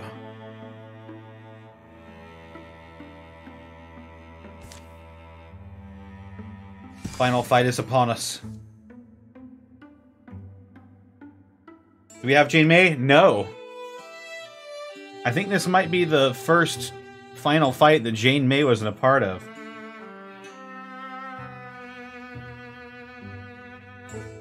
She never came up. In all our recruitings, she never came up. Don't worry, we'll be fine. I'm sure.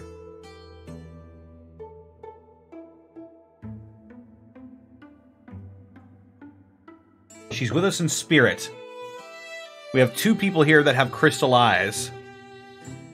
We're good. She came up once and they chose Butt Bob over her. Hey, so far that's been a pretty good choice. Butt Bob is kicking ass. Others are ready, Ursi. You alright? I rarely recognize the beauty of the forms that the land takes. It's morning, the day of the assault on Summer Mountain. It is beautiful, this land. Or it was. How old are you, Stiumph?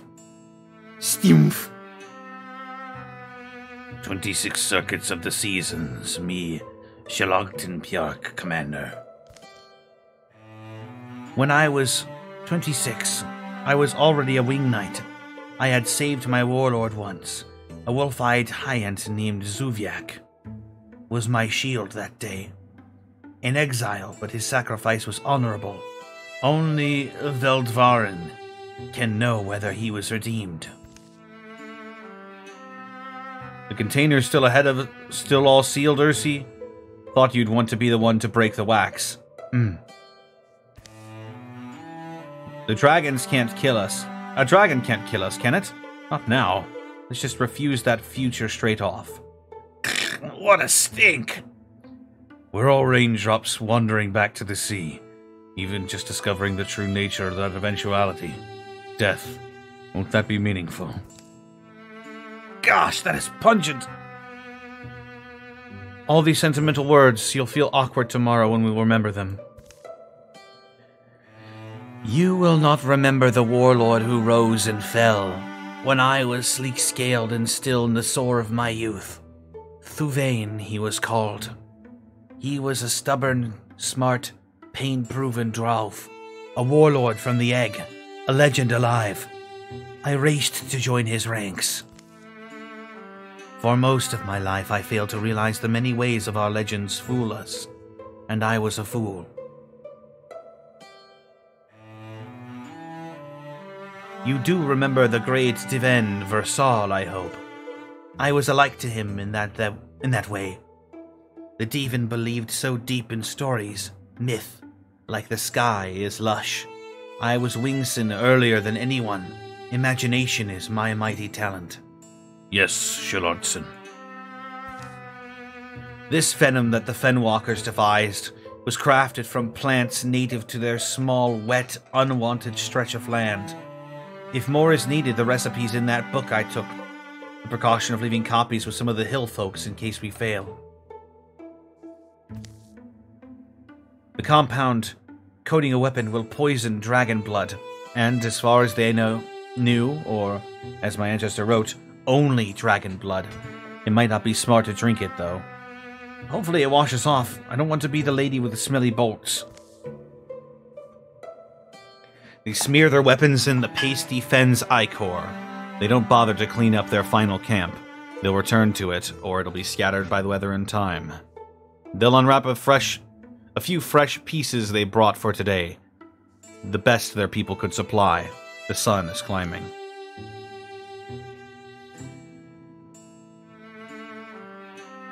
If I was Mieshnak the Moroseer, if I could backthrow a black javelin through the stars to plunge through the realm of time, I would hurl it at the feet of my younger self, tied to it a braid of signal ribbons. Fly away, Pjark, retreat, do not stop, and find a far and other happiness. Go, Yeah. but even she is just a story now. Let's go. End of the line. End of the game. We will be equipped with Root Howl.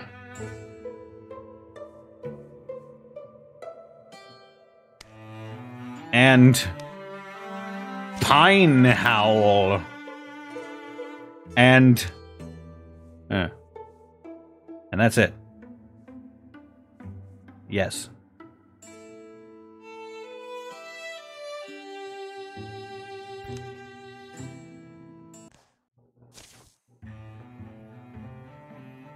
Summer Mountain. An old name hung on those nail-sharp and hot-hearted stones by hill painters of one age or another. The mountain trembles sometimes, trying to contain its explosive temper. The hummocks and young woods huddling near it are sweaty and bright, nervous neighbors. Ursi and Willithian, Shyantha and Buttbob, Wilbane all tuck misgivings under their tongues. They stretch their legs and make for the mountain's red-black roots. Jakzek Droven, Kvan. Kvan! Bristling lines lace the trails up to the summit where the dragon sits. Come on! Come on! Come on! Come on! The mountain booms with Draven ardor. Come on! Come on! Come on! Gwashik! Under the tunnel and to the top. In olden times, dragons placed underlings in enemies' paths, ostensibly to weed out unworthy challengers, but I suspect the true purpose was to soften us up, ensure victory. Yes, so let's save some fight for the summer beast himself. Listen to them clang and sing. They stomp and rattle your name. Listen to them cry and glurt. Listen to their fearless love. I do hear them. I hope you will remember them, immortal. Lives seem numerous and little from high up, nearly nothing.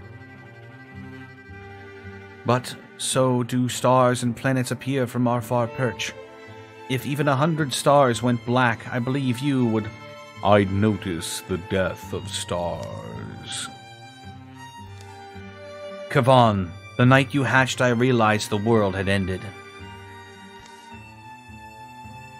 Kavan call me. Titles are for creatures who crawl and crave authority. The truth of me is crown enough. I saw you would kill what is Draven. Our society. A new thing would grow in its corpse. I wanted that because I was sure the world would be better, but Gwek, I only ask you listen to the Draven chanting before their voices fade. You forget I am very keen of hearing, Pjark. I do listen. I hear you sighing, gazing on the land and rule I gave you. You spoil your failing heart with softening memories and grow embittered. I love you in my fierce, unchanging way, but you regret loving me. That is why you no longer say sister. That is why. Yes. Regret erodes nothing of a heart's giving. Were all my love gone, oath would hold me here. There is mortality's bloom, honor, beautiful, ephemeral, and so fragile. Perhaps you will teach me to grow my own someday. You will mend this rift you've wrought and live happy. Perhaps I will get that chance. No, Pjark, sister, that I hope for it. The final babble.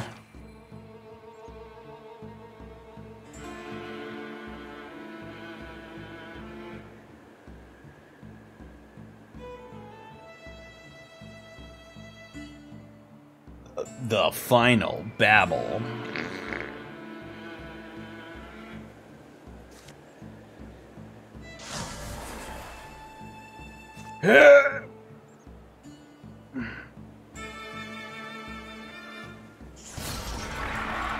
Oh.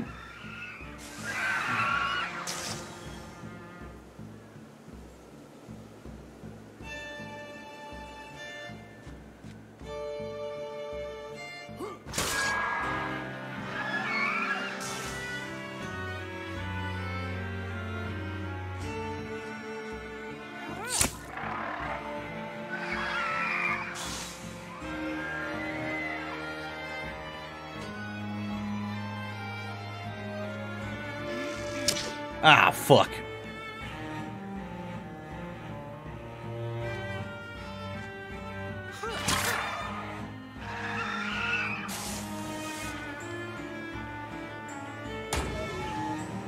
Didn't know there were Dragonborn in this game. They're more like kobolds actually than Dragonborn or lizard folk.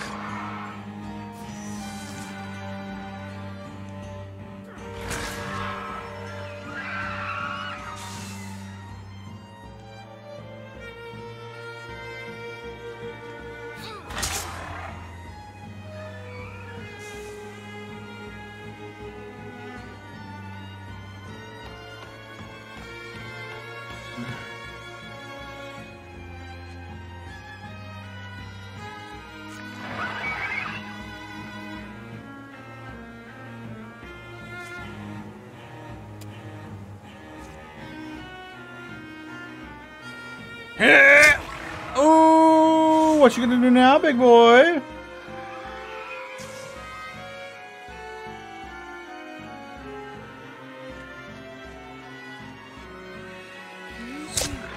Ho ho ho.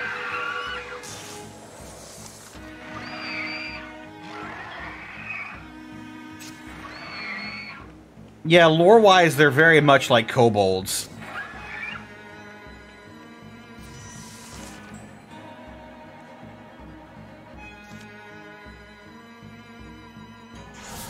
Oh, and I steal fire.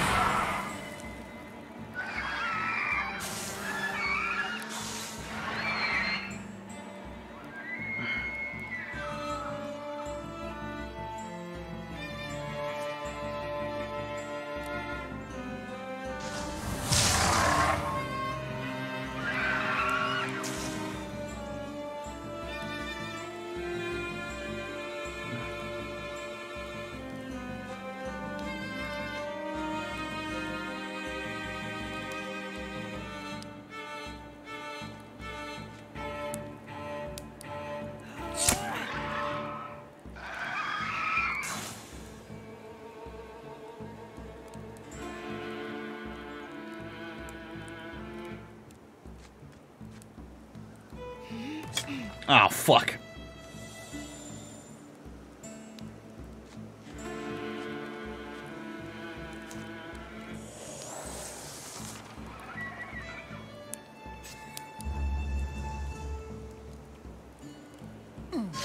Ooh.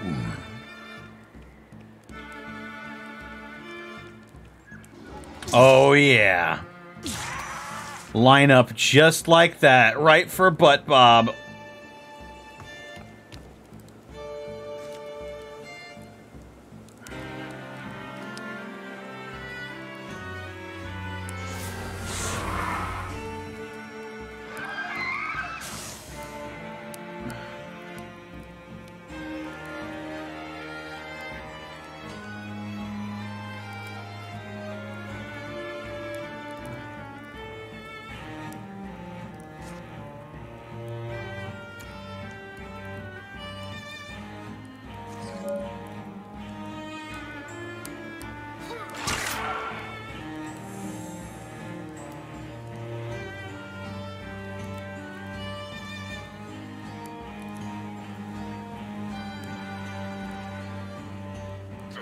Yeah. But Bob will go the distance.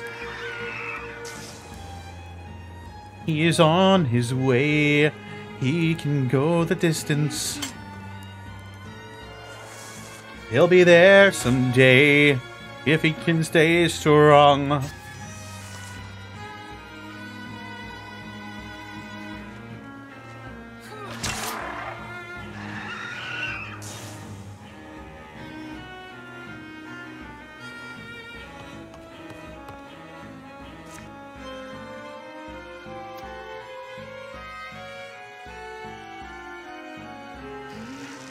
Oh, what the fuck?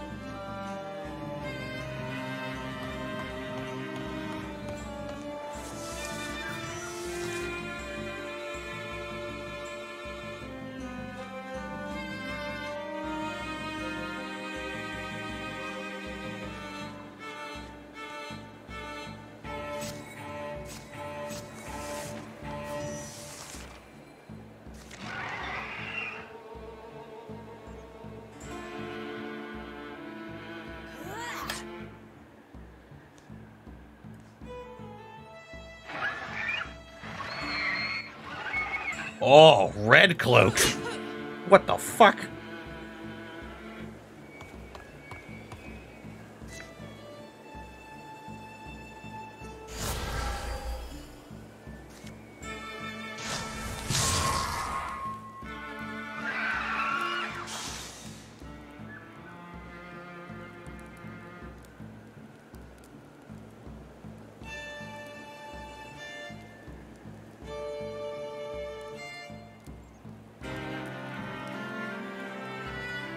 Channel Fireball. What the fuck? Okay.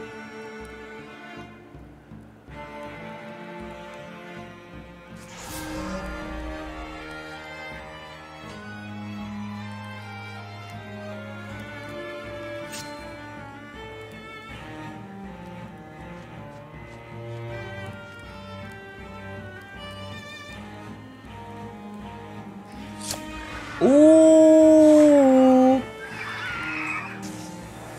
Let's fucking go.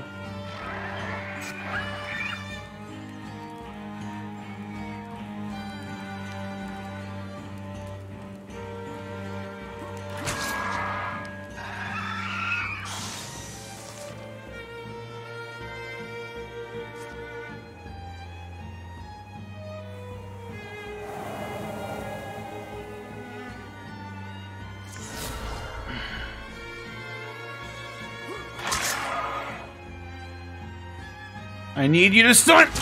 Yeah!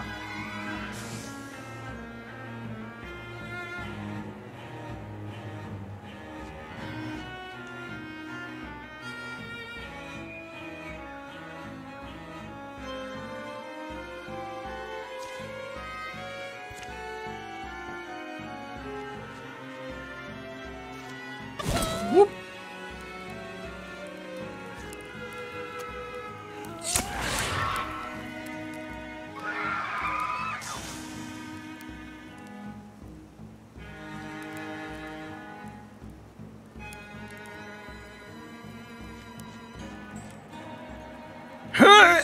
Oh my god. Let's go, chat. We're gonna kill a fucking dragon. A furry dragon.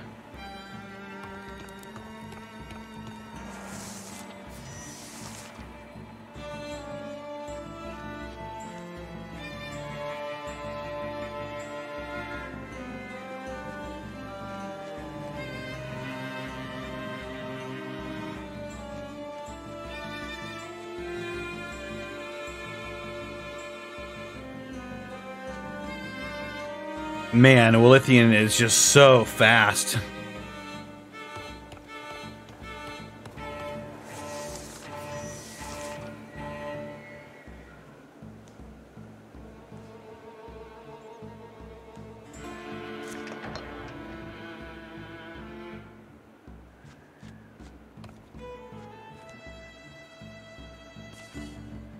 A handful of Draven holds the otherwise vacant summit. They look small among the mountain's bloody black talons. Where's the... Then, a crag dislodges itself. Clouds change course. Huge, outspreading wings lift Kavan off the mountain's sheer sides.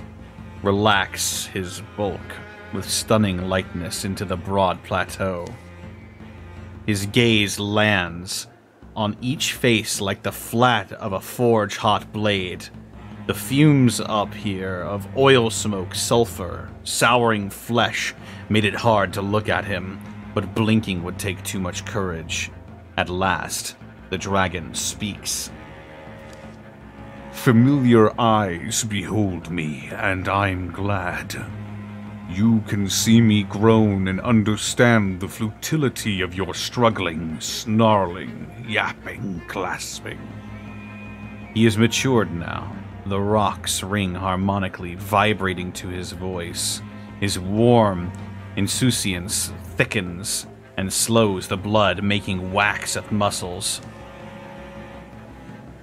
Furnace breezes steam their sweat away. But the stroke of the air is still a comfort. It's familiar and of the world. I take from your silence that I impress you. I ask you don't let yourselves be cowed. Entertaining me is your goal, isn't it? Ursi almost speaks. Almost melts life into her arms. Almost recognizes how a hip articulates. A foot shifts. Almost. But doesn't. And she was so close. How distressing. But yes, little barkless dogs, bravery means something different now. I've changed the definition. Maybe it's Kavan's gusty gloating that begins to blow the dread mist away. Or it might be that these are simply heroes.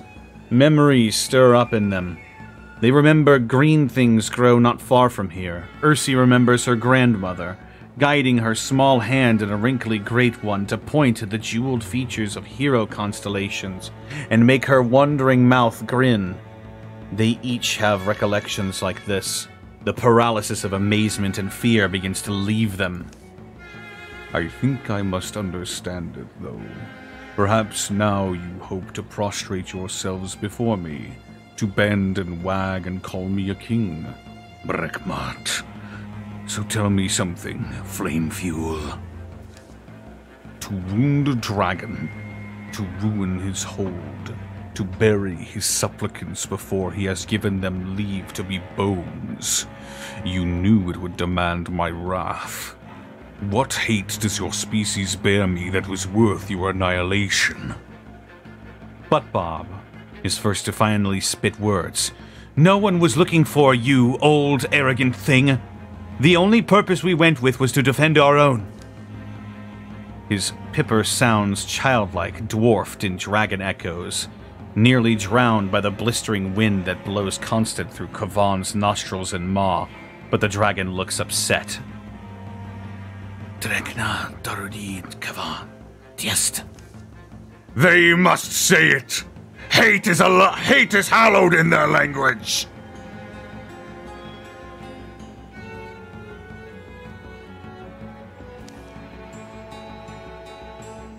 It's primordial pre-speech that comes out of him.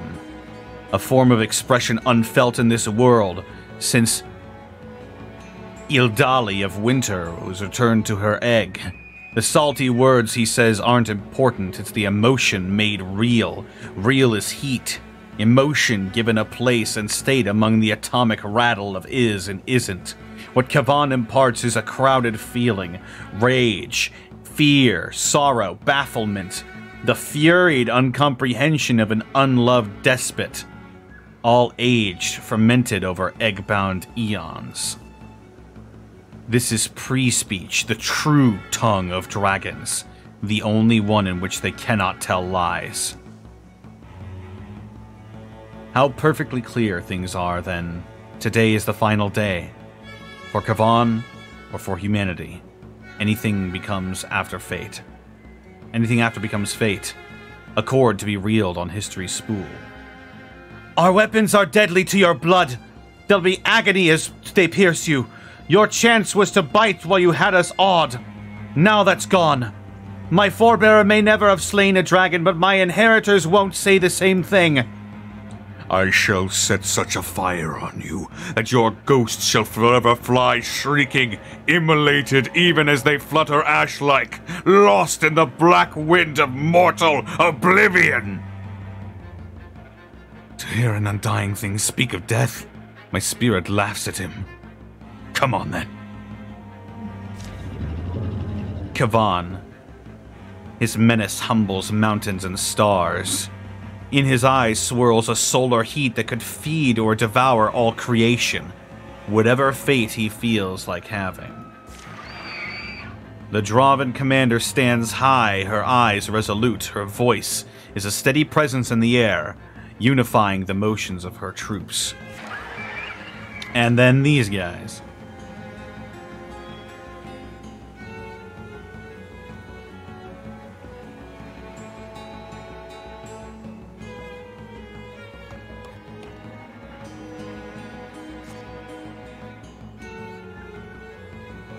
All right.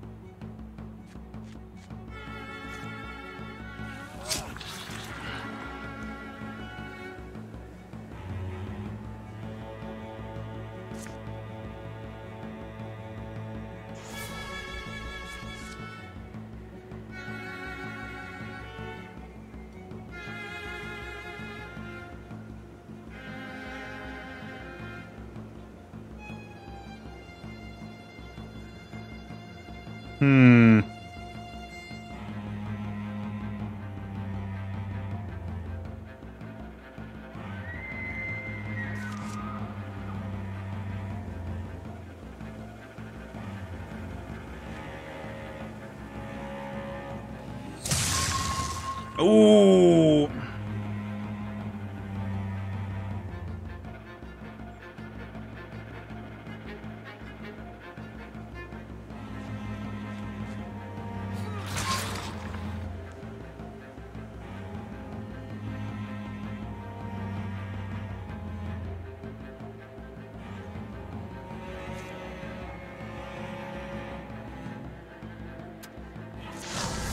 Let's go for heroism. Pop arches. He's immune to being pinned. Well, you're not immune to Splinter Blast, motherfucker!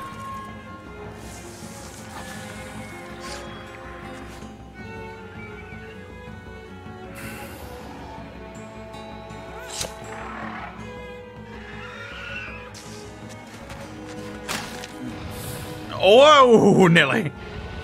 Whoa!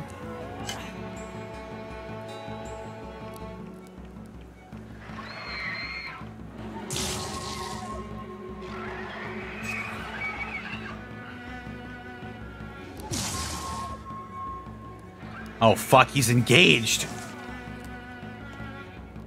Oh.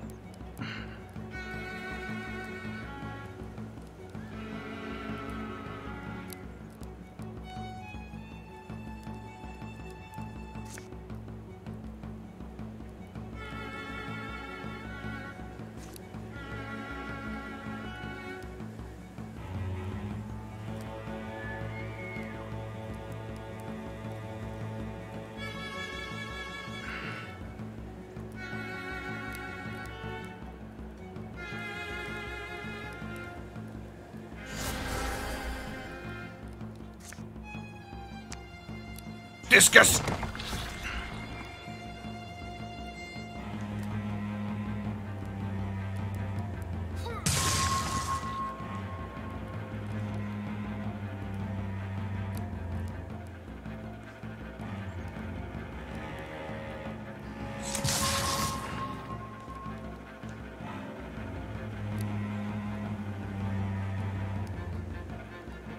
One last time!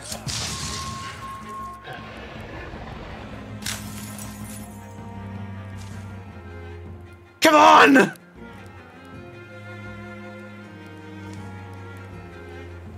Startled by his own failing, the dragon simply haltingly breathes.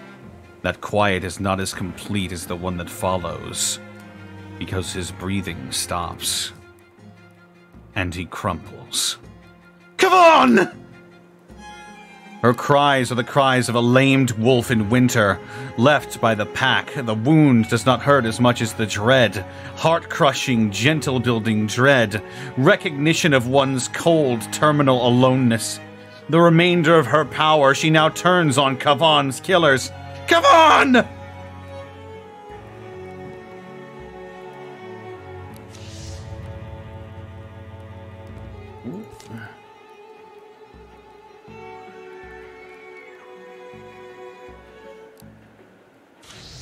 All right, then. Oh, fuck.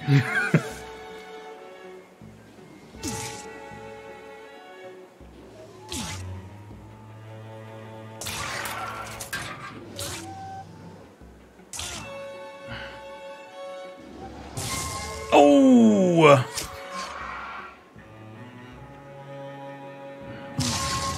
Oh!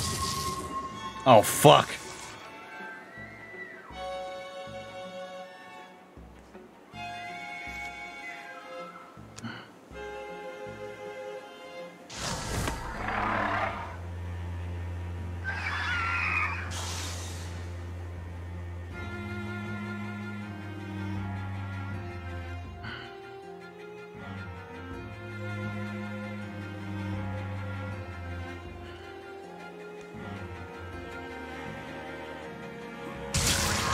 Oh!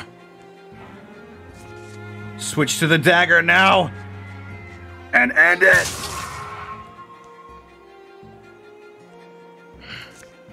It's over.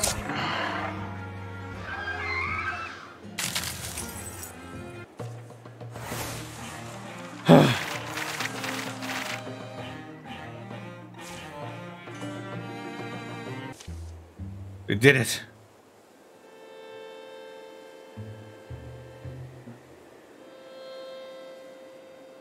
She holds herself upright on the rocks. Too much blood is gone for her wounds to mend. It's over. Trav, you fought well, but it is done. Diek, Nariel Drovent Björk Ani. Ursi nears her as she shivers in her scorching armor. Can I ask you, why did all this happen? So many are dead, ours and yours, and I want to know why. Careful. She manages a bloody sneer. I am not know your words. I can try, though. You can try. Pain grims her face. Now, time is late for talk. Durin dalad grashik duren our drovene. Pjark dies on her feet and begins tilting away. Ursi catches her and lays her down. Hey, what are you doing? I don't know. I don't know why. Sorry, she gave me a feeling. We should burn their bodies. Do you know that story? The Troven? As smoke, they fly. Fly to the Veld. The dragon is dead. They file past him and his skin already looks to be hardening. No sunlight swims behind the thickening clouds in his eyes. The group of them heads down the mountain.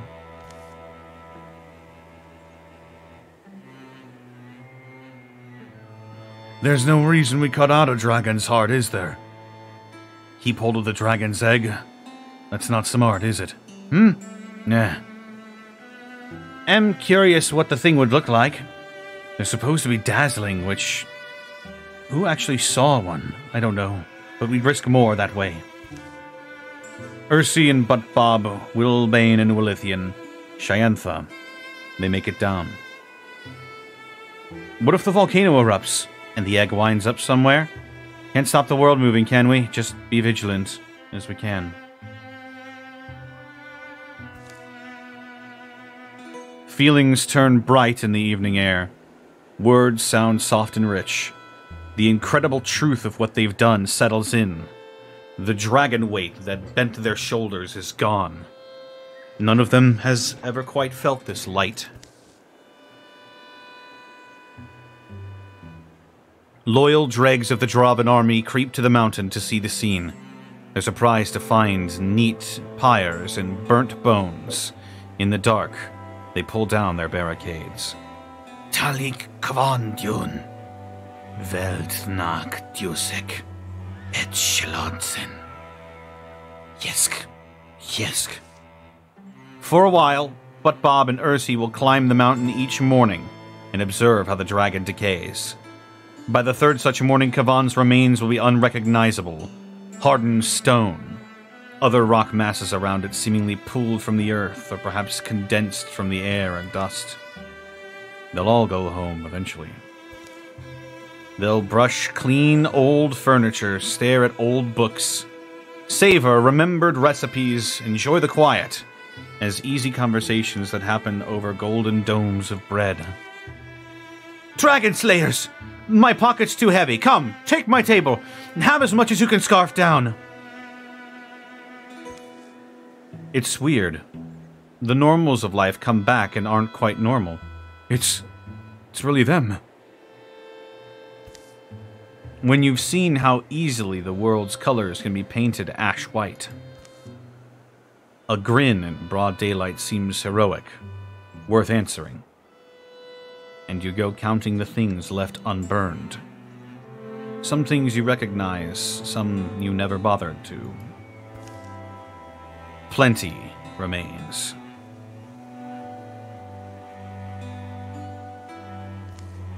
But plenty has gone away. Fire always eats until it's alone. Still ravening, must sink to its ember. The seasons bury each bone by bone, and our faces grow hard to remember. It's all just a story to someone someday. Figment flesh stretched on a cold fossil frame. The heat says curl upwards. Be winged. Be free as night smoke. Be never nearer than far.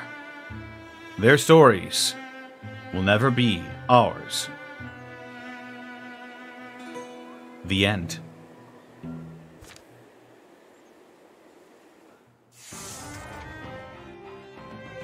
And that was Wildermyth. Blackfoot Ferret, thank you for gifting 10 subs to the community. It's yours. Getting us up to a total of 101. The pact is sealed. My power is yours. The pact is sealed. Giving a tier 1 sub to Kitagaya, Eben Sky, Stumpy97, The Broken King, Sephrusin, Tixdixel, Gamalia, Warhand93, Sterngliz84, Aped123. Guys, thank you all so much for joining me for Wildermyth. This has been an absolute treasure to play. And though you may have experienced the main campaigns through me if you've watched and not bought, I still urge you to go play it, and to go make your own stories with this fantastic game, with your own characters. This has really been a leap of faith that paid off tremendously. What a game.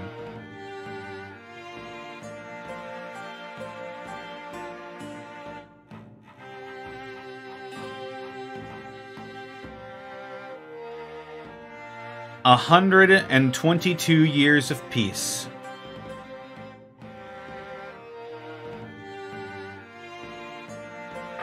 And the only thing that's left to do is go to the end.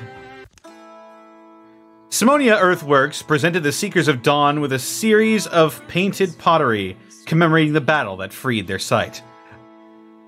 If only the fellas back home could see it. Wilbane developed a passion for restoring ruined sites. They may not have quite matched their former glory, but he had hoped the former inhabitants wouldn't be too embarrassed. One day, Barris awoke with a lightness in his step. I understand now. It all makes sense. He vanished for 10 years and returned somehow unaged and full of contentment.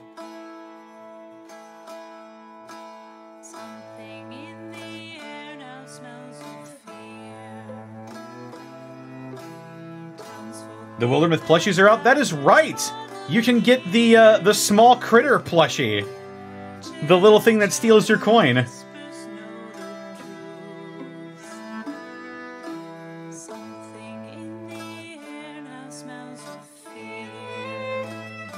What a game.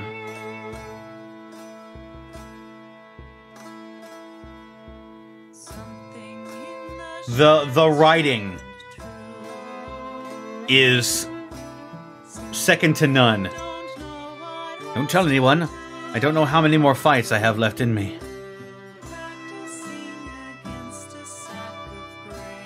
There were days Butt Bob and Leanne fell apart during small errands or when they got to dwelling in the distance remembered.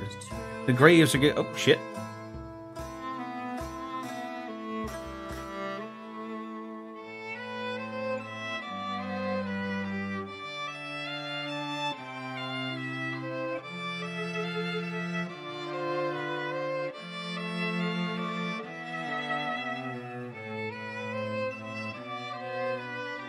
Lucetta became a fixture in Daisy Stair. She would found the square most days, swapping outrageous stories and giving advice, whether it was asked for or not, on how to put out fires. Ursi gathered as many of the company's stories as she could and enlisted Butt Bob to illustrate them. The art is going to sell this thing. No pressure, though. Leanne built a lodge that attracted like-minded hunting enthusiasts. Days were spent tracking in the woods, and nights were spent exaggerating what they had tracked in the woods.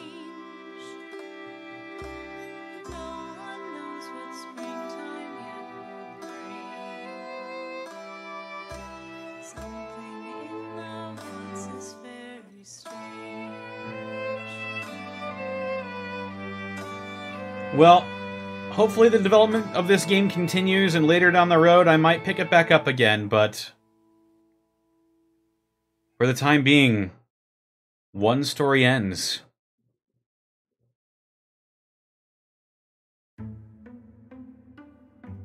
And these heroes will be added to our legacy. Shiantha Fenspear, Wilbane Duffbar, Lonloff, Ursi Fenspear, Kaya Elkin,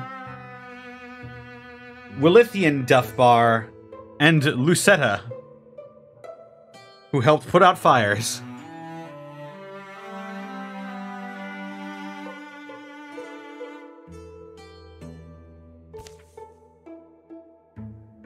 And now we've got some choices to make. We've got 3 promotions.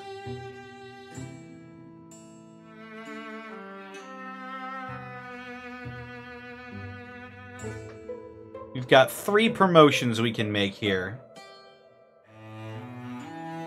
Jane May was not in this campaign. She was Madam not appearing in this film.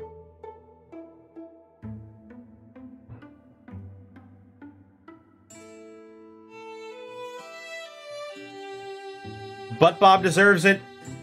Absolutely. I couldn't agree more.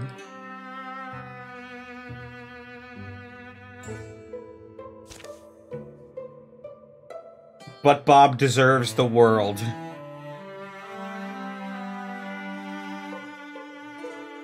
Number 2. Who should promotion number 2 go to?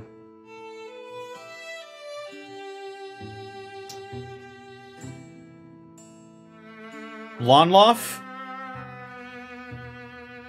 I might have to agree with you on there. Our Wolfie boy.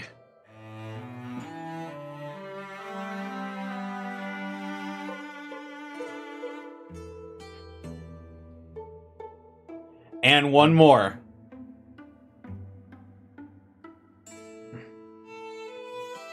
Cypherius looks so different. Yeah, he does. Barris? But he didn't do anything.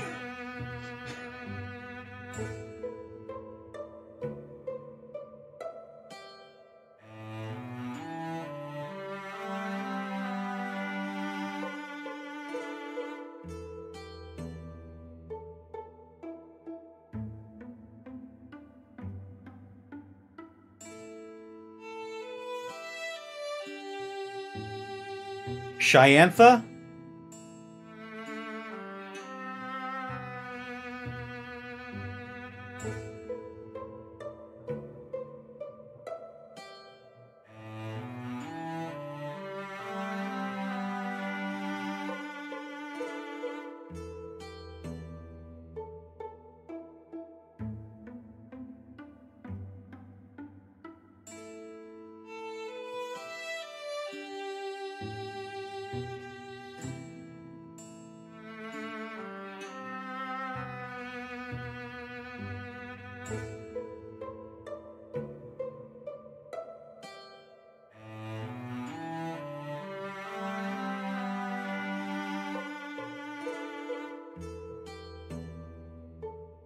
If you don't do Cypherius, they lose the Crowhead?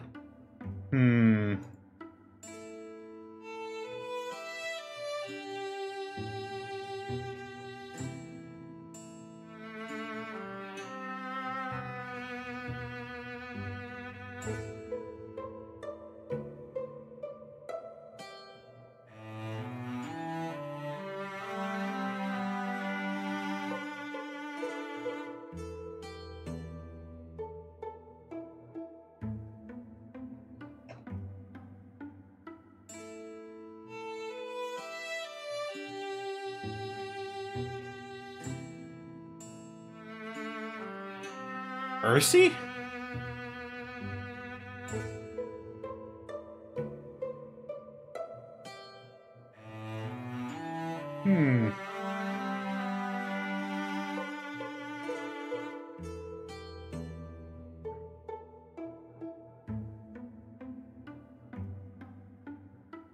You know what? Why not? Let's go for Ursi.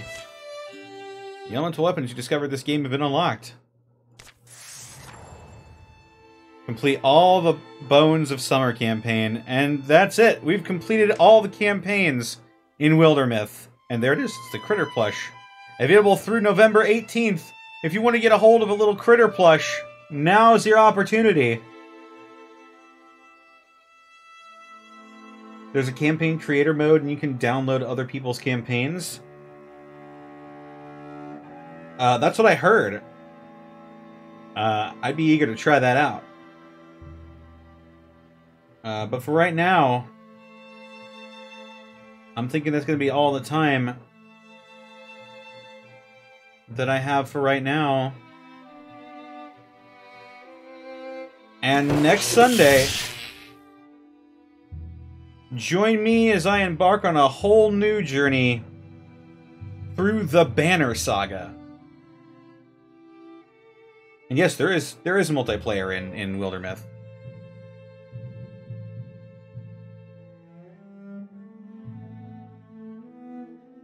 Let's go ahead and see who we should raid.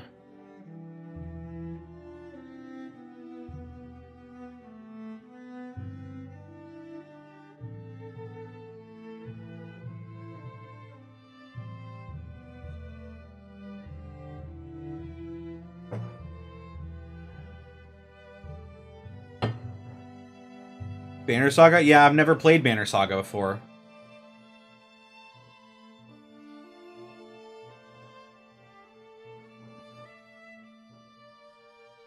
I've hardly heard anything about it, but it looks cool.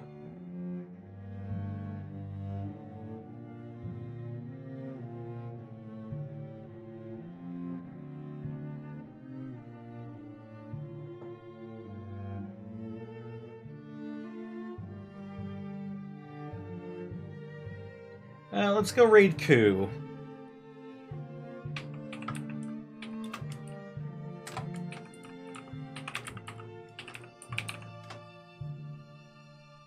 Whoops.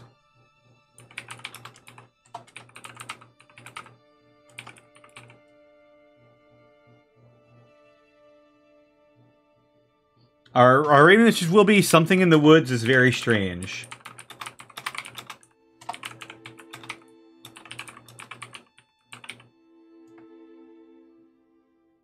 Alright. Take care, everybody. I'll see you tomorrow for Roll With Me, and I'll see you next Sunday for the Banner Saga. Take care, everyone.